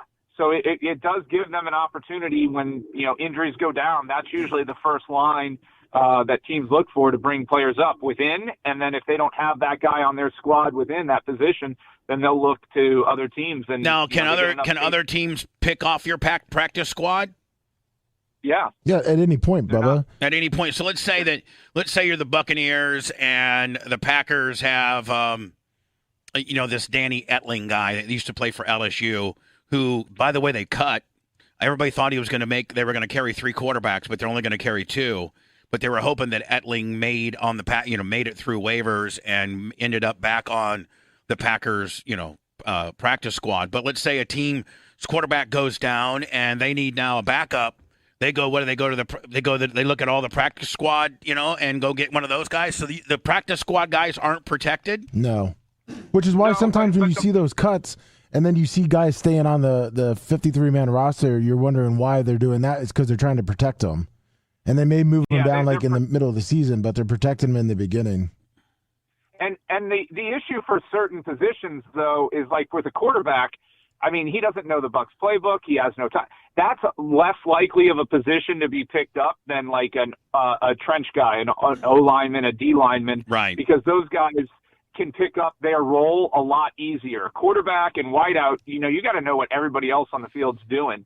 Or a DB. Being a corner, there's only so many variations you're going to see as a corner, period. Right. I mean, instinctively, you're either good at coverage and are quick and, or you're not. But, there's only maybe 4 or 5 really different defenses in the league. You got the 3-4, you got the 4-3, you got the Tampa 2, you got the nickel, you got the dime, and everything else is just variations from that. Yeah. A lot of zone. Yeah, a lot of zone now in these days, but exactly. So like that quarterback's probably going to be okay. You don't see a lot of quarterback plucking off of practice squads because of the complexity of the position. How about the Rays? Looks like the Rays are partying right now. Looks like they're only 7 games out, and they were a game and a half to the bad on the wild card. Now they're on the top of the wild card, up by a game. Yeah, they're looking good. Yesterday, troubling news with Shane McClanahan being scratched during warm-ups, reporting shoulder impingement-like syndromes. So they're going to have to look into that further, and hopefully it's something that he can get a cortisone shot and rest for a couple starts and be back. How about Franco? His hand soreness issue seems to be getting better. He's rehabbing down in AAA. That's really the one weak spot in their lineup right now. The offense, since they've gotten their guys back healthy, Margot's back, you've got Ramirez back, and a few other pieces came back to the lineup. Their offense has been producing tremendously. Their pitching's still doing well, which is why they've gone on this hot streak. But Taylor Walls is the one weak spot in that lineup at shortstop.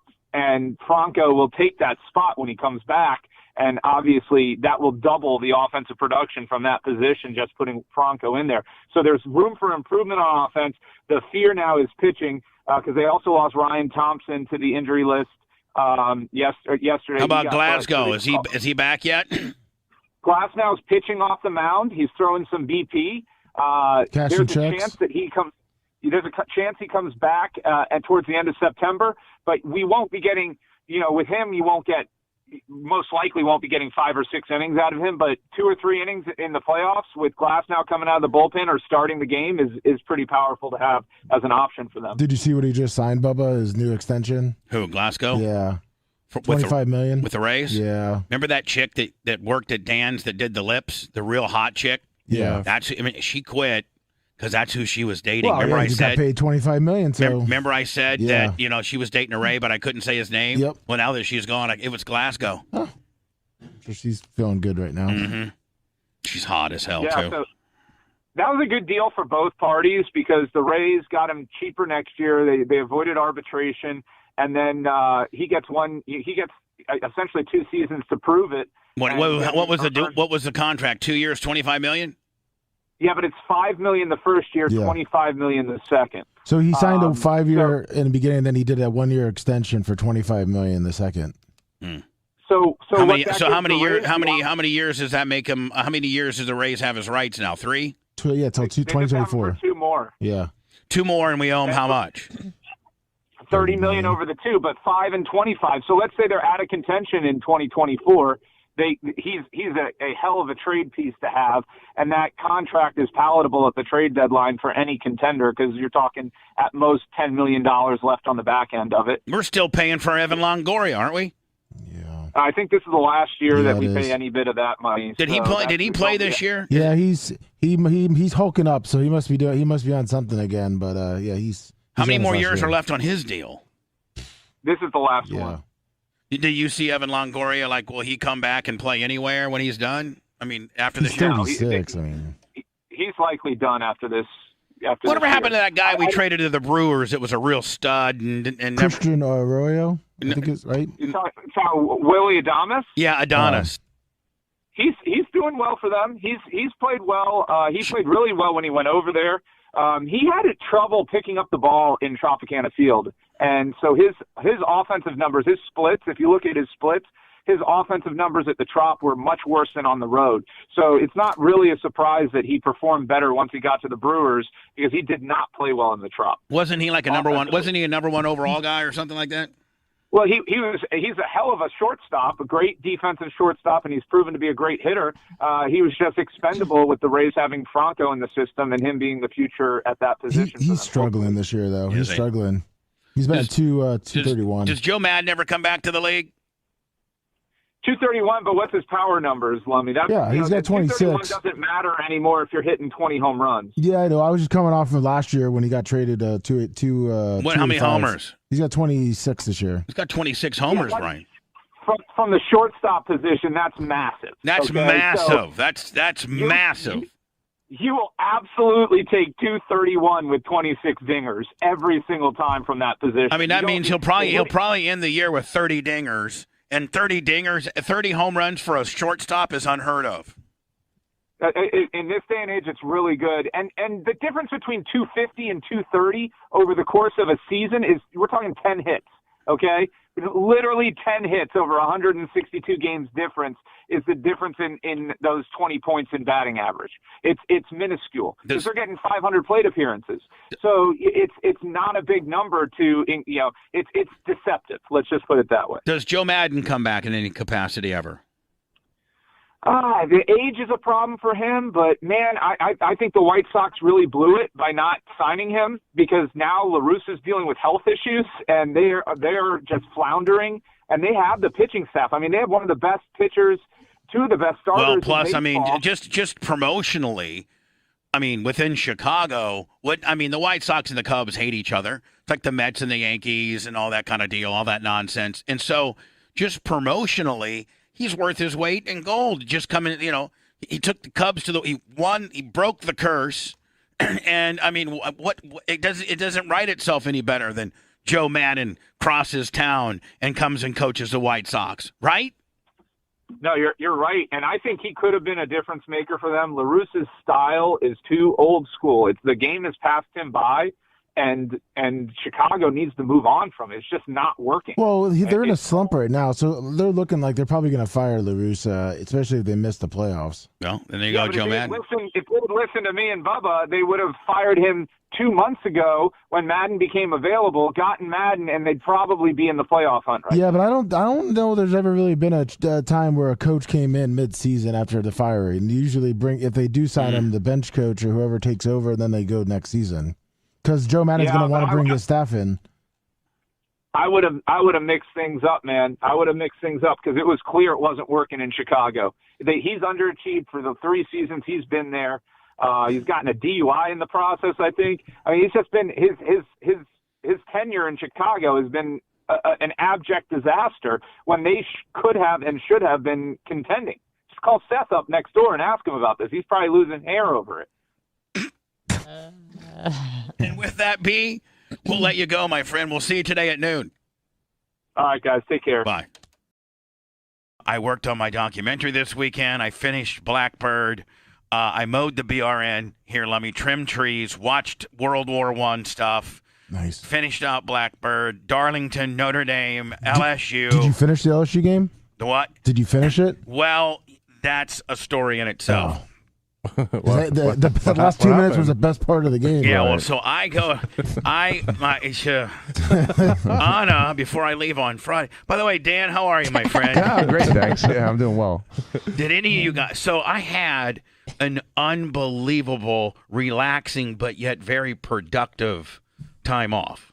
I spent a lot of time watching TV and just doing nothing. But I also biked 25 miles yesterday, and That's awesome. I figured yesterday I actually worked pretty hard here at the studios because I figured it would kind of segue me back into today. Because did you guys find yourself yesterday having to almost set yourself up for today? Yeah. Anna and Blitz were live. Thank you for that. Mm-hmm. Yeah, of course. I was live earlier than then. I know we were getting ready. We were going on to Armature Works, and we're going to go along the Riverwalk. And we're like, we're going to go live. And I was like, no, Bubba's we're not. live. Oh, I'm sorry. No, you're fine. Okay. We weren't planning on it, but we were like, let's go live. And Lummy, you went live with the goats. Yeah, and I went live before the USF game. Yeah, I saw that We got as some well. great burnouts from Big Country on our Instagram. Oh, we do. Yes. I noticed that there were a little bit more rubber. Was a little more rubber laid. Oh, a lot more. Yeah. It's going to look like an NHRA strip here soon. It's getting there, yeah. It really is. Excuse me. So, Lummy, I'm watching LSU Florida State, right? Yeah. And I'm like, man, it's like 3 minutes left, and Florida State's up 24-10, something like that, right? It was 24-17. 24-17 Yep. with how much left? There are about 3 minutes left. Yeah, so anyway, I'm like, man, LSU's been playing like a bunch of ass buckets. Florida State's got this. Well, about 45 minutes earlier, I had this little chocolate treat that Anna gave me before I left. Oh, you're welcome. So Thursday when we leave, Anna's like, my what? She's like, when me and Blitz were at Weed Expo or whatever, We were there's at HempCon. KushCon. Or KushCon. And Yeah, there are KushCon. there are these little treats. These little treats, and you don't understand. They're just giving them out. Those are 30. 30 of what? I don't know. Yeah, I just know it's well, 30. Let me just tell you. Didn't say. So Just said 30 milligrams. all right, so if this little thing right here, okay, is legal, and the stuff that's illegal is illegal, man, do they got it all wrong. Because the stuff that's illegal, I can deal with that. I can function on that. I mean, it makes me feel kind of good.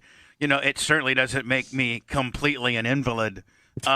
Half. So I take half. These are street legal. Mm-hmm. Like you could buy them at a gas station? Yeah, I mean, yeah, you can buy you these. can buy them anywhere. Yeah. They're federally legal. Yeah, federally. Yep. Like the cops could pull you over in Indiana, the most square state in the world, and they'd be like, nope, these are the Delta 9s that I just bought down at the convenience store. There's some states that are making Delta 8 products, quote unquote, illegal, but All right. federally it's legal, like So, all that. Is this what I ate on? I don't know. You tell me. Let me. What night was that game? Sunday. Yeah, it was Sunday night. All right, LSU, Florida State. So Sunday night, Anna, is this a Delta 8 or a Delta 9? I don't really know, but I think it's a Delta 8. 30 milligrams THC. They just had I remember that booth we got them at. They just had a big, huge bowl of it. First thing we saw. Yeah, All you right. just come in, grab what you need. So I'm a fairly experienced, guy in this world, with stuff that you need a medical license to go and get, and the stuff that I have in if I got pulled over in Indiana with it, I'm going right to prison. And they don't care if you're from Florida and you got yourself a medical license or nothing. Yeah. Nope. It's illegal. If I was at Sumo's and I got pulled over with which would be legal in Florida, I'd be in jail in Indiana still. Well, Sumo would have bonded me out. But meanwhile, this little thing right here is legal. Yes. So I'm with the Merge Crick, and I'm like, hey, you know what? Why don't you get one of those candies I brought home from work? It's just candy. And Yeah, she's it's just like, a little piece of chocolate. and I said, by the way, Shock the Puss, $10 in the Cash App. Nice. We need to get all that going here, ladies and gentlemen. Thank you so much, because we're behind. And here I am. I'll just be just wearing you out all month long. So you might as well start giving now. So anyway, I'm like, cut it in half, and you take half, and I'll take half. Now, let me. This is about the start of the fourth quarter. Yeah, okay. And I'm watching the LSU Florida State game, and I'm feeling because I hate Brian Kelly. Yeah, I hate him more than anything in the world. Not that I like Mike Norvell or whoever coaches Florida State anymore, but I hate Brian Kelly. Why? He's slimy. He's just slimy He's and just fake. because he most recently came from Notre Dame. He just can't win the big one. He's just a slime ball. He put on a fake Southern accent when he got to LSU. Yeah, Really? like he's just a Dan. love that. You wouldn't like him. No. He's just a dick. Okay, and I hope he goes 0-1,000 at LSU. Okay, I do. Really? You have that much disdain for the guy? Yes, He's a douche. I don't really. There's hardly anybody else. I mean, I think the coach for USF's a little bit of a douche. Yeah, I think they could have sucks. gotten in. I mean, think about this. They could have gotten Deion Sanders. Right. USF could have gotten Deion Sanders. Look what Deion Sanders is doing at Jackson State. Destroying people. Destroying people. And do you know why? Because he's the best coach in the college football. No, he's the best recruiter. Yeah. Because he come. That's hey, part of it. Listen, Mr. Jerome, #1 rated guy in the whole wide world. Listen, I know that Nick Saban's been here, and who's that guy from Clemson? Dabo Swinney's been here. And you know what? You might finally get in rotation when you're a junior. All this talent they got, but you come to Jackson State, you'll be starting as a freshman. Plus, has Nick Saban ever worn a gold jacket at the highest level in the Pro Bowl? Oh, look, let's turn on Subway. There's my commercial along with Aflac too. Oh, okay. 5 million followers. You know it's all about marketing and social media. Let me show you what I got here, buddy. And some kid, #1 guy overall, signs on with Jackson State, a 1AA school. Let me write this down. $400 cash. Oh my God! Is that a PayPal? Got to build that back up. By the way, our fine audience, better known as the Bubba Army, had reached in deep into their pockets for August, and we you guys are getting employee bonuses on Wednesday at midnight. Yay, thank you. What a hit! Thank you. So anyway, I'm watching Florida State, LSU. Florida State looks all world. Like they really look. Yeah, they didn't look that bad. But I don't know that LSU is that good because Brian Kelly ruins everything he goes to. Well, they had big hopes for him, didn't they? I mean, were they really talking it up like they were going to be really good this year? Florida State? No, LSU. Oh yeah, they're really they're making they're It's Brian Kelly hyping himself up. Right. More importantly, how much of this game do you remember? Well, hold on. So I remember the whole damn game, clear up until 3 minutes left. So I take this thing that's perfectly legal. I take half of it. Yeah, half. Sunday night. So I'm like watching the game, and then Larry Plummer texts me and goes, "Hey, are you watching this game?" I'm like, "Yeah, I'm watching it." So and then I went, and then this thing hit. It hit. Yeah. And I'm there. I'm a recliner. And I literally was like, you know what? I need to get up, but I can't. I can't get up. And I turn to the merch truck and go, and she's like, and hold on. Now she's worse than me. Right. Because she's just, smaller. yeah, I'm double her mass. And she's like, and I'm like, this is what I said. I'm like, I don't know how you're making it to bed, but it's going to be everything I can to be able to walk to the bedroom. That's what you thought you said. And so I got up. I got up. I stabled myself. Now listen, I've been high before, been real high, but I mean, I've never been like wobbly. Like I got the dexterity. Never been hemp-derived high. I've never been like nursing home high. Like I've never been nursing. So I get up, and I'm like Fred Sanford. I'm like, oh my God. So I strategically, I'm not kidding you. I wish I would have been taping this. It'd been viral. Oh. I make myself to the table. I said, look, if I can get to the table, I'm gonna be okay. Do you have a snack? So I get. No, I wasn't worried about snagging. So I go. I didn't know it was on the way. I go to the recliner, and you guys know how my stuff's positioned. Mm-hmm. I go to the recliner, so if I can just make it to the kitchen island, if I can just make it there, which is about 5 feet. So I go and I make it to the kitchen island, and then I lean down, and the merch crick's not even out of her recliner yet, and I'm like, she's like, and I'm like, you need to take care of Bella. All that kind of stuff. I'll see you in bed. She's like, so at that point, that means don't leave me she has to. That means now I know how it's one for all, and I mean it's like every man for himself. Every man for himself. Yes. At this point. So, but what she has to do is she's got to take this 52-pound wild. And you guys aren't on the ground floor. Pit bull Labrador down to the little dog park area. TT poopier, pick up the poop, because that's the new rules. Pick up the poop, and the new rules. Yeah, and I got in trouble for not picking my poop up. They want me out so bad. I bet. So anyway, Dan, that carriage house, whew, It's looking better and better. Yeah, that wouldn't go Well, over if to we get this other Vermina. thing built, you can live there. Sure.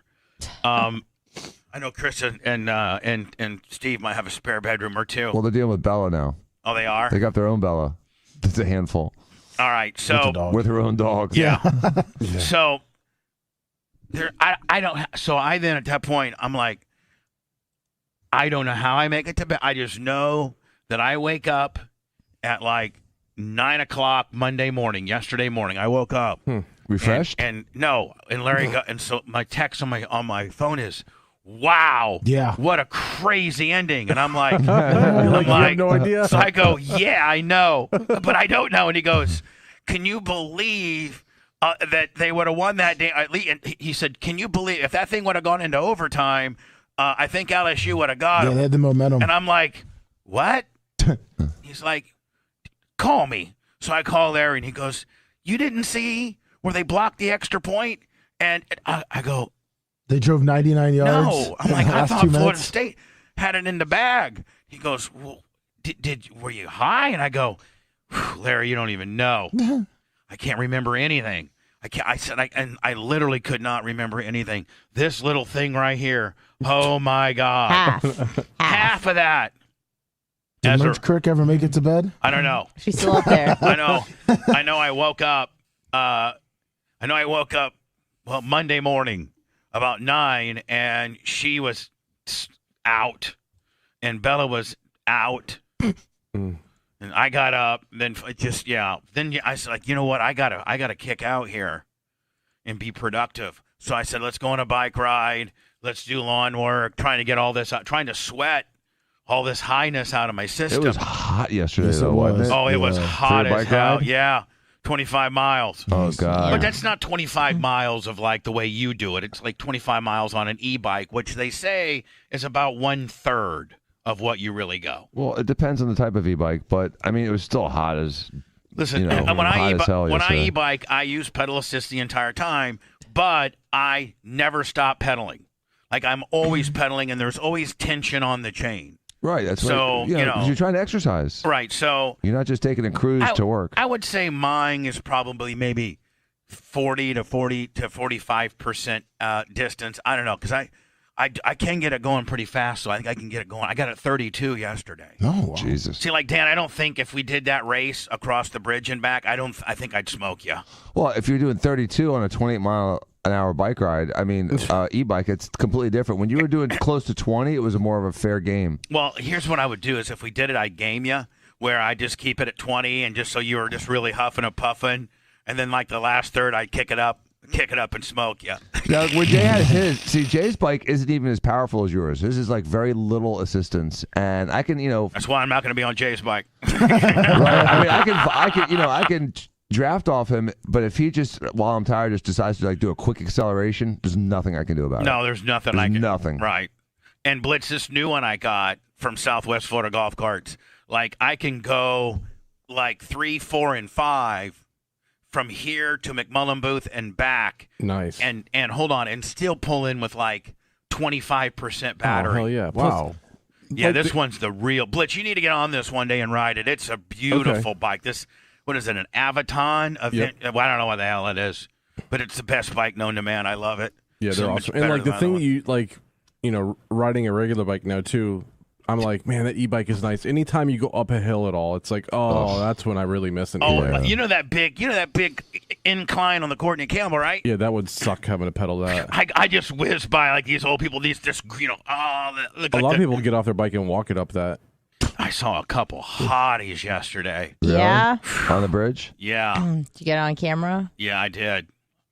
They see this old guy with a camera on his head. I'm sure I'd a creep. That's right, because you got your phone on your head. Yeah, I got my phone. I got my phone on my head. With the propeller. Well, might as well. All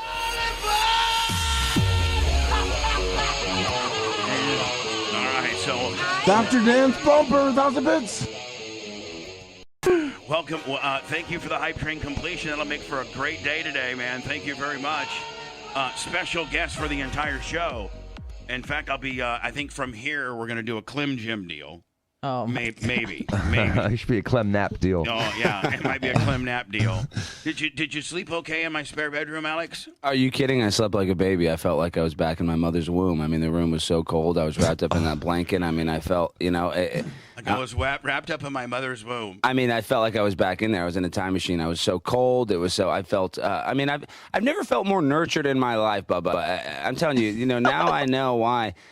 Hulk Hogan, now I know why he wants to live with you. I would live with you too, but I'm moving. I'm serious. I'm moving to Tampa, Florida. I don't care what they say. I'm coming here. I'm moving to this great state of Florida. We had a great time. By the way, welcome to the Bubba the Love Sponge Show, Monday, September 26th. The entire crew, including Dan here, and then a new add-on for the day, the Alex Stein, YouTube sensation, comedian, getting ready to do other big things as well. He got in. He was supposed to get in on Friday. No, you were supposed to get in on Saturday, right? Yeah, Saturday night, and then I had like 8. Yeah, and I had to speak. I totally forgot I had a speaking deal, so I had to do the at old the Conservative Hispanic Convention. Yes, yeah, the breakfast taco convention, and that's what Jill Biden said. Jill Biden called Mexicans breakfast tacos, which is that's not considered racist. But let me tell you something. Because AOC, my favorite big booty Latina. Oh, Blitz, I'm so sorry. Good morning. Morning. I was wondering if I made you mad or something. I've said a few things. I'm like, wow, no one popped on any of those things I said. I was like, I thought at least one of those were funny. But then you're like, man, maybe I ain't funny anymore. I thought one of those was good. Bubba's going to come to me and put Alex Stein in my chair because Alex was shot out of a cannon. T-shirt world, 1,000 bits. Alex, but is not Bubba like the funnest guy in the world to hang out with? Aren't you disappointed you missed an extra day? No, I'm coming back. No, okay. Honestly, no. I mean, really and truly, my Bubba cherry got popped, and now I'm not a virgin anymore. And everybody needs to go meet Bubba, hang out with Bubba. And this is the other difference between Bubba and a lot of these guys.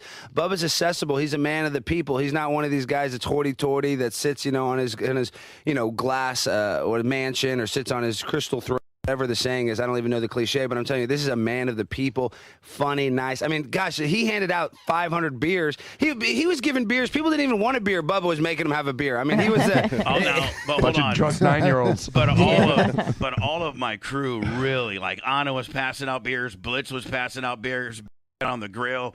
Lummy was an ambassador. We had Colton as Merch Crick was bottom. a rock star. Merch Crick, Susan Poitras, Wizzy, Mitch the Mark, Wizzy. Like, all. Am I missing a few? I know. White Iced Tea. You forgot White Iced Tea. White Iced Tea. Tease was there. Mm-hmm. Tease was all over. Tease is my favorite. I mean, I have toxoplasmosis for my cats. I think Tease has 27 cats. So we love you, Tease. Thank you for being a big supporter. Cats than you. Oh, she does, and she was giving me a lot of cat critiques and now, inside baseball. I don't know if you're familiar with this or not, but our boy Jeff formerly from Touch, now with Generac. Yeah, he's there. He gave us a badass generator. Unfortunately, whoever plugged it in didn't plug it in correctly, so the battery was dead. But Blitz, would you think anything like Blitz had a jumper box in his backpack along with Narcan, EpiPens, flares. We loaded everything up, and I turned the key and it went click. And I went, oh no! And they're like, "You're ribbing us," and I'm like, "Well, we try it again." And it went click, and everyone went, "We're stuck here." And I said, "No, you know what? I think I have a jump box." I got a jump box, Willie, along with Narcan, ammunition, flashbangs, whatever you could potentially. I hooked my jump box up, fired right up, and we drove home, no problem. All right, now, Lummy. So I'm talking to Jeff from Generac, and he's like, "Listen, you go ahead and told me to keep that generator, oh, nice. Now, but hold on. So then Blitz steps in and says, actually, Lummy doesn't have a generator for his house, so let's let Lummy have that one, and I'm just going to get my Honda started. Bubba said, oh, good. He goes, now that I have this one, I was like, I don't even need to get the Honda. I got this one. I was like, Bubba, you've got a couple we can get running. Lummy needs one. So, Lummy, I'm giving that. It was gifted to me, but I'm gifting it to you. Full-time keepers, no taker-backers. Oh, really? Yeah. Oh, I thought it was just for the hurricane. No, I think. But when we need to use it, though. Oh, yeah, of course. Yeah, I mean, if we need to use it, then then it's taker-backers. It's taker-backers, but it's only temporary take-it-backers. Oh, thank you. Lovey, can I borrow it till Thursday? Yes, well, Dr. Dan, I'll deliver it to you Dan, if I'm good. Dan, you don't have a generator? In that $6 million home, you don't have a generator? I would need like 10 of them to work.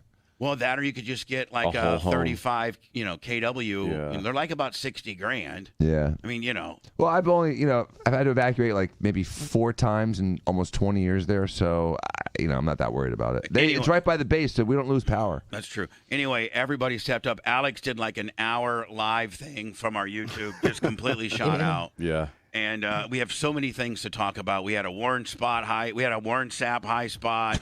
In the box, we had Alex got lost coming home on the e-bikes. Come on! No, he did. He did. And so then I get down to about, almost where let me see, Boy Scout and West Shore. I almost get, and I'm like, Alex. So he's not there? He's like, no. So I go back like another mile, and he's stuck. He goes, well, I just got stuck behind a car, and then I had to say hi to Lummy and Ashley, and then I couldn't find you, but I have my GPS right here, and I think I knew I had to turn it to easy car rental, make a left. I'm like, okay, buddy, but are you in any condition to drive this e-bike? It's like, oh, hell yeah, I'm going to get a 4-piece McNugget with a 6 chaser. You don't even understand. I am starving, though. When we come back to your apartment, can we get it? I saw a cheese pizza. Can I have a cheese pizza? Like, yeah, buddy, but you got to stay on my app. Like, you got to follow me, buddy. You don't know.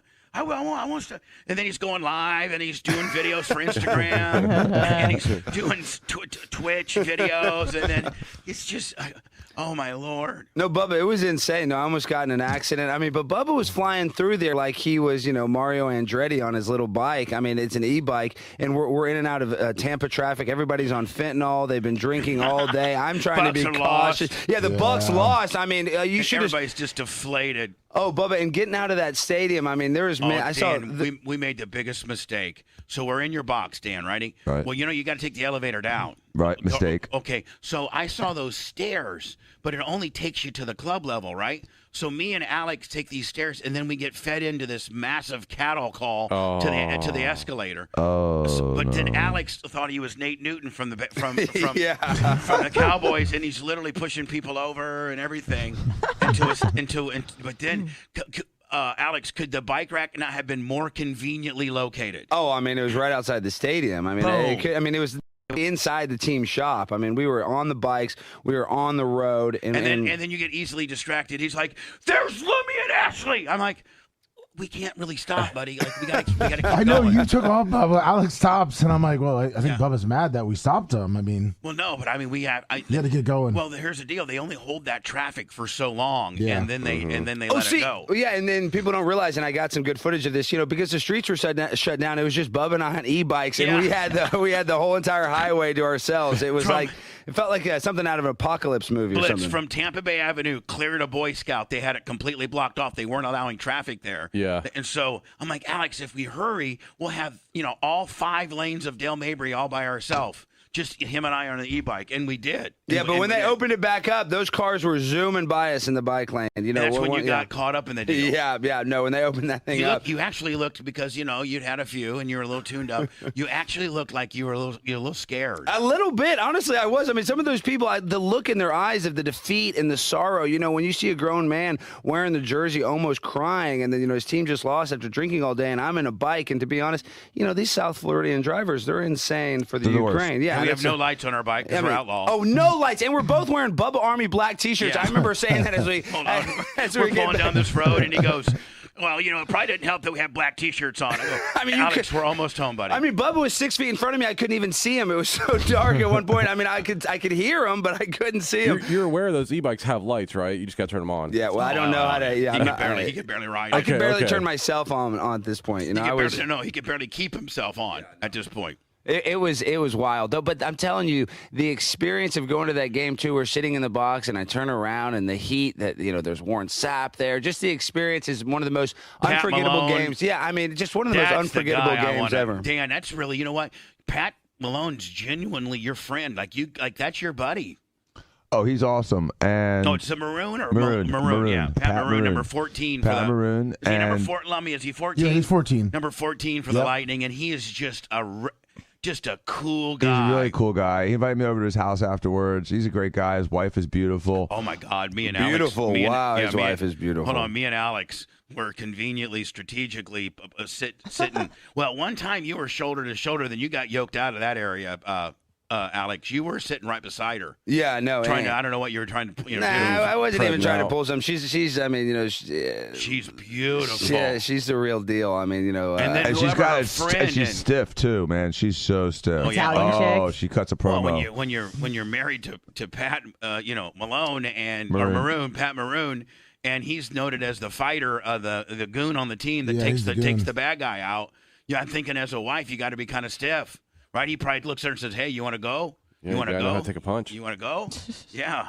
He's not really afraid of anyone. No, when Sapp started getting a little uppity, he was ready to go. He was the first one.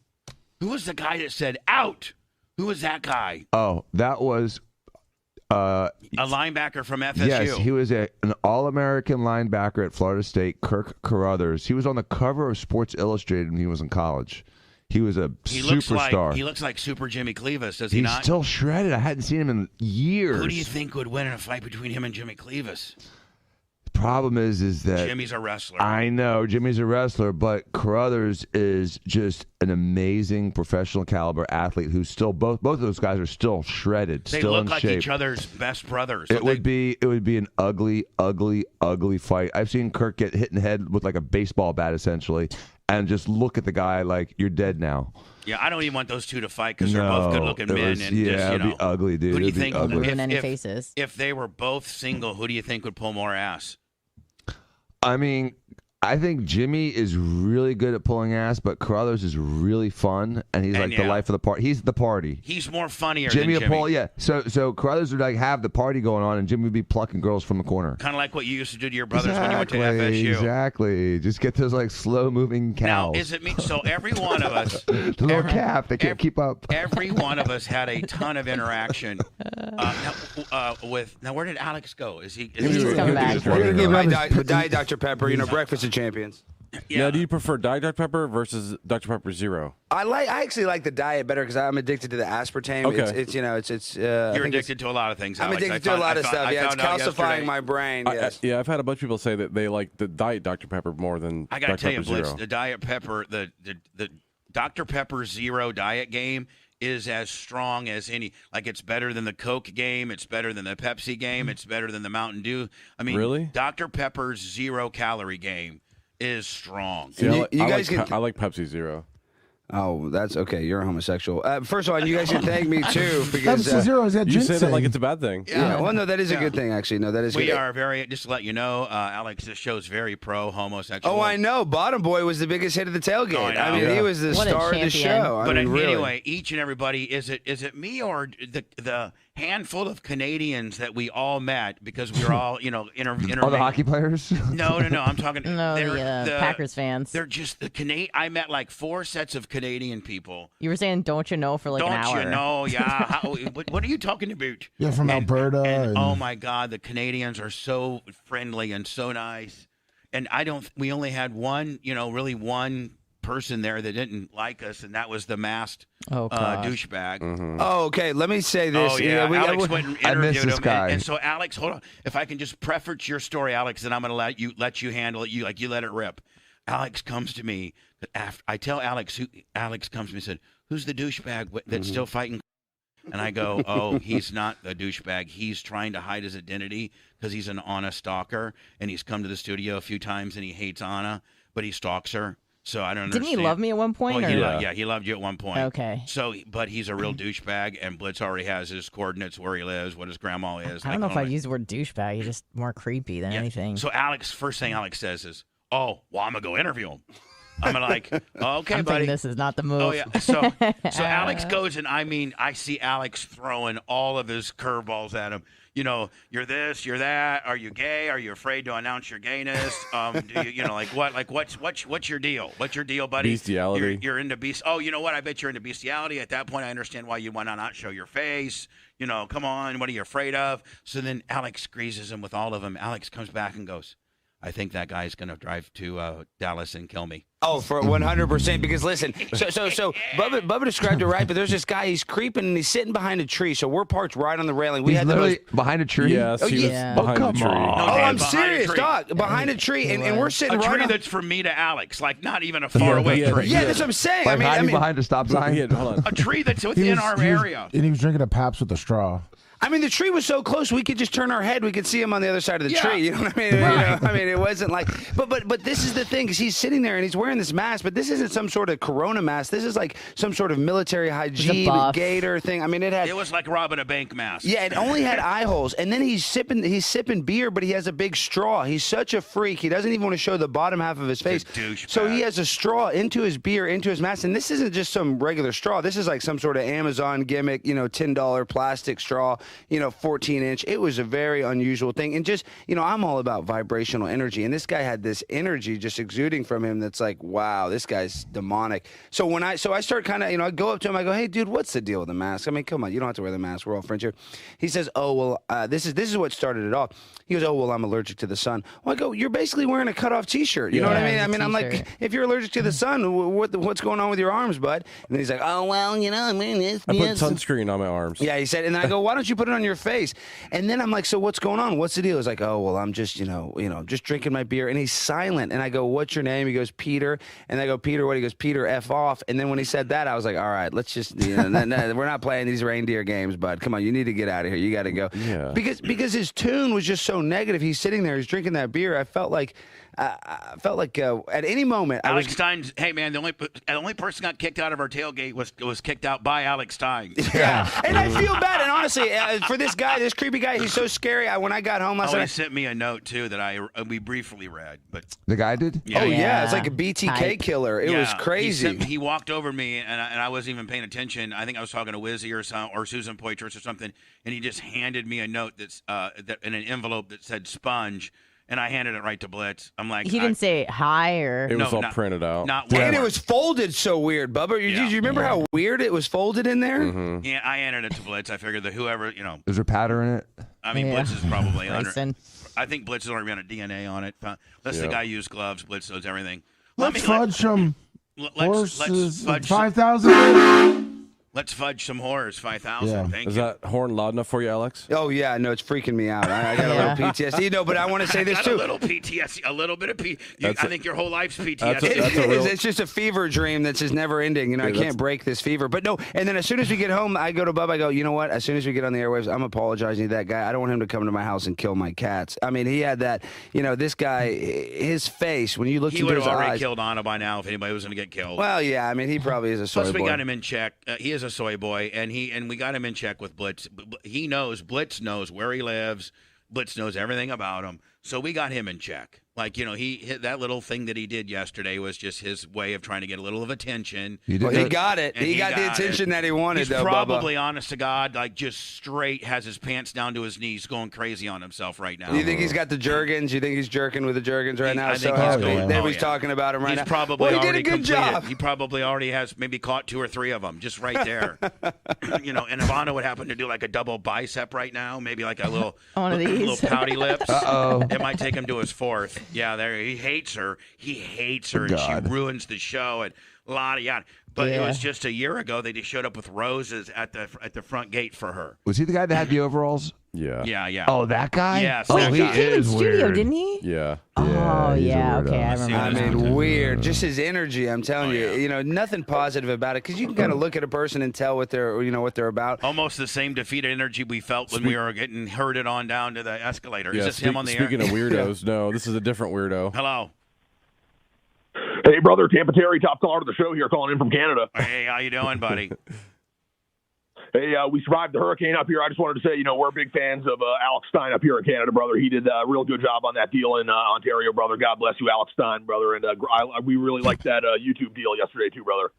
This is one of our chronic callers. We call him Tampa Terry. I follow Tampa Terry back. No, Tampa Terry is all over my Instagram. Yeah, this guy's awesome. You had to follow him back. He's a good dude. He's just always living the gimmick. Like, we could never get him to come off the gimmick. We're like, Tampa Terry, get off the gimmick and just, you know, be like, talk real for once. He's like, I can't do that, brother. It's just my real big deal. Blah, bag of milk, blah, Trudeau, blah, blah, blah, blah. Bag of milk. You know, all that. Well, I can you know, sympathize with that. Sometimes you kind of want to do the gimmick. You know, that's kind of why, and that's kind of the bad thing with the corona is Bubba, people like the mask. They like to hide behind the mask because they want to be somebody else. They kind of want to hide behind something. So you know what? The gimmick. Wish he had a body mask. I could put my whole body behind it. I mean, if he wants to do the gimmick, do the gimmick. Who I mean, cares? from the eyes up, I look hot as hell. I mean, you know, if you could only see my eyes up and you couldn't see We'll get my you a face. burqa. Wait, no, we got to talk about what about that clip last night, Bubba? We were watching. That was the real Clem Jim 2.0, Bubba. You remember we were watching that you on Stern last night, and you looked like a bodybuilder in that clip. We really need to put that one up. We're going to the Clem Jim, my friend. You guys were watching me watch myself? Well, no. I pulled up an old Howard clip, and Bubba happened to be on it. It's him fighting with Ronnie the limo driver on Stern. And I look like Jesus. I look great. He's in a cutoff shirt. He's in like the match. I mean, he's in like a workout outfit. Yeah. I mean, it was he was on. And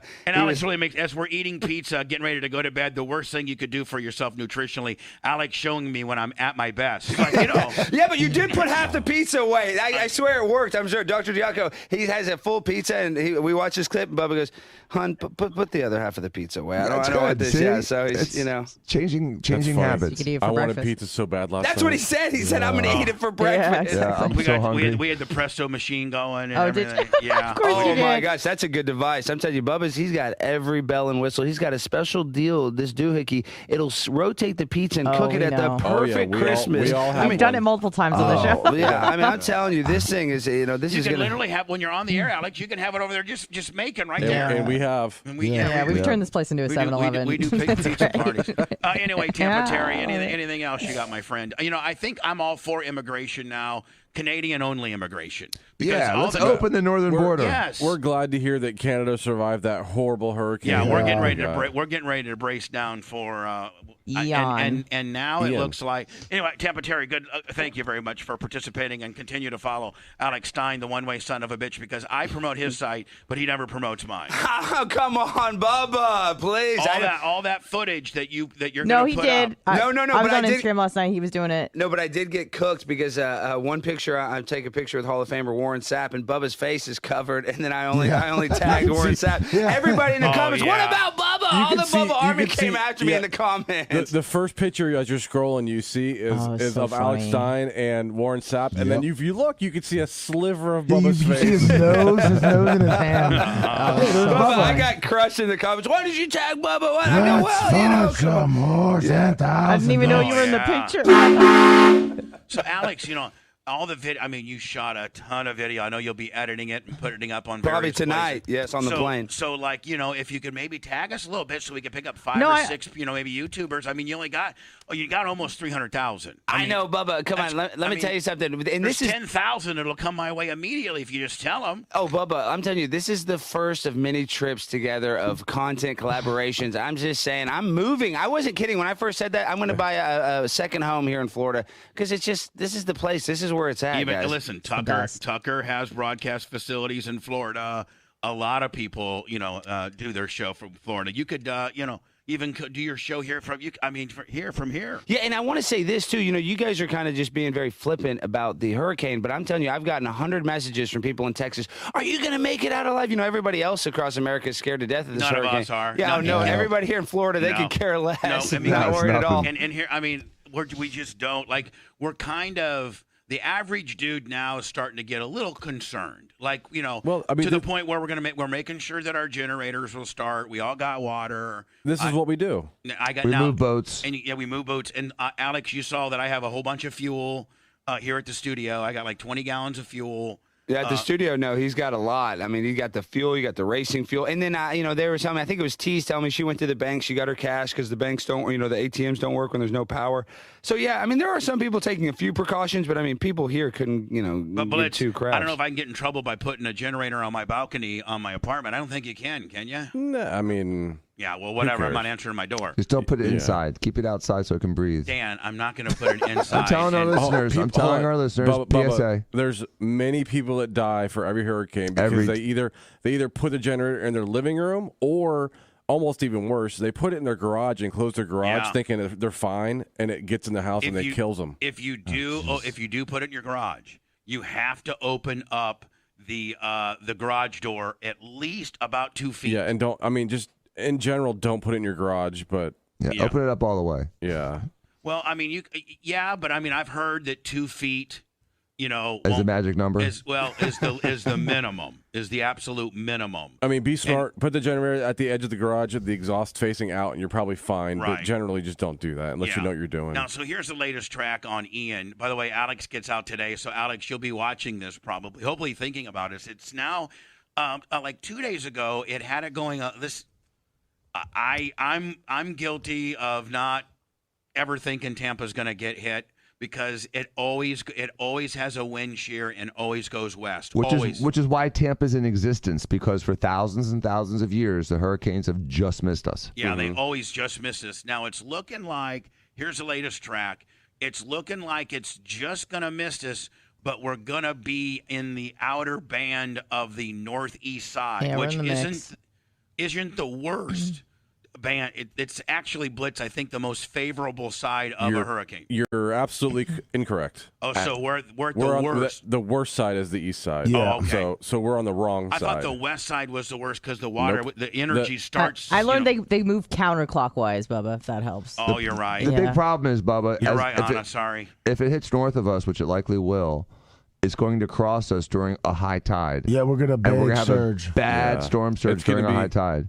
I was watching Dennis Phillips last night. He said basically with a 9.5 inch penis. Yes, and suspenders. Yeah. He said anyone west of 19 in Pinellas County should be worried. Anybody west of okay. And that's pretty far east inland. Oh yeah. Oh, Can you imagine where I used to live, man? My parents are screwed. Yeah, he basically said, like, if this thing comes just like this right now during high tide, we're going to see higher tides than we've ever seen before in Pinellas County. In the history of the free living world? Yep. Wow. My dad refuses to leave, too. Now, us being inlet, we're Tampa. Yes, we are definitely inlet. No, but I'm saying, like, from west of 19. We're far east of that. Yeah, but yeah, is the actual Gulf in play more so than the open sea? Like the inlet, like Tampa Bay. Tampa Bay. Well, the problem is, Bubba, if the way it rotates, if it comes up the way we think it will, that counterclockwise rotation is going to drive a lot of water into Tampa Bay, which will cause a lot of storm surge. What about flooding in like Davis Island. Astilia's fine, dude. You'll be fine here. No, I know we get We'll be screwed. Dan, if there's a bad rain, we get ankle high water up to the door. In the pond. Really? Wow. Yes. Oh, wow. Only on that side, from that door. We'll tape that door up. Well, it won't do any good. The buildings of the warehouse. building- It's not sealed. Metal buildings aren't sealed. Are they at the bottom. leaky? Well, no, they're just it's a Not warehouse. sealed. Hey, Bubba, let me work this angle for you guys. You guys probably aren't thinking this. I'm You're trying to sell me an insurance well, policy no, real fast? that is how. That's actually how a real estate guy debunked climate change. He said all the real estate on the beach. Why is it not getting cheaper if climate change? If we're all going to be underwater. But let me tell you about this angle though. So right now they have technology. It's called cloud seeding technology, where in China and the UK you can pay so there will not be rain at your wedding. So they have weather modification devices, right? It's basically dry ice they drop into the air. What I'm just saying is they can put stuff and they can make storms worse. They can make storms bad. And I'm telling you, this is just an angle. This is just me with my tinfoil hat on. This is me as my conspiracy theorist. I wouldn't be surprised if they wanted to have some sort of, Hurricane Katrina 2.0 happen in Florida, because Ron DeSantis is so hot. killing it. No, I'm just saying. You gotta cool him down? They got to cool him down somehow, because Florida is winning so big. So, the Florida's number one. That's the target if they can somehow. Because look at Gavin Newsom. He's losing all of his residents to Florida. Everybody's coming from California to Florida. That's why he's running ads on Fox News. He's running ads in Florida. Gavin's, he's going to be the nominee on the Democratic side coming up in 2024. And so Ron's so hot, you got to bring a Cat 4 to cool him down. And they do that, Bubba. It sounds insane, and I know that sounds crazy, but they're going to so try you're to. saying that George Soros is. I'm saying George Soros. Sponsored this hurricane. I'm telling you, the Illuminati. They're all sitting we got there. George Soros planes going there and make this thing more intense and to steer more east. Oh yeah, because look, you saw Dr. Diaco talking about, it's going to come at high tide. They know how to create the perfect storm. They know every gimmick and every work. You know what? And every Actually, angle. Ron DeSantis should use that as a marketing deal, saying I'm so goddamn hot they had to send a hurricane to cool me down. I wouldn't be surprised. I hope that's not the case. So I wouldn't be surprised. He did a Top Gun. He did a Top Gun video, right? Did you see his Top Gun? Of course, video? yeah, duh. All right, yeah. well, I mean, what's more topical right now than this big ass hurricane? It would be very, calloused, and only Dan would do something that douchey. But I'm just saying. But Bubba, he just sent Ron 50. DeSantis, they had to bring in Ian to cool him down. He's so hot. And listen, why? Because he just sent those 50 migrants to Martha's Vineyards. He just did one of the best political stunts ever. And Saved their lives from the hurricane. And did you? He could say that, could he not? Well, and did you see all those residents? They had 50 immigrants, and they were sitting there saying "Te amo." They were all out of whack. Yet you look at Texas, we've had 2 million immigrants apprehended at the border. Those are the ones that are apprehended. So you look at San Antonio, they're getting thousands a day. You send 50 to Martha's Vineyard, and it's the biggest story in America. So that's why they're going after DeSantis. He's public enemy number one. Tim Powell last night, Lummy, gave me $100 in the Venmo thank you. to put to my fallen deputy fund. I'm going to get with Jay and Dan, and remember the deputy who got Hardwick. Yeah, in Pellis County. I'm going to go, and after they get him buried in his funeral and everything. I'm going to go to the sheriff and make a donation to his widow. So we're going to add to that a little bit. The Diaco Law, Diaco Institute of Plastic Surgery. Thank you, buddy. So we'll have a nice little check for his widow, and then Kenneth Kendall, who is Let's Fudge Some Whores on Twitch, just threw out 50 on the Cash App, PayPal, Cash App, Venmo, all at the Bubba Army. The set of letters that Alex Stein refuses to put on his YouTube to promote it. You know what? As much as we won't be on Alex Stein's YouTube, getting a couple, God bless your little hearts out there. Cash App, Venmo, PayPal at the Bubba Army. And Anna, we did hit over 120,000 on Facebook this week. Amazing. So thank you, everybody. I'm going to blame that right on Charleston. Thank you, Charleston. Hello, you're on the air. Hey, Bubba, it's JHM3 from Charleston. Hey, buddy. See, there you go, Charleston. I love you guys. Oh, yeah, man. Y'all awesome down there in Florida. Hey, dude, this Alex Stein, man, you got to have him on more often, dude. He's killing it, man. Yeah, And, hey, I'll listen to I'd love to have him, Tom but it's Cruise last exhausting. night. It's Dude, that was awesome. it's exhausting to handle him. He's just. I know Bubba was so quick to take his Ambien. He wanted to go straight to sleep. As soon as he got home, I he gave said, one I'm to taking my him, Ambien. I too. got to go to sleep. He goes, I stayed up late for you. I'm usually in bed around 7, 6, or what time you go to bed? 6 o'clock? 246. Yeah, 6, yeah. Hey, man, whatever y'all did last night, keep on doing it. You're killing it, Bubba. Thank you. Thank Alex. Thank you, buddy. Yeah. So I actually, Anna, I was like, You explained 246 to him? Well, we ate our pizza, and then I started. Now, Alex, you see when I get on my Ambien, I start winding it down. Like it's like I start becoming like like zombie boy. You were like Artie Lang. You were kind of nodding off a little bit. I mean, you were sitting there. You looked, really comfortable. So then I said, hey, what better way to take Alex down, because he's still shot out of a cannon, than throw him an Ambien. So I said, Alex, here, buddy, you want a good night's sleep? Like I'm a real pusher. And he's like, no, Bubba, I can still go to sleep natural. I go, I can't understand how you could wind the party that you're on right now. I wouldn't be able to wind that down till like 2 in the morning. Bubba, I went straight to sleep like a baby. But I'm telling you, the hospitality, I know I keep saying that. I'm not going to keep, beating a dead horse. But, I mean, the red carpet was rolled out. I actually felt yesterday like a real true celebrity. Bubba, I mean, it was an honor and a privilege. I'm saying he's giving me the Ambien kicker. He's trying to give me the Presto pizza maker. I mean, he said, you want me to call a masseuse to come give you a massage before you go to bed? I mean, Bubba. Everything. Yeah, merch. I mean, I'm telling you, it is unbelievable, Bubba. Yeah. It's an unforgettable experience. There's a lot of footage on our Instagram of the day from Alex and from a lot of other people. And hey, listen, man, now this is my city. I know that, I'm so humbled by how often I get recognized from all the police officers to just, I wish that iHeart or Beasley would just have watched yesterday's fan interaction on, how big of a brand we truly still are. Even rolling up to the park, the guy, the first time, even though we didn't get in, that guy remembered you. Yeah, well, let's recognize me. But Alex Stein, a few of your YouTubers, Alex. There was a bunch of them. A few people were.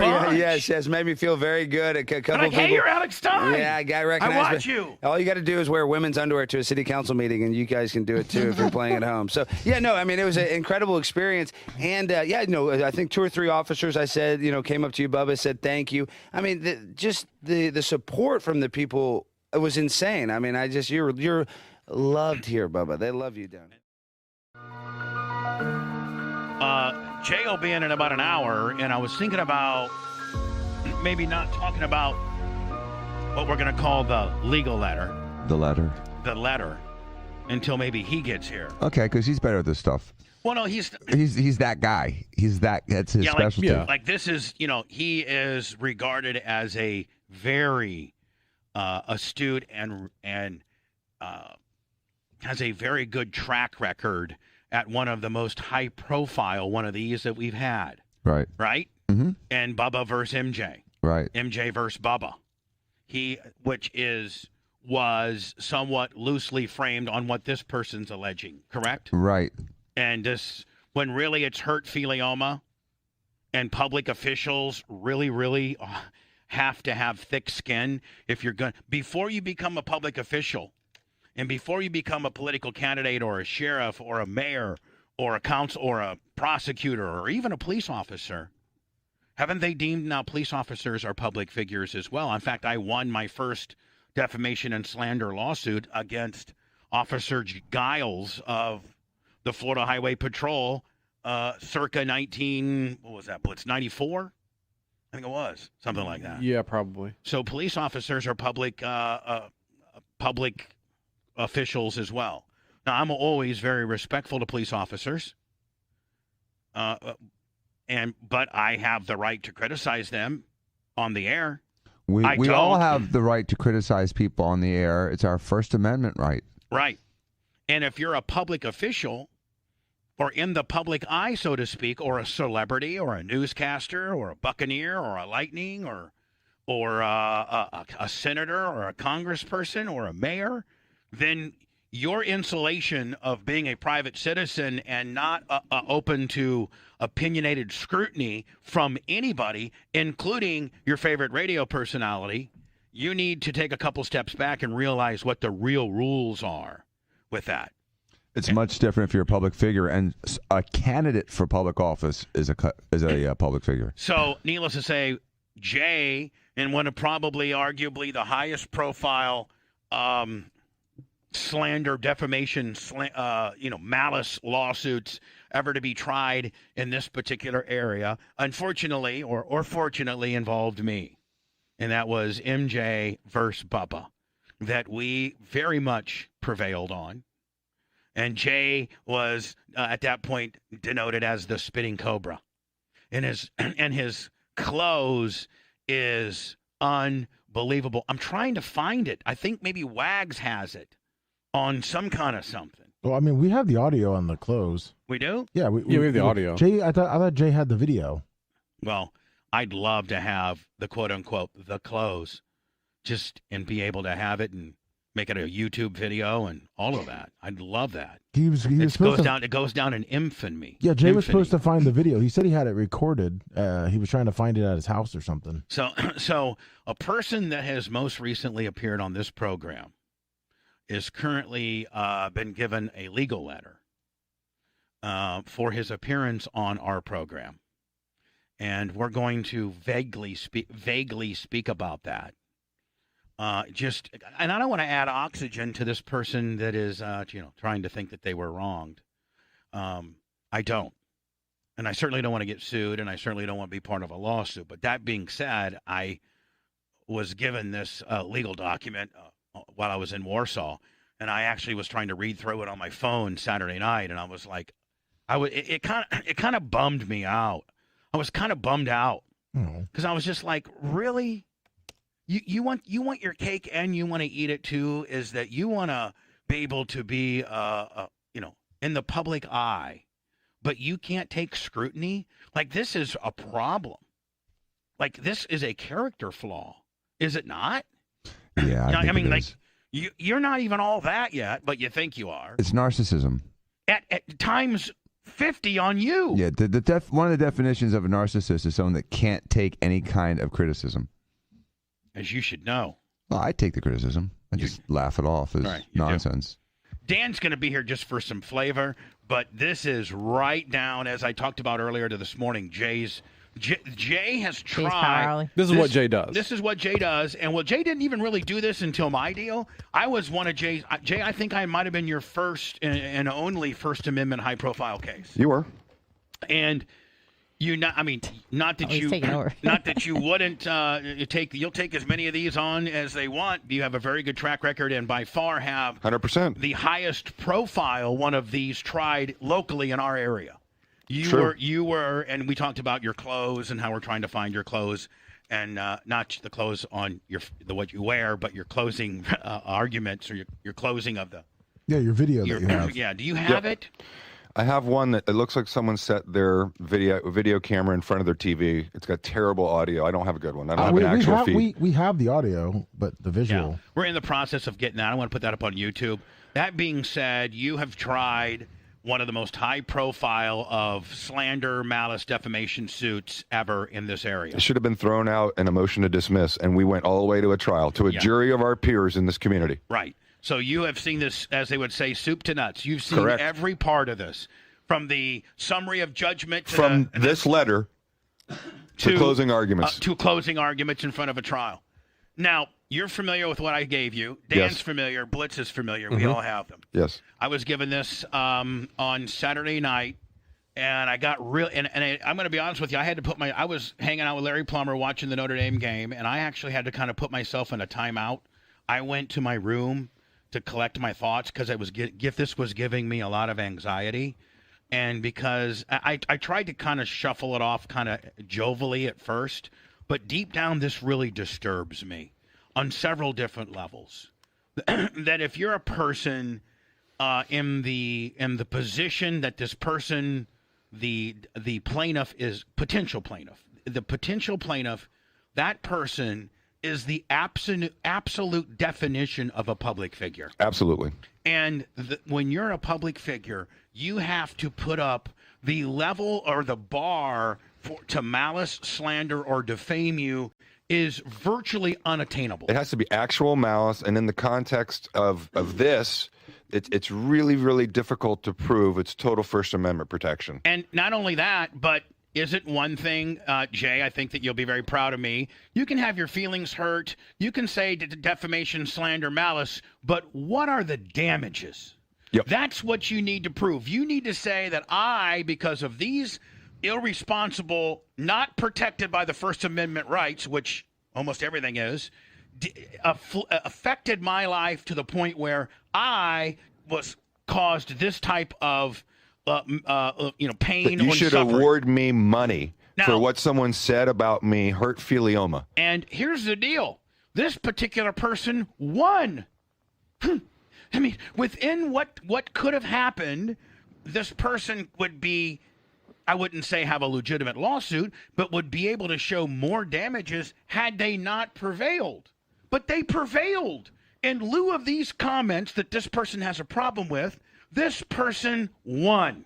And right? That's absolutely true. And these comments come in the wake of a tidal wave of similar comments. So try to prove the damages in the wake of the other comments and show that these particular comments somehow hurt you, damaged you, affected your ability to work in the community, or caused you to lose, or somehow affected you.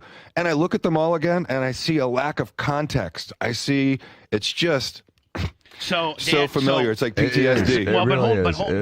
But hold on, Jay. Here's the deal. When you look at the firm, not going to mention any names, that is a very large firm. Oh, yeah. That is one of the big giants in Tampa Bay. They're not doing this on a contingency fee, I can't imagine. Right. So that firm, I'm not going to say is a big, scary firm, but there's just various firms in this particular Silk stocking firm in the state. Yes, well, I'm saying there are just some firms that you see, like, if it's Frederick and Frederick, some little boutique shop out of Brooksville, Florida. Well, then you're like, all right. But I mean, this firm is like, whoa, now here's my question to you, Jay. You have this large of a reputable firm, the highest echelon of firms, and they are writing this type of, they're behind this nonsense. Does that just go to show you that if you got enough money, you can get even the largest, most reputable firms to come up with this nonsense? I only expect the greatest possible, allegations from this firm. Reputable, by the law. You know what's missing conspicuously? Case law. Any law. Yeah, it just says you did this, and it is stop because it is defamation, and you owe. I mean, come on, it's ridiculous. Hold on, are you ready for this? The law. It lacks factual credibility. It lacks the legal authority to make it worth the paper it's written on. Other than it comes from a reputable firm, and it shows that this plaintiff is potentially willing to spend money. Don't you think that to go after people? That this particular firm would maybe not, within their little threatening letter, say, you said several wacky and flat out bizarre things on the show, such as wacky and bizarre. Since when have those been terms that you have to work? When does a reputable company think that wacky and bizarre could potentially be, a problem?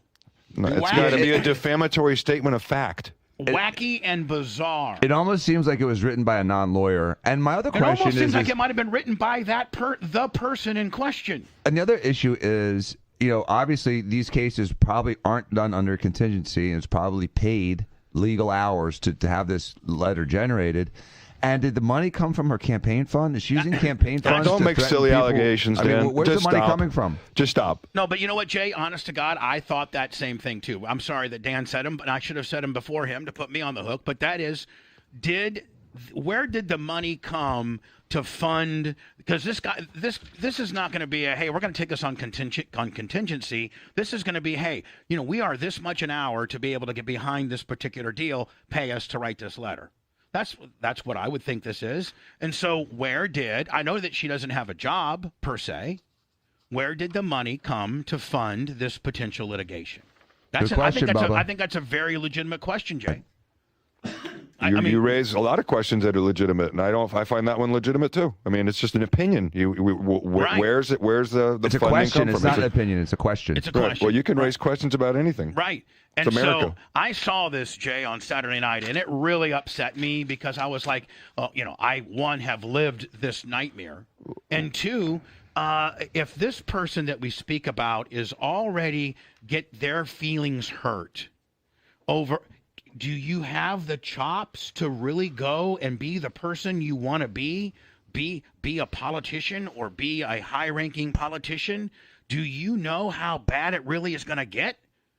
And that it just won't be me and a couple other people that are saying these wacky and bizarre things about you. It'll be Tucker Carlson and Fox News and CNN and all of these things and Don Lemon and this little popsicle stand of the Bubba the Love Sponge show is just a small little. You know what? This person should be actually happy that we exposed the type of crazy things that she's going to be exposed to if this person wins. What this shows is she was able to sustain a vetting, a hardcore vetting on the air of people's opinions, what they thought of her. And if this person won in the wake of that, then God bless it. That's fine. That's called politics. And now, Jay, in your opinion, what happens next here? In your opinion, and it's let's be vague and but do you think there's an opportunity to make it go away very simply by just retracting? But I will not allow that retraction on my air. I look at the bullet points, and the bullet points are just they're not statements of fact. So if I do, let's say that I bow down and that I retract or let the person retract whatever on my show. Yep. Now, haven't I set a pretty bad precedent?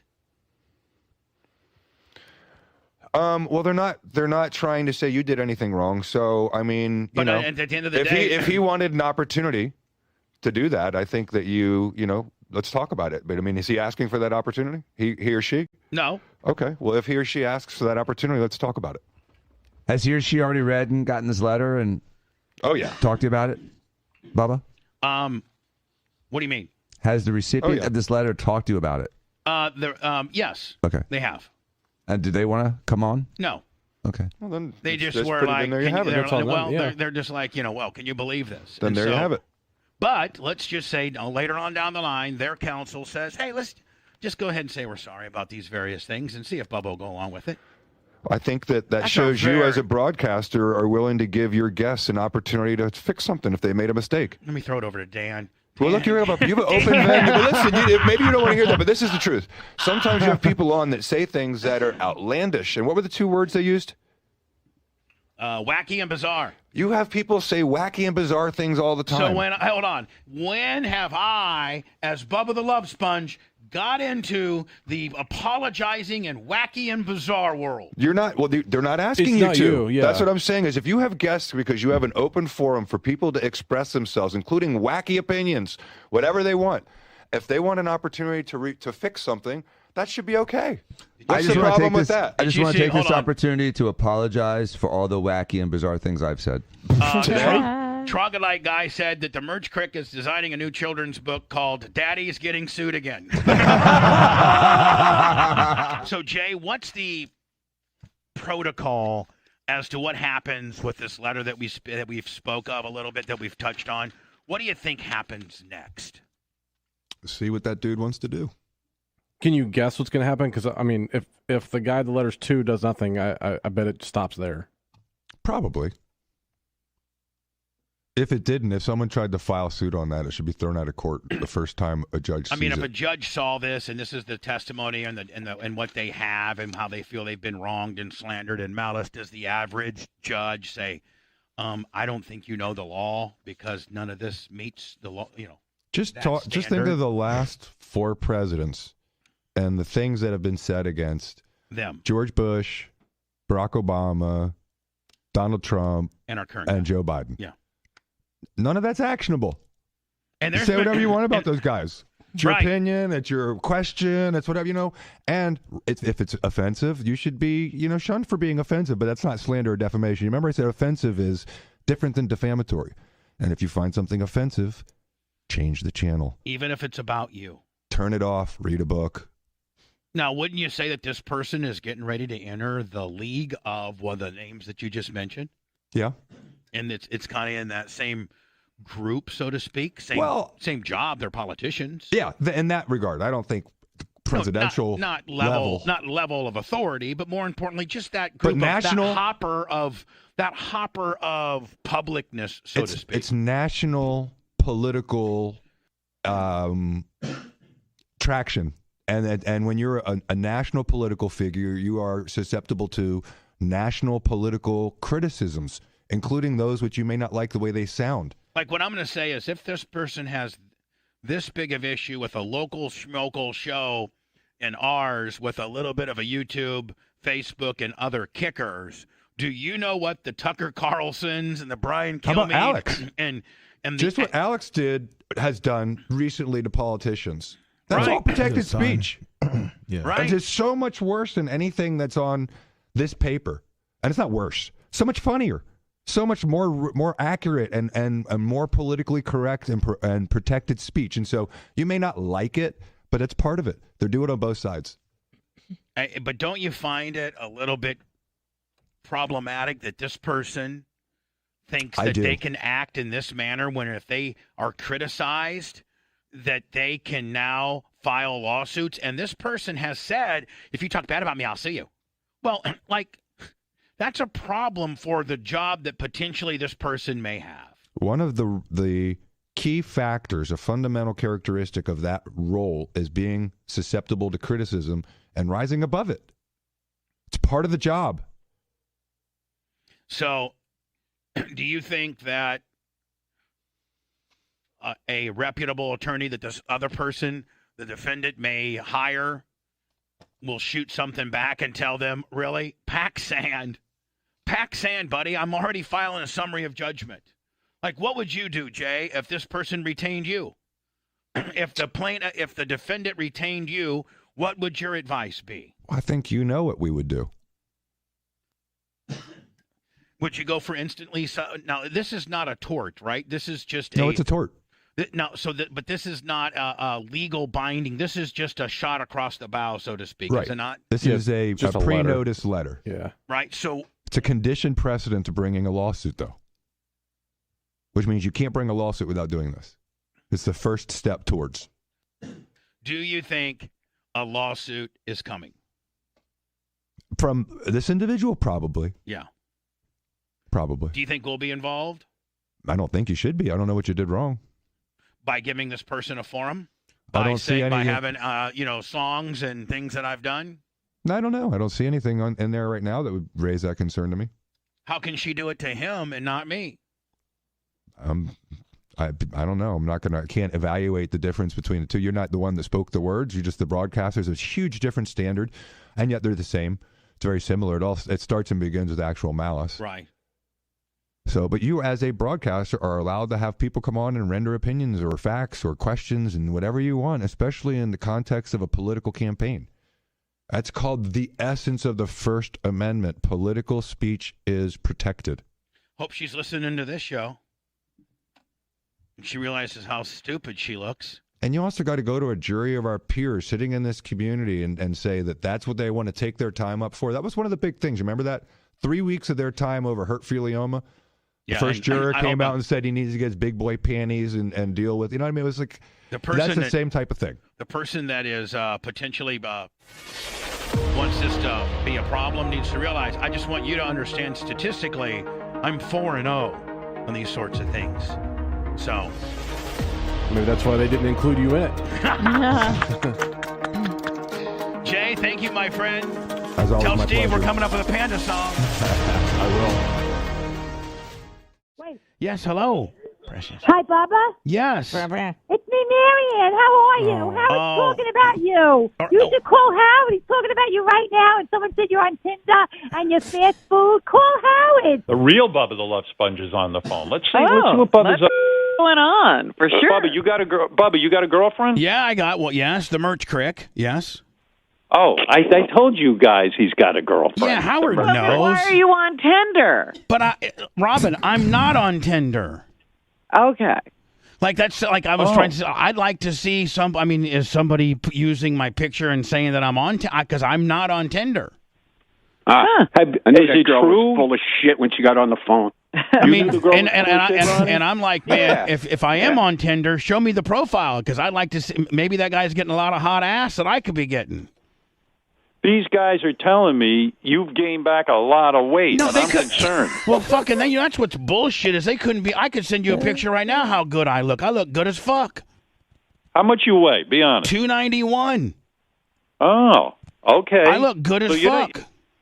You're not over 300. No, but he was heavy. in fact, he was over 400 pounds. He couldn't even wipe his own ass. And so, Howard, I have your email, and if it's okay, I will send you the like. I took pictures this weekend at the tracks. I'll send you a couple pictures if you'd like. And you can wipe yourself. Oh, Howard, I've been able to wipe myself since like 2002. I've just been celebrating that for a while. Are you still taking pills to get hard, or is Merch Crick getting the job done without the pills? That's the thing. All you men out there over the age of 50 who think that you don't need to take hard dick pills, you're just kidding yourselves. It's the bottom line. I do not take them, Bubba. Well, then see, Howard, then you're fucking about half as good as you really could be laying it to Beth. If you would take these pills, she would. Oh, God. You never listen to me. You always just make fun of me and keep me down, but you never listen. I really am your friend, and I really like you, and you need to take these fucking pills. That's Ronnie. Ask Ronnie. Ronnie, what's the fucking hard dick willies do for you, buddy? I don't take them that often, dude. I take them, but I don't take them all the time. Well, listen, you should get on a daily. You and Howard should get on, and Benji and all those Fred and all those. I ain't no Alex Jones, motherfucker. This is the stuff my doctor writes for me. Yeah, and you take and now listen, 5 milligrams of Cialis helps shrink your prostate for better male health. It also gives you yes. I mean, are you giving out real information? Do you know that for a fact? Howard, look it up, okay? And then you're going to be emailing me later today, and you're going to. I'm being serious now. You're telling me if I took Cialis, my prostate would shrink? Yes, it's good for prostate health. Yes, and it's also good. It's also good for spur of the moment, 3 in the afternoon boners that you could probably work on at the end of the day. I banged my wife this weekend, and then I jerked off the next day. That's pretty good for a dude my age. Yeah, but how hard are you getting? Are you getting hard? I'm hard as a rock. Wow. I'm telling you, I wake up with a big hard on. Yeah, but can you get a hard on like at 3 in the afternoon after you already blasted it like 1? No. Well, see, that I can't do. That's the difference, Howard. See, here's the deal. The way Howard Stern's doing it naturally right now is you're getting that good hardness, that one good session in at noon or 1 or whenever you get home or while you're home or whatever the fuck. But anyway, then 4 o'clock when Beth comes out with that skimpy little lingerie gimmick and you guys are doing the schoolgirl. Hold on. You guys are doing the cabana. You guys are doing the cabana boy gimmick because I know you're into that, Howard. You're into the cabana boy deal. You guys do the cabana boy. Wait a second. And next thing you know, at 4 o'clock, you're getting hard, Howie. Bubba, Beth doesn't want to fuck me that much. Like if she fucks me on Sunday, she doesn't want to fuck me like because you can't get 2 hours later. Well, that's because you can't get hard again. That's why she didn't want to fuck a soft noodle. She doesn't know that. Oh, and why my can't God. you say negligee? What's going on? Listen, this is the second show of the day. I get a little tongue tied. I'm a little, I take a few pills here and there. I'm trying to cope with life. Bubba, do you mind talking to fake Bubba so I could hear that? Oh, I'd love to talk to fake Bubba. Yes, absolutely. All right, please. hold on. It's an honor. Fake Bubba, you there? Hey, Howard, you got to listen to what goddamn Bubba's telling you, buddy. Get the goddamn Rattler. I'll hit up Diaco and get the goddamn Rattler. You take 48 Cialis. I'm getting hard as a rock, buddy. The 12-finger cul-de-sac deal. Get your meat pump deal. Hey, Ned. Hey, sing the 12-finger cul-de-sac song, Ned. Bubba's got 12 fingers between your thighs. Bubba and the fingers will be realized. Bubba's got 12 fingers between your thighs. All right, let me see if I can get a conversation going here. Real Bubba. Yes. Hey, no, fake Bubba. Listen, fake Bubba. Listen, here's the deal. Here's what I understand, fake Bubba. I want you to answer some questions, fake Bubba. I'm asking you some questions, and I want you to answer them as honestly as you possibly can. You're living in the world of Howard. You ready, fake Bubba? If I'm so all right, here's the deal. You're going to ask the deal. You're going to ask the question. I'm going to answer the questions for you right now. Here we go. Go ahead, Bubba. All right, here we go. So if I am so good, and Howard's even recognized that I should be in the Radio Hall of Fame, and I'm already liked by a lot of his audience, and him and I are friends, and you even emulate me by doing things like, why the fuck are I working at, why can't Howard get me a job at Sirius? But that's a whole goddamn deal, buddy. That's why I'm telling Howard, you got to come. You got to listen to my goddamn show. We're doing Shock the Balls. We're doing Shock the Puss. We're doing Shock the Ball, Shock the Puss. Why the hell can't we get goddamn Jennifer? No, we're not doing any of that shit. We're not doing any of that shit. We're just talking about doing good radio. I got a Jewish girl that works for me now. I mean, Shalom. Oh, you didn't tell me that. Yeah, I got a Jewish. How did you make sure she was Jewish? Hold on, Anna. Hold on. Not only is my I got a Jewish girl. Hold on now. Not only is my co-host Jewish, but she was born in fucking Israel. Yeah, in fucking Israel. Wow, you're kidding me. No, Anna. Confirmed, it's true. Hold on. Anna Hummel, Yes. meet Howard Stern. Shalom. I hear you're one of the tribe as well. shalom. Yes, hello. Hey, Baruch atah Adonai, Eloheinu melech haolam, asher bachar banu mikol ha'amim. We just communicate in prayers, yes. I think he just said. Yeah, I think he just said, "What the fuck are you doing with Bubba? Right. Get out now, immediately." I got Jewish girls. I got Mongolians. I got Hindis. Come on, Howard, you're not getting us on the goddamn deal. I know you could talk to freaking Greenstein and Witz. Just get us on the deal. Get me on a deal, Howard. I mean, the last thing you do in radio before you fucking go away is say, "You know what? I'm going to give my friend, another chance. Bubba, come take my show over." Bubba thinks I You're run the this holdup. joint. Yes. And let me see. Jennifer Witz is on the phone. Jennifer, would you give Bubba a show, please? Oh, listen to me, Stern. I'm loving this, Bubba. We need Bubba Health Radio on Sirius XM. That's correct. You do. Not. Well, fuck you, Jennifer. Pandora sucks. I mean, you need some help with Pandora. Put me on Pandora or something. Listen to me, Bubba. All right, enough with this. Hey, Howard knows I'm getting too real, so he cancels the shit. Bubba. Whatever, Bubba. I love Howard. Howard knows I bring the shit. He loves it. Bubba, I love you. I'm glad you're not Which one is heavy. that? Is that the fake one or the real? No, I got They're rid both of the same. fake Bubba, and I think I'm talking. Okay. I think this is the real Bubba. Yes, I it believe. is.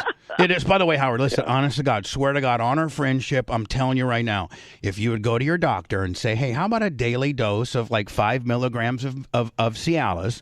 What does that do? Right. And he'll say, you know what? It helps reduce the inflammation of your prostate, and it gives you better daily erections. What the fuck? I mean, what the fuck is wrong with that?